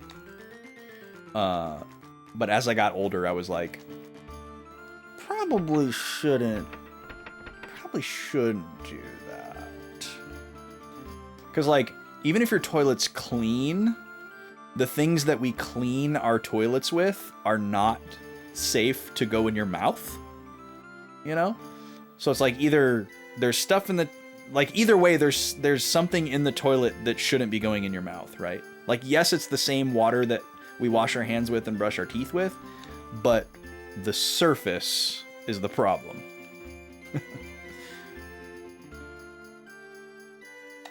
So, yeah.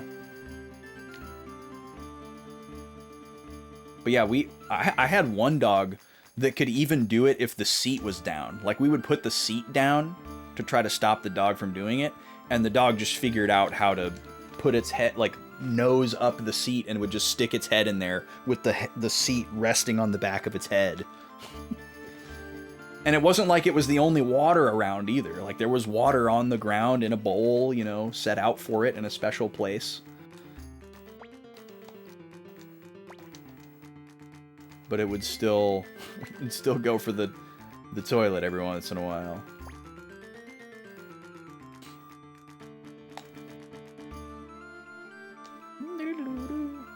And once the dog knows that there's water there and it has drank from it before, it's pretty hard to stop them from doing it. Because you'd have to, like, follow them around the house and try to, like, you know, correct them, scold them when they do it, which is already difficult to do. Or you'd have to have, like, some type of, like, really heavy weight on top of the toilet seat all the time. And then you'd have to, like, you know, pick up, like, a 20-pound weight every time you want to use the toilet. Or I guess you could just keep your bathroom shut all the time. That's probably the easiest way. I don't remember where this person is. I'm sorry. So we're just checking every building.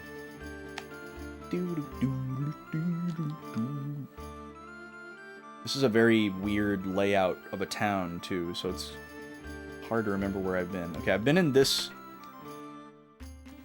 building like 4 times, right? Oh no, this might be it. Actually, this might be a new person. Oh no, this is it. Oh, visitor all this way in the mountains. A long time ago, I used to be a pretty well-known window maker. Even now, there's a window set somewhere. I could show you my skill. Okay, so we probably need to bring a window set. Which I do believe we have found one. I don't remember them saying that before. Yeah, I think Tenko was the window person in the first game. Or no, wait, no, their name was Window. I recognize the name Tenko, though.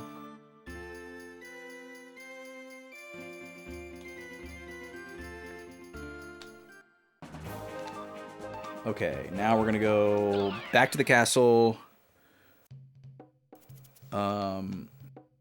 Let's do some swappies here. I'm gonna run an ad while I do this party and menuing here. Hopefully y'all are cool with that. I'm just gonna manage my inventory and change my party around. Okay, so let's see. We're gonna take out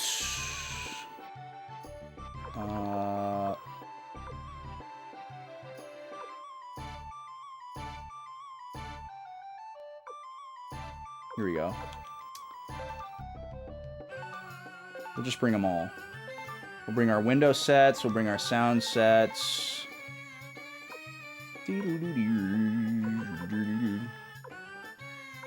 Oh, I wonder if the artist guy wants any of these.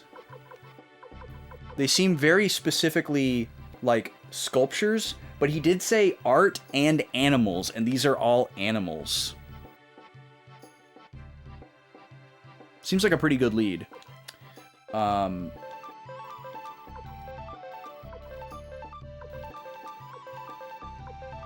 just bring all of them in case it's triggered by a specific one. I'm also going to sell some of these failure urns that are just chilling in here.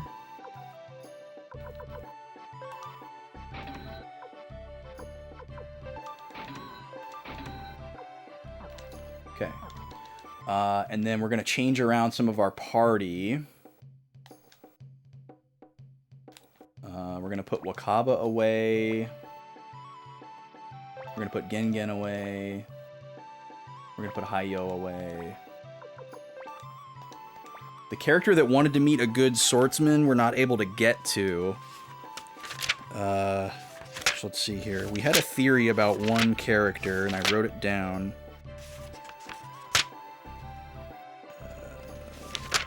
It was pretty far back.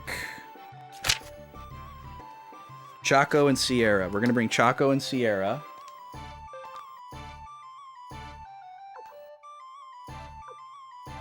Actually, I don't think we can bring Sierra. I don't think Sierra is a battle character. I wonder what Twin Ring does. Might check that out.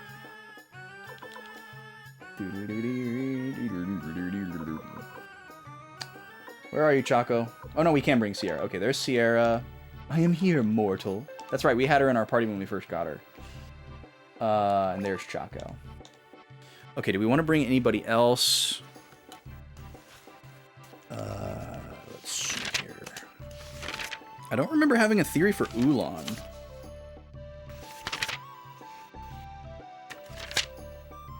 I think we've gone too far now.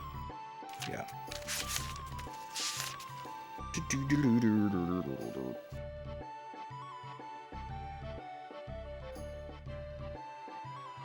Oh, man. I know we need a specific item or character for Richmond. I just don't know what it could possibly be. We have nothing to go on. We tried Meg, who's like the trickster, and that didn't work. I don't have any other good guesses. Genshu was a bust. Bob says we're not strong enough. We're going to try Sid again. Should have what we need for Connell. We're going to try Bado again. We got LC Chan. Oh yeah, we do have a theory about Ulan. That's right. So yeah, maybe we bring Sheena. We could stop by Radat again and see if Hoi spawns, possibly. And I guess we could check and see if... Hold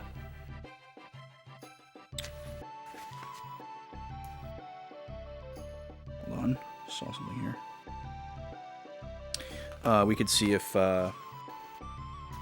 Stallion's number changes. We can't get to Coronet right now.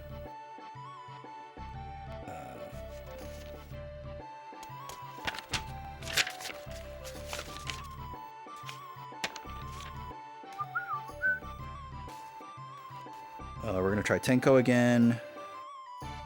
Oh, and we hadn't made it to Alberto again yet. And then Mazis was deep in a mine. I don't have any leads there. And then Jude, the blacksmith in Greenhill. We presumably need some clay. And we either missed Killy or we need to find them somewhere else.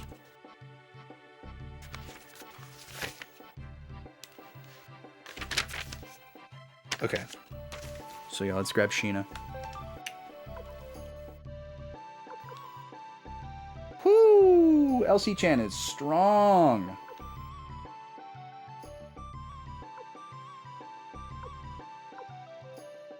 Only level 39, but has really, really high stats. Wow. Pretty well rounded, too. Okay, there's Sheena.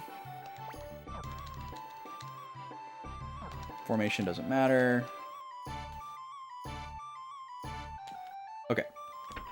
So the first stop... What is our first stop? I want to make sure I go in order of my notes or I'll get confused.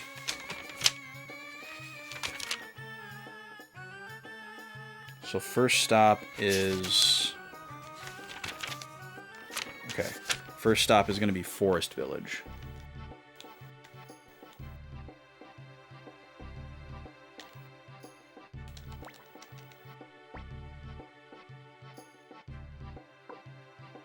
Double check, make sure I can't go to Coronet. Yeah, okay. So, Forest Village. Okay. And he was up here. In here? Yeah. Take good care of your sound set. They're very precious. Please join us. Join you? Okay, I'll join you. The sound of your heart. It's very clear. Yay! Now we can see what dumb sound effects we have. Okay, now we're gonna go check Bado again. With you, I think I'll be able to hear many new sounds. The sounds of people's hearts. Wow, what a pure, perfect soul. I hope that for you, Connell. I'm trying to perceive Connell as a sound or music-related pun. But I'm not picking up on anything.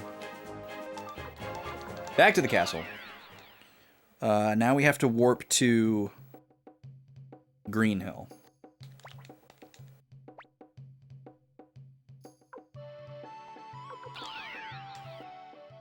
Also, this time, I'm going to try to go up into the Matilda region.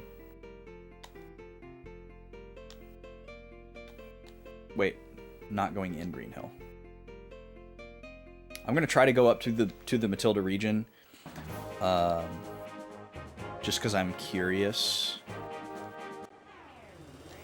If I get super deep in and I just get blocked, I'll just use an escape talisman. People who say they can hear people's inner sounds turn out to be psychopaths. Well, I think Connell's okay. I think he's an okay little guy. Right? He seems harmless. I guess we can't see if he has like a shark-eyed 1,000-yard stare to go with his sentiments.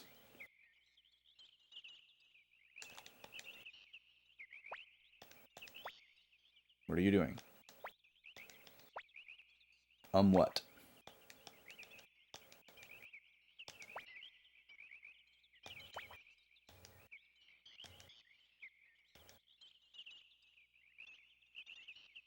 Wait, what if we just sit here? Can I move right now?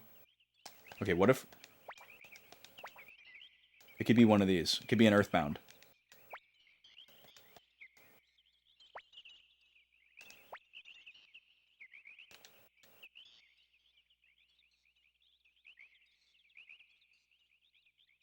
Nah. I don't know. I thought it was going to be the frickin' animal plans that we're carrying. That seemed pretty likely. Animals and art. You know? But either I'm wrong or there's something else to it. Oh. Vaguely remember it not being this way.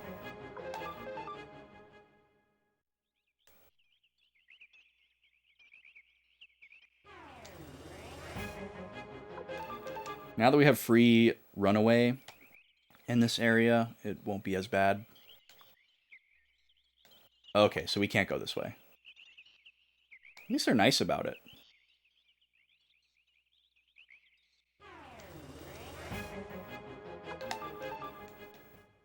I'm not going to waste my escape talisman.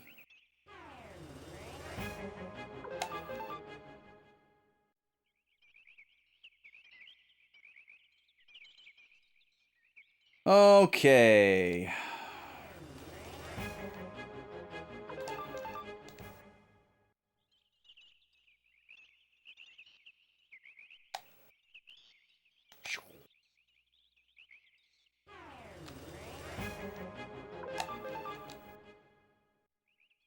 Where's our next stop? Our next stop is...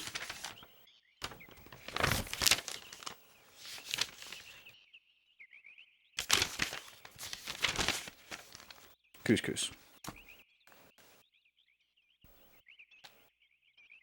And I guess we could go back to see if Killy is in South Window again. Seems unlikely, but...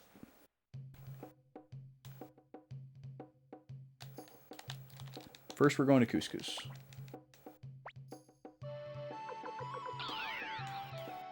So we have Sheena with us. Trying to see if that makes a new character show up somehow.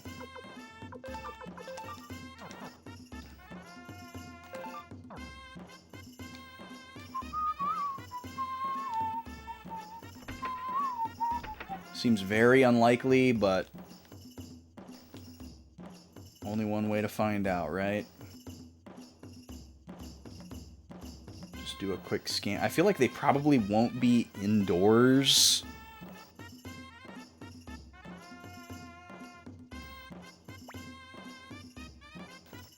So I'm just going to scan the outdoor area.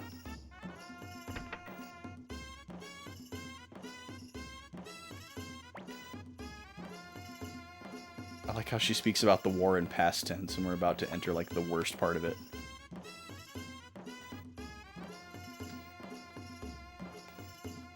Ding, ding, da, ding, ding, da, ding, ding, da, ding, ding.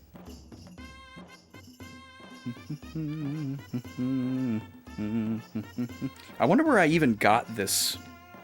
Oh, this is from the book. The book that we found. That's right.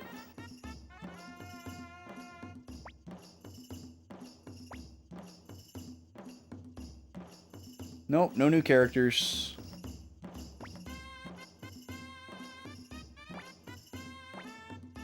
Please, put me in the boat so I can warp. Switch these. Okay, we're going to South Window next. I like how that. I like to imagine that guy took us out on his boat, and as soon as we got out of the bay, out of the harbor, we just like blinked out of existence, and he's just alone on his boat. Like, what does he do after that? They said they wanted to go on a boat ride. All right, back to South Window.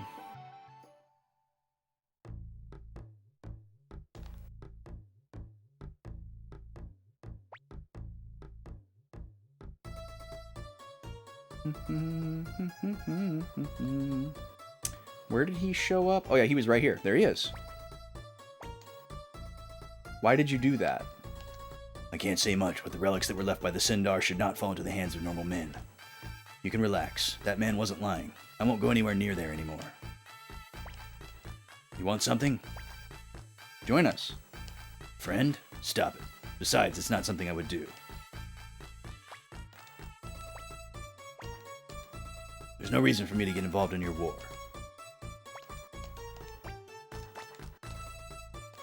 While I was here asking for rumors about the Sindar, a lot of people told me about you. It seems that I was wrong about you. That'll be fine. But if I come across any clues about the Sindar, I want out. Yay! Persistence paid off. Just keep talking to him, folks. We got him. Well, until then, I guess I'll stick with you. He's like Vincent Valentine meets Red Mage. Alex, he's a luck man. There aren't many who got involved with the Sindar and found something so valuable. What's the Red Mage asterisk holder from Bravely Default, who was like super suave and cool? He's kind of like that too. Oh wait, no, that person was like super problematic. That's right, they were like a womanizer. God, those stories are so good. I hope I get to play that game again someday. But I need to play all the other Bravely's first. Killy is very popular in the fandom. I can see why. Very iconic appearance. Very Hort. Next we're gonna go to Radat again.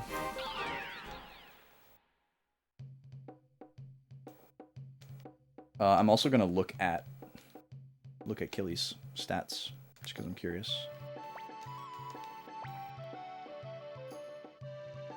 Oh. Okay, we'll do that later. Well, I guess I can get rid of Sheena. We already went to Couscous. Goodbye.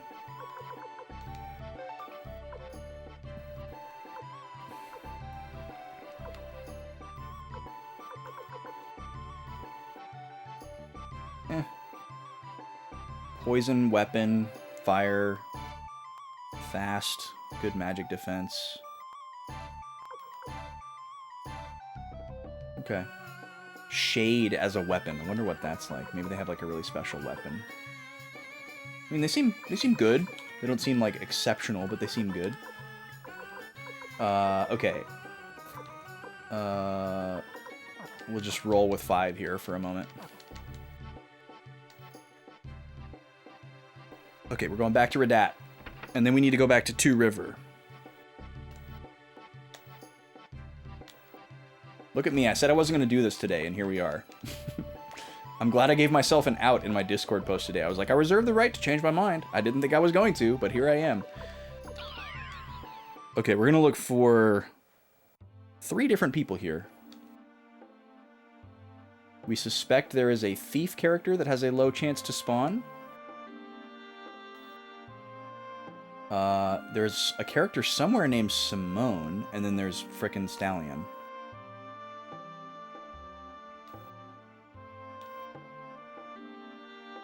What you doing in the dark here, bud? It's creepy. You're the proprietor. Okay.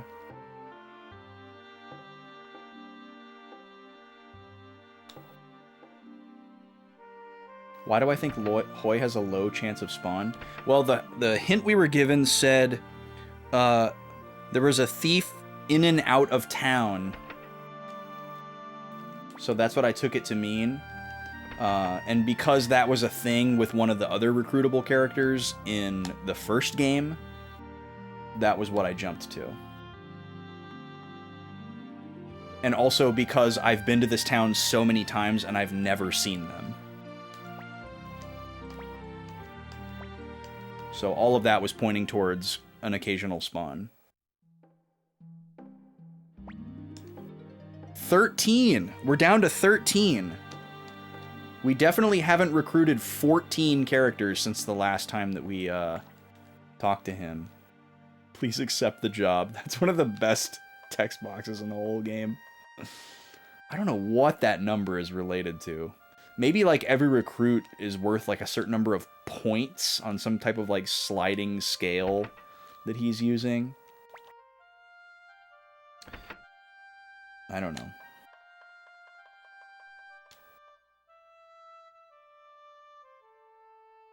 This is where Yoshino was. We don't know who we need for Richmond. We know exactly what we need for this guy, LeBrant, but we'll probably never get it.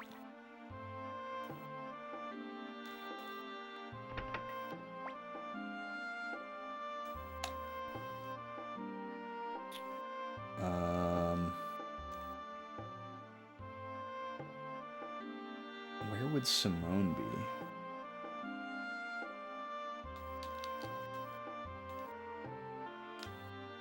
Why am I allowed to go over here?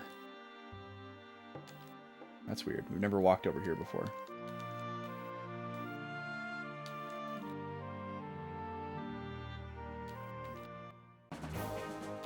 Little Dragon Quest moment there.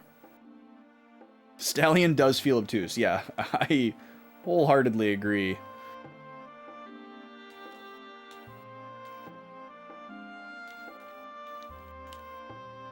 Like, this would be a good spot to hide a character. Not there. Can't go in this building.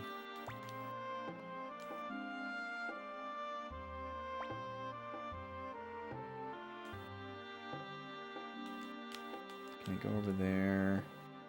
And this is where the bridge is, right?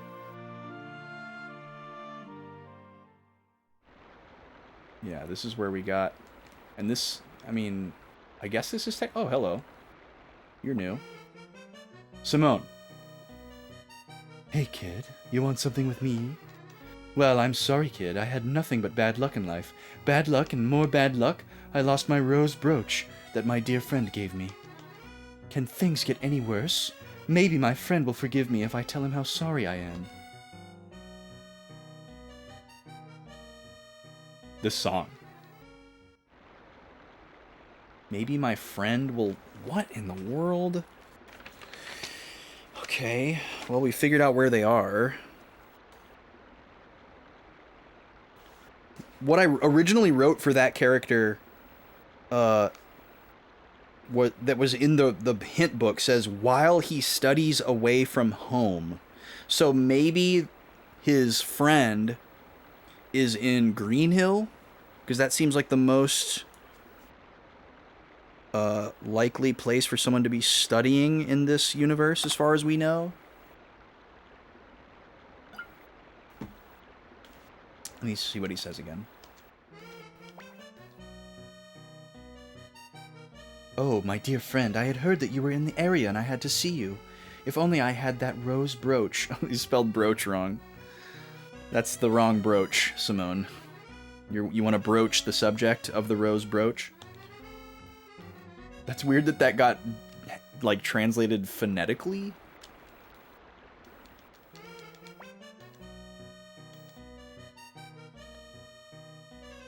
Well, he doesn't say the first thing he said again, so good thing I kind of wrote it down.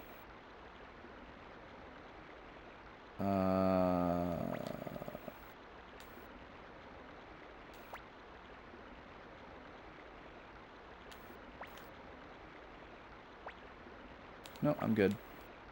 So yeah, I don't know. Oh, what? How did that happen?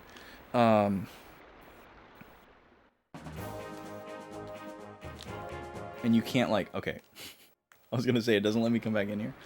So yeah, I don't know where this thief guy would be if he is not... I guess we don't know it's a guy.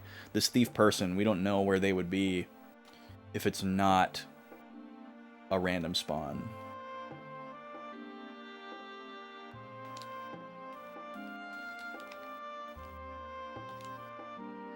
Can't go in this building. And we've been, like, in between all the buildings we can go in between. So.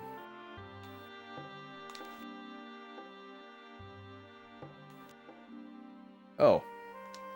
Okay. There he is. Hee, that's right. I gave him this angry scowl. And then Kiba just kneeled down right in front of me and begged me to let him join my army. I have that effect on people. And then? Well, you know, I've got a big heart, so I took Kiba by the hand and lifted him up. I said, "Lift up your head, General Kiba. I can't kill such a fine soldier as you." Kiba was so moved, he said, "Lord Roy, from this day onward, my life is yours to do as you wish." Oh, this guy's pretending to be us. Hey, you. So anyway, that's how my caffeine army beat the Highland army and got General Kiba to join us. That's why you got me and only me to thank for saving this town of Verdat. Of course I know that, Lord Roy.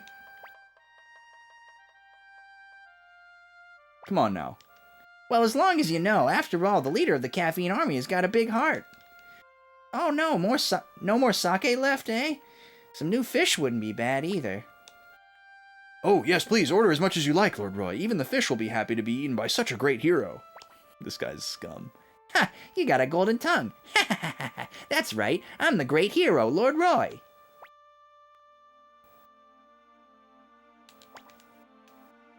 Excuse me, Lord Roy. Can we see the bright shield rune on your hand? Eh? Oh, yeah, sure, I'll show you. But first bring that sake over here. Yes, I'll bring it right away. Good. Well, okay, take a look. Huh? That's the bright shield rune? It looks different than I expected. What's that? It's melting. Hey, you fake! It's just drawn on there. You're an imposter. Eh. I thought something was funny. I knew Lord Roy couldn't be so small. He looks twice our size. Wait a minute.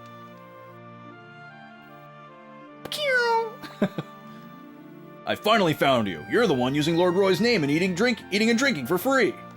You've pulled the same trick in South Window, Two River, and Rock Axe. Give up, you little creep. Wait a minute. I've never even been to Rock Axe.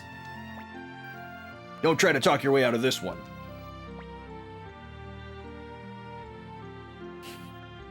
Everybody, wait a minute. Help me, please. What? Are you a friend of his too? He's using tonfa too! He must be one of them! Let's kill them all! Jesus. It's funny Hoy rhymes with Roy. Yeah, it is funny. Google Translate gave you please pick it up. For what, Sen? Oh, thank you, Alpha Shard. I thought it seemed appropriate to give him a Weasley voice. The real meaning is, I must ask you to withdraw. Is that for the please accept the job? Oh, okay. Interesting.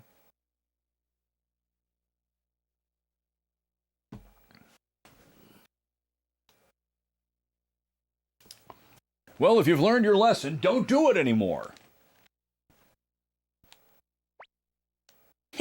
Big brother, you okay?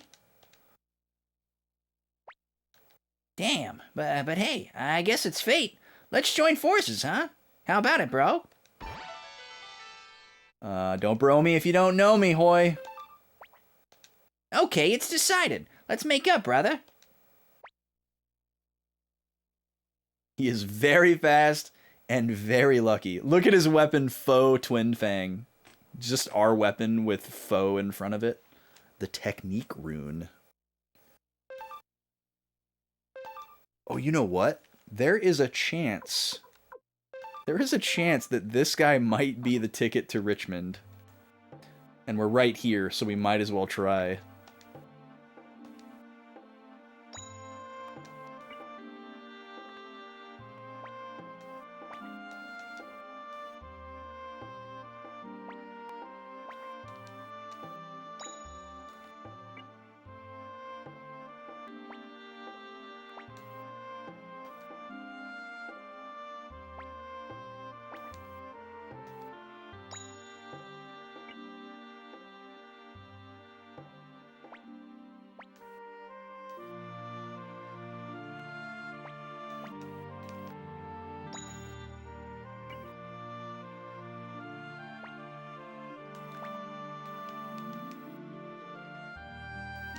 I was trying to see if there was like a really subtle difference in his animation, but there was not.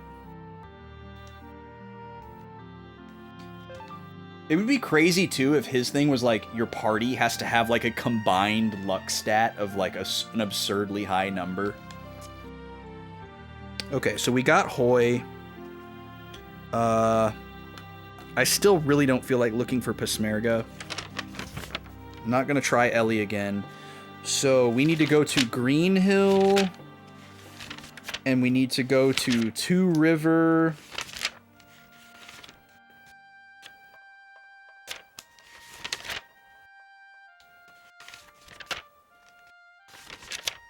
I think that's going to be it for a while. Oh, and Tinto. Okay.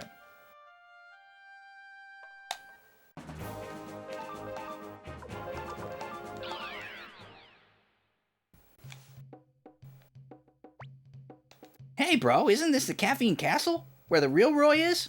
This is bad. Could it be? Are you the real... Hey, bro, we're friends, right? He didn't believe us, but he came with us anyways. Let's see here. We're gonna go to... We'll just go in order. We're going to Two River. We're gonna see if having Sierra or Chaco with us gives us a shot at Sid.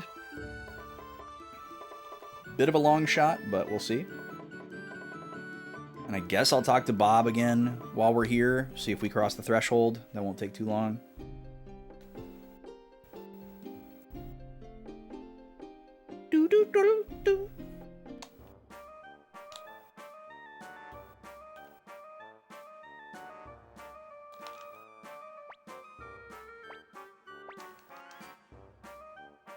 Nope, he still doesn't like us.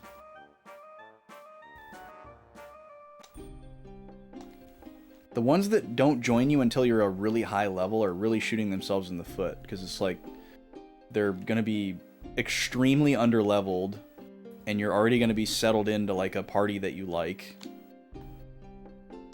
You know, they'd have to be some, like, insanely overpowered character.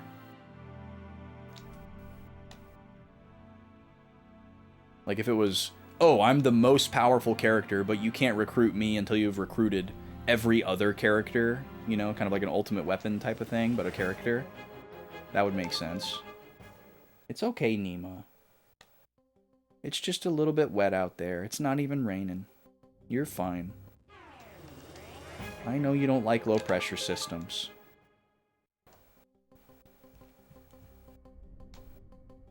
She's just been pacing for hours. Non-stop.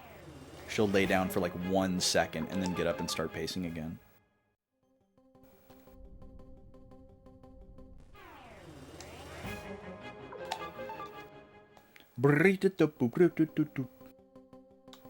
Come on, Sid. He's not here. This place, it couldn't be. Ooh, hee Chaco. Yeah! Here I am, Chaco. Sid. Long time no see, Chaco. Not even going to say hello?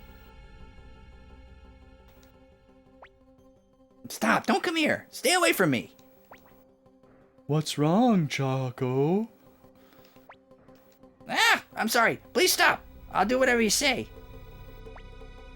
Okay, good boy, Chaco. Yeah. Chaco, who is this? My name is Sid. I'm Chaco's... Well, I'm sorta like Chaco's big brother. Liar! You treat people like me like I'm your personal toy. What are you doing here? I thought you left this town. Left town? That was a lie. I just didn't want anyone to find me. I like it down here. What? We had a going away party for you. You got presents and everything. Yeah, I really appreciated those. They were great presents. I felt kind of bad, though, for about 5 minutes. I'm making him Richmond from the IT crowd. 5 minutes? You have some nerve. Some nerve? Chaco, you sure you want to talk to me that way? Eh, Chaco? So anyway, Chaco, what are you doing with yourself now? Except he's not British, because I'm not going to do British. You think I'm going to tell you that? Chaco, I'm going to eat you. Yeah, okay, I'll tell you. I'm a member of Roy's Caffeine Army. The Caffeine Army, eh? Okay, I've decided. I'll go with you. What? I'm getting tired of this place. Besides, I can't let my little brother get hurt, can I? Liar! You don't care about me. If anyone's gonna hurt me, it'll probably be you. Chaco. Yeah. So it looks like I'll be joining you, eh? Good to meet you, Roy. It's funny that one of the characters in the IT crowd is named Roy. Well, I'll see you back at the castle, okay? And he's also perfect as Richmond because he's like locked in a dark room. No, please don't come. It's okay, Nima. It's alright. I can't do any more to protect you than I already am. I pet you. I tell you it's okay. I give you this big house to live in. We give you your CBD. That's all I can do for you, Neem. I'm sorry. I wish I could do more. I wish I could make the rain clouds go away. But I can't. I can't do that. No, I'll have nightmares. Alright. We got him. That was a very frustrating one, so that's nice to get it out of the way. Get it crossed off. Where did you go? He's way back here somewhere. There he is. Okay. Now we're going to Crom. Oh, I can't use the escape talisman in here even if I want to.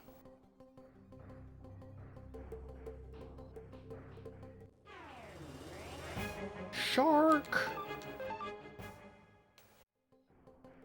Yeah, IT Crowd is such a good show. I rewatch it like every couple of years. It's such an easy one to just kind of cruise through. There's not that much of it. And it's so, so good.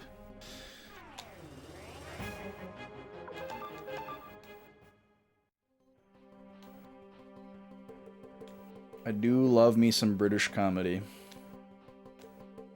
I'm a big fan.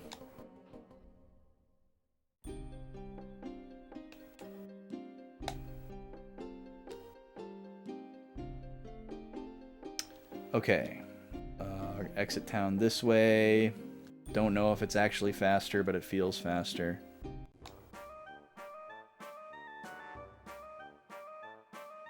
You use that all the time.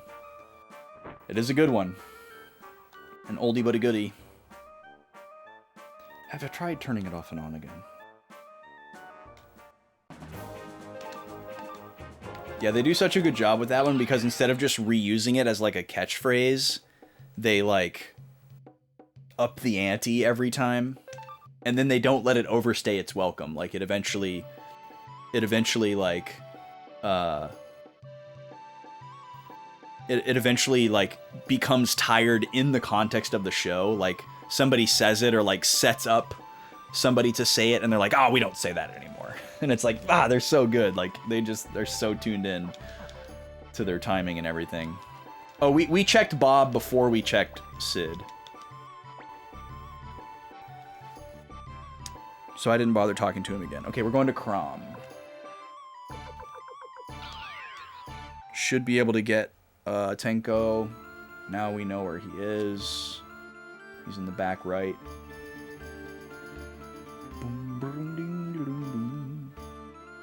Think he's in here? No.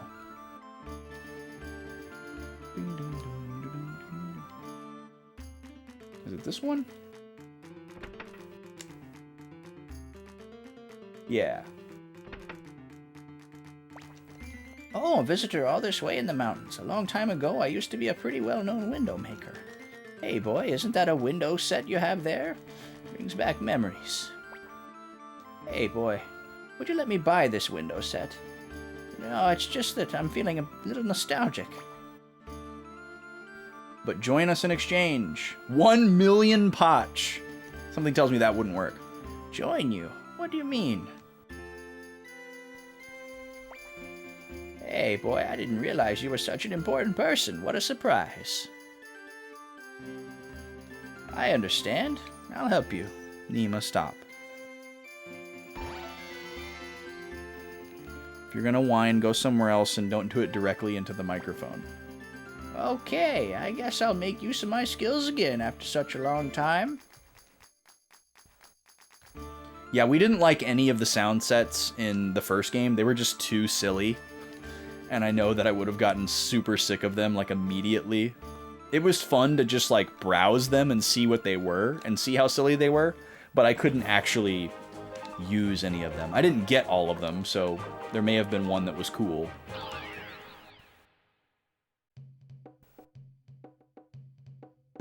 One of them sounds like fighting, and you like that one? Nice.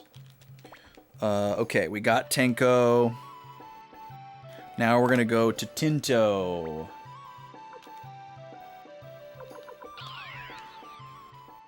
I don't think we're gonna be able to recruit Alberto.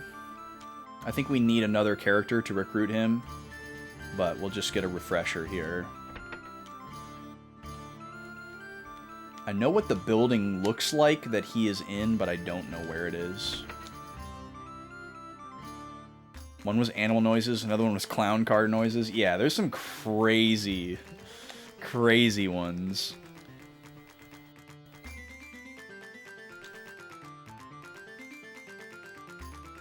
Very off the wall.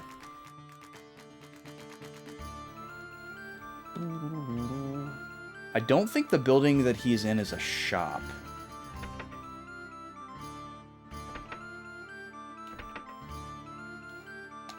It might be the one at the top, actually. Nima, go on. Go lay down.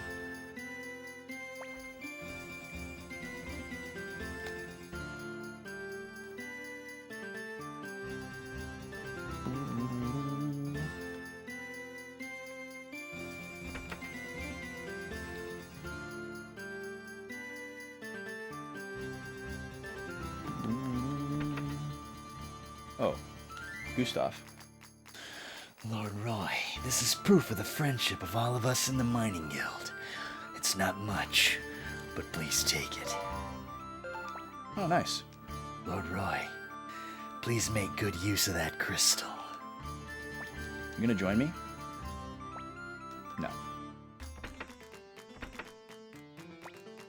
I was scared, but Marlo made me feel better, so I'm okay now.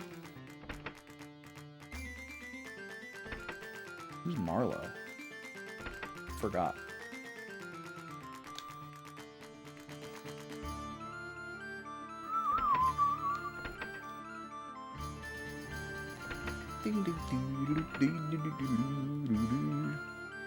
Okay.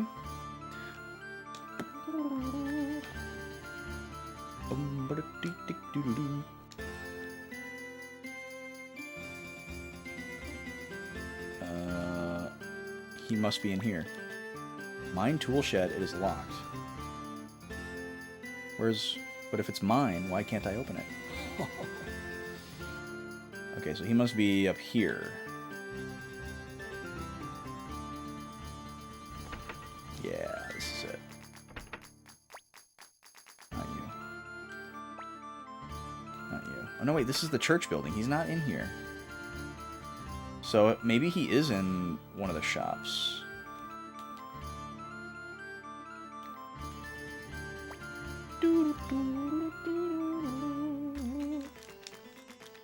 Okay, down. He's got to be in either the blacksmith shop or the weapon shop.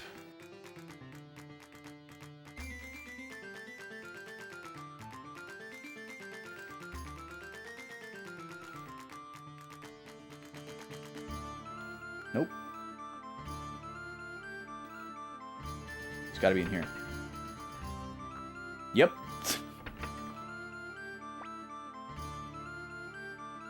Oh, that's right. Looking for Anna Lee. We don't know where Anna Lee is.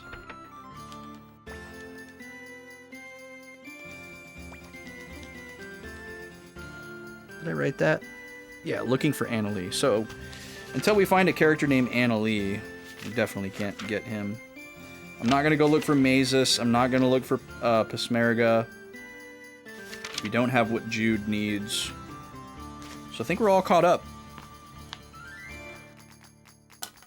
For the most part. So now, let's go back to the castle. We're gonna have a poke around, meet some of these new people that we got, see if anything looks interesting.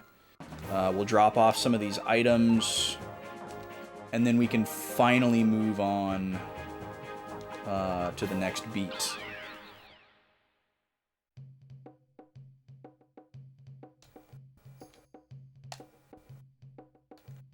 First, I'm going to empty out my party.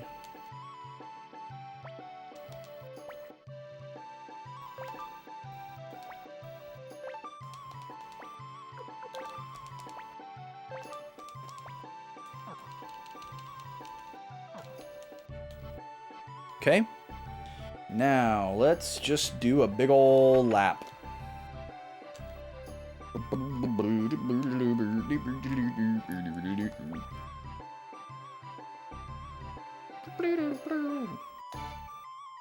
So I wonder where the window color and music person will be. I theorize they will be here with the map person.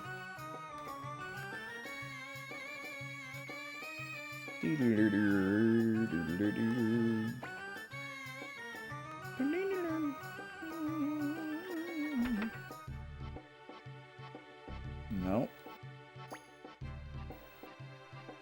Okay, no new book.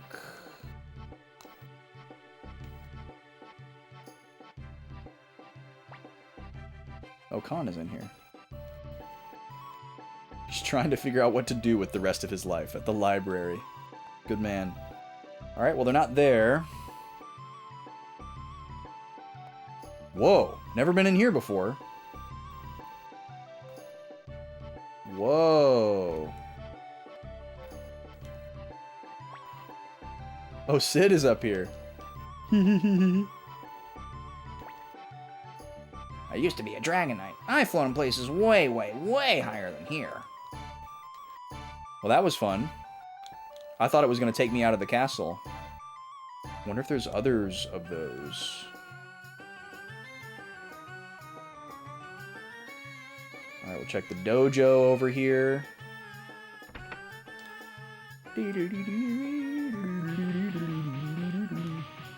Oh, LC-chan's here, beating up on Wakaba. Valeria, Miklatov, Anita.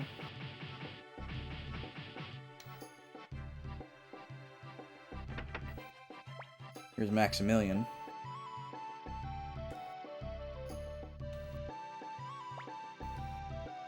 Oh, of course, Taiho is the two minigame giants collide.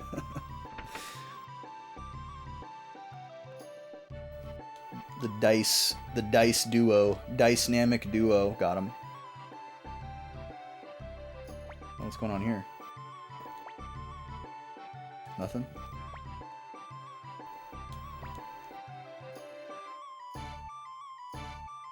Granny. She's something else. Anybody important up here?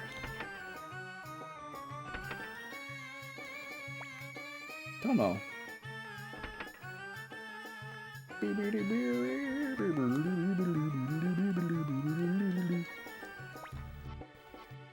Hicks and Tengar have moved around.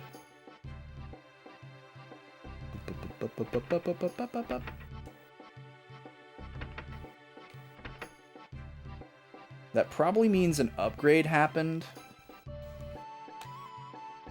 Because they don't usually move around. This isn't Majora's Mask or Ephemeral Fantasia. Oh, I went the wrong way. I wanted to go up.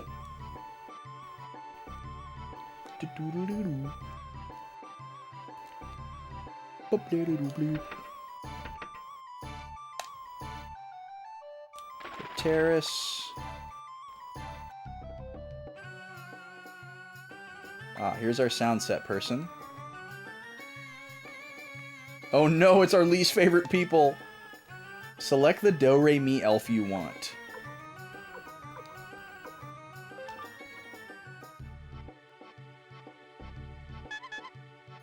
Oh god.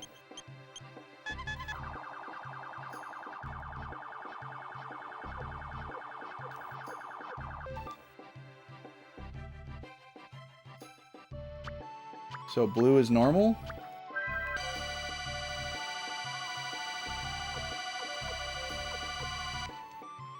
I love that it just plays it non-stop like a siren. And blue is also normal? Oh, okay, I see. Green. Okay, I see what's going on now.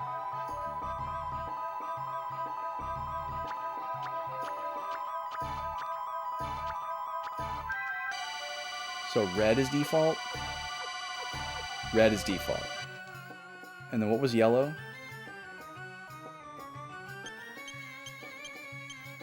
Okay, well they're not offensive, but the default one is still iconic.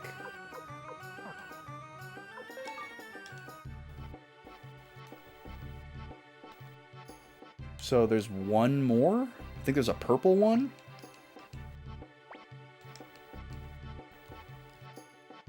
And then let's check out these window colors. We did use the purple window color. Oh, we've got different shapes and colors.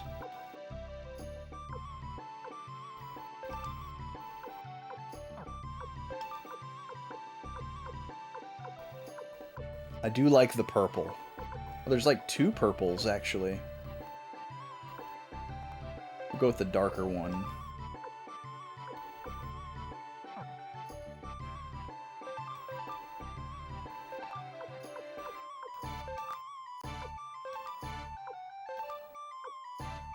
That kind of looks like the Suikoden II border. I think this one looks best with the purple, though. Here we go.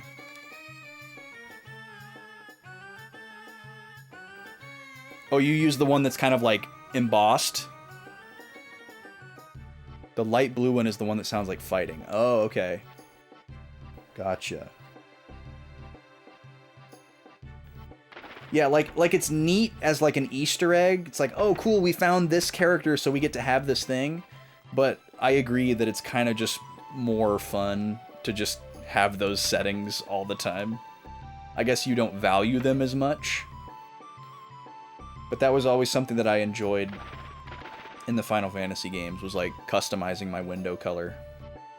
Nima, you're making me nervous here. You're standing over the controller cord looking very pensive. And I'm afraid you're gonna jump and unplug it. Or worse.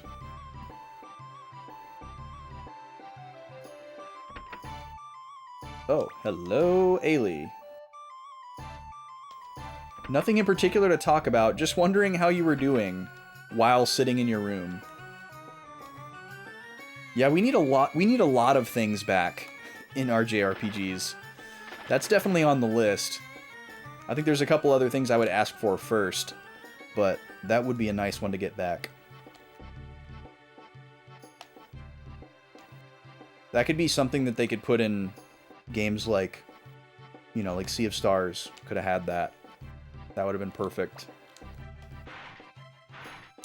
Alright, let's see if there's a cooking cook-off game show.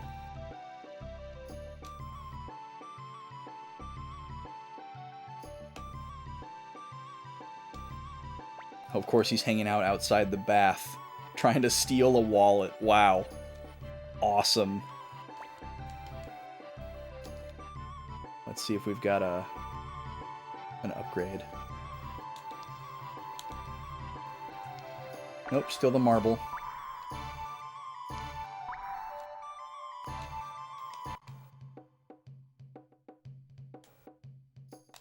Yeah, I like this one. It looks good. This goes out to the courtyard where the shops are. We'll check that in a bit. Alright, restaurant time. Yep, here we go. Oh god. Barbara. Hey, what did you do? What did you do to Barbara? Haha, that was a poison extracted from 10 species of spiders found only in the nameless countries north of Zexen. If she doesn't get an antidote within 30 minutes, she will die. Now, Hayo, return the thing that you stole. Jesus Christ. Oh, I won't give it to you. What are you saying, Hayo? Barbara's life is in danger. Yeah, she's got all our items. You have to bring her back. Oh, but I just can't. So, you won't return it, eh? Here's what we'll do. You and I will have a contest. If you win, I'll give you the antidote. I'll also give you a recipe according to group rules. But if I win, you must give me that thing. Do you accept the challenge? Oh, what should I do? Lord Roy! Help Barbara, you idiot. Okay, I'll do it. I accept your challenge, Ryuki. Well said, Hayo. By the rules of the Black Dragon Group, let's cook. My god. Here we go. There's just a murdered woman in the hallway, and we're about to have an episode of Hell's Kitchen in here.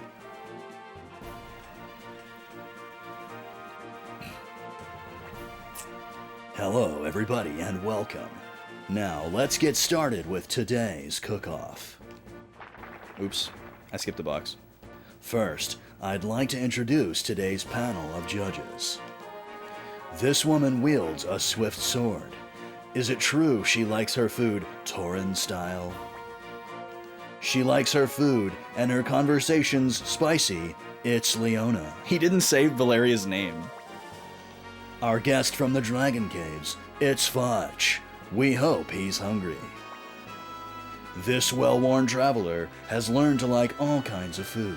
Our favorite swordswoman, Hannah. These 4 judges will be evaluating today's dishes. Okay, now let's introduce our challenger. Today's challenger is a murderer. Chef Ryuki. And now, the person we've all been waiting for, our army chef, Hayo.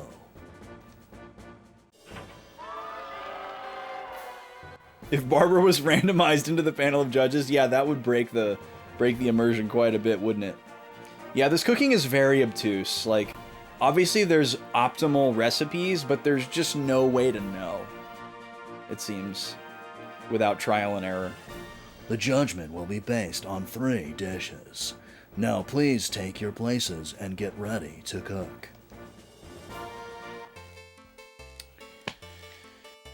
Okay. Also, like, we haven't been finding recipes, so we're just working with the same ones every time. We know that one person likes spicy food, and someone else likes Torin style. Actually, 2 of them might have said spicy. Which we've kind of leaned into before, so... Let's do tomato soup appetizer with red pepper. And then let's do meat pie with red pepper. And then let's do... I still feel like ice cream is all we have to work with on dessert. Like, we're just crazy to do anything else.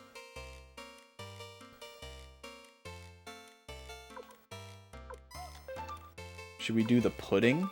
Maybe we try the pudding this time?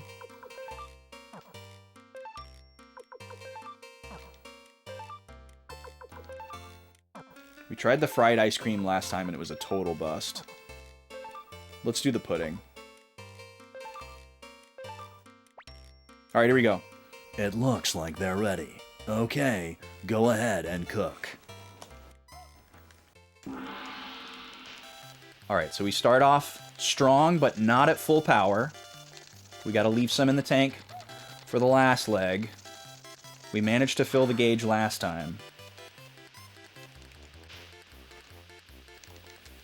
Okay, okay. Start kicking it up. Jesus Christ!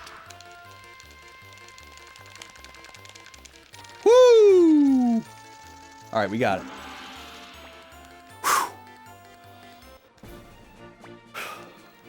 First, let's see what our judges thought of the challenger's appetizer.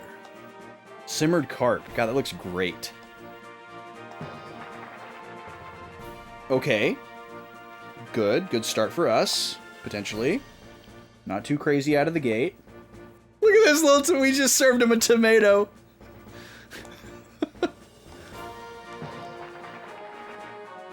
Okay, pretty much even.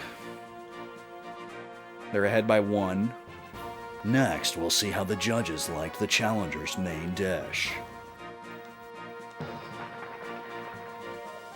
Okay, middle of the road. Come on, please love the spicy pie. Chili pie, baby. Yes! Okay, we're ahead. We're ahead. If we can just stay even and not bomb the dessert round here. He's serving him tempura again? Snack tempura? Oh no. Okay, they hate it. They hate it. Come on. Pudding. Pudding, let's go. They're gonna love it. They're gonna love it. All 5s. Come on. Yeah. We got it. We got it. We got it. Barbara's not gonna die. Barbara's gonna live. Tempura for every meal sounds alright to me. Ooh, that's the best we've done, actually. The judging is complete. Let's see how those scores total up.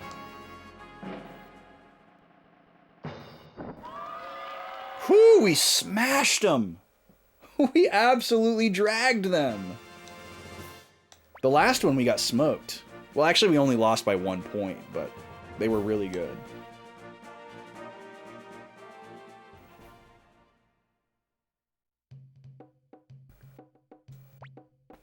She's still just dead on the ground. Oh, that's right. It was a tie. That's right. You know what? You're right, Sen. We're going with that narrative. We got robbed. It was rigged. Hi, Nima. How you doing, sweet? You gonna be okay? That there's clouds out there? You gonna be alright?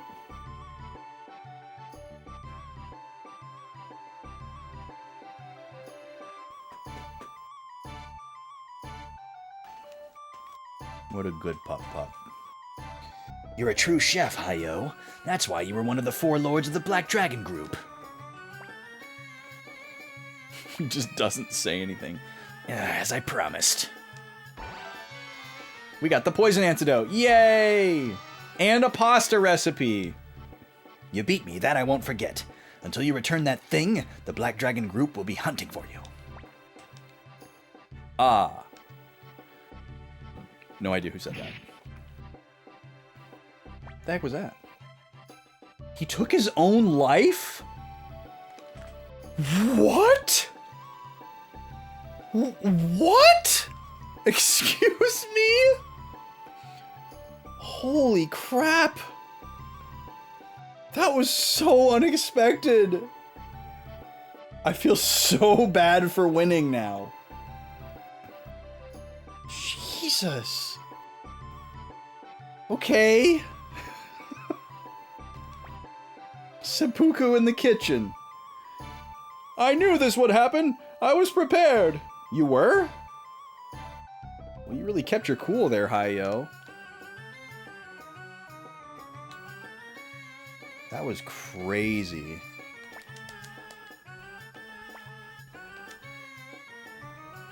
So I guess this is where you, like, can practice the recipes, maybe?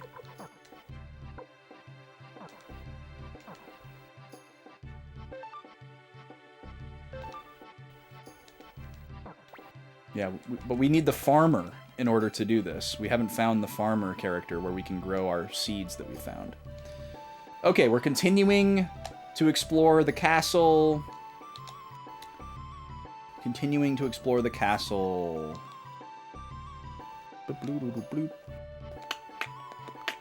Oh, Karen's here to dance. Stage. You can't just go up there. Oh, but we can. Let me guess, we can dance with Karen. Teach me to dance. Why does she wear her, like, nice girl outfit with her, like, belly dancer outfit underneath? And how does she get the veil on? That can't be underneath. Like, why doesn't she just wear that all the time? I don't know. She looks nice either way, but just kind of funny. This is probably going to be, like, super hard mode. But we'll see what we can do here.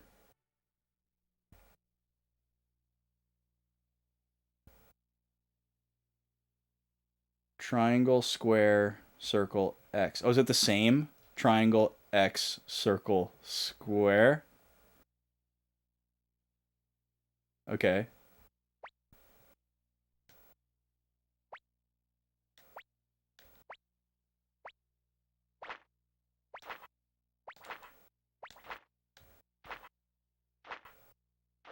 That's it. That's the whole thing. Yay. That's weird that it's exactly the same.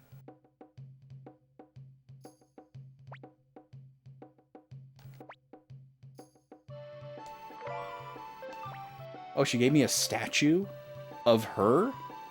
What the heck am I gonna do with that? Oh, it probably goes in the bath, which is super weird. And statue A. How many of those are there? Okay. We're gonna complete our loop. We're also gonna go by the bath and drop this off.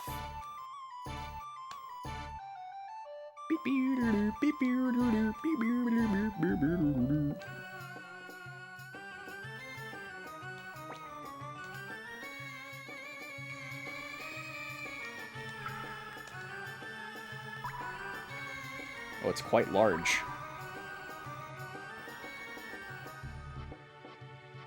We'll put this here. And then we'll put the knight statue.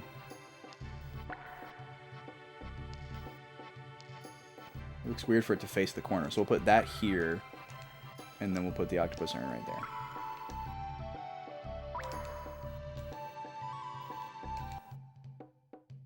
Okay. We haven't found any paintings yet. Alright, now let's go out here.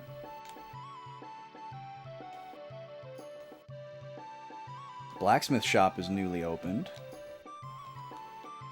What's up, Tessai? Oh, does he take my copper hammer and I don't have to carry it around anymore? That would be awesome. So we'll come back here when we have our party set for the next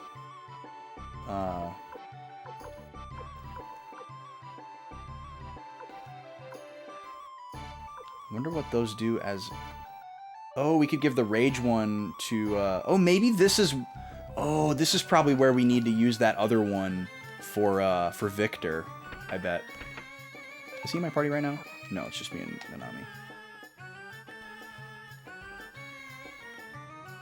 What's up here? Oh, just a nice little pad.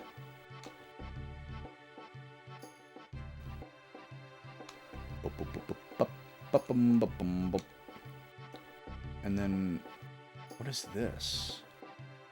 This is trading? Raura. Transform crystals into scrolls. Oh, okay. So you can turn a rune into the consumable version. That's new. Oh, that does connect. Okay. Well, I don't think I'll ever use that, but it's an interesting functionality.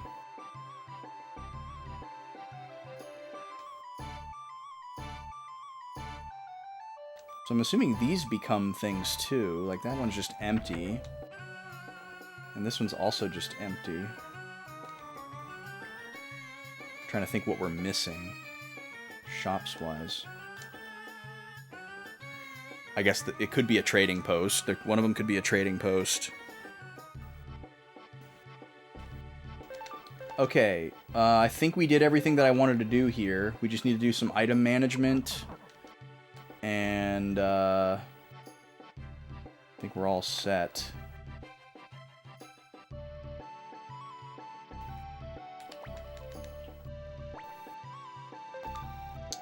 So, let's see here. We're going to put these dragon plans and stuff back in there. And that. Still holding out for that wing ornament. Okay. We're going to do a save. Who's that? Oh, that's a kobold. They looked very odd from that angle. And I think what I'm going to do here is just figure out what the next story beat is and then end. I don't think I really want to push it the extra hour tonight. Even though you guys have been super generous and I really appreciate it. Got a lot to do this weekend, so I'll probably just get some shut-eye. So I can be productive tomorrow. And I only get part of the day to be productive tomorrow because my dad's coming over. Which is great, but I won't be able to do productive stuff. Alright, let's find out what our next beat is here. Lord Roy, preparations are proceeding. First we'll go through Greenhill, and then to Matilda. Oh, okay. Well, that was a shorter conversation than I thought it would be. Next stop... Matilda. Alrighty, folks. Well, I think this is where I leave you for the night. We're going to find somewhere to raid to. Thank you all for hanging out. Today was really fun. This is always something that I super look forward to. It's just such a nice way to wind down at the end of the week and transition from work mode into weekend mode. And this game is really fun. We're gonna see how much more of it's left, I guess, next week. I feel like we're getting really close. Today there was a lot of diversion that was unexpected, where we went around and grabbed a bunch of characters, which did end up being fun, so I don't regret that. It's just really not fun when it's not productive. But tonight it was productive, so hooray. We're going to find someone to raid, and see where we're going to hang out for the rest of the night here. Oh, wow. Oh, okay. Sometimes my list doesn't fully load. I was like, there's only like 5 people on my list on? That's weird. Where are we headed? Well, I hate to be a broken record. Seems like we always raid B on Friday nights. But she's playing Final Fantasy VII, and I love Final Fantasy VII. That sounds like the kind of vibe that I want to sit next to for the next hour or so while I finish winding down and get ready for bed. She's playing Echo S7 mod with a bunch of other mods. She's on the Rebirth train, so if you're looking for somebody to stream FF7 Rebirth when it comes out, Eyes on B is your person. Great streamer all around, though. She's going to play through FF7 OG with mods, and then Remake, I think, with mods also. And then try to get all that done before Rebirth comes out. But anyways, let's mute the game audio, because it's time to hit the new sign-off button. A lot of you haven't seen this yet. But yeah, we're going to raid out. It's time for the special fanfare. It was lovely to see you. Check out our Discord if you're not already there. That's where you get to vote on games when we finish them, which we're going to be finishing both games soon. So if you'd like to vote on what we play, get in there. Check out my Ko-fi if you want to have more control over the stream.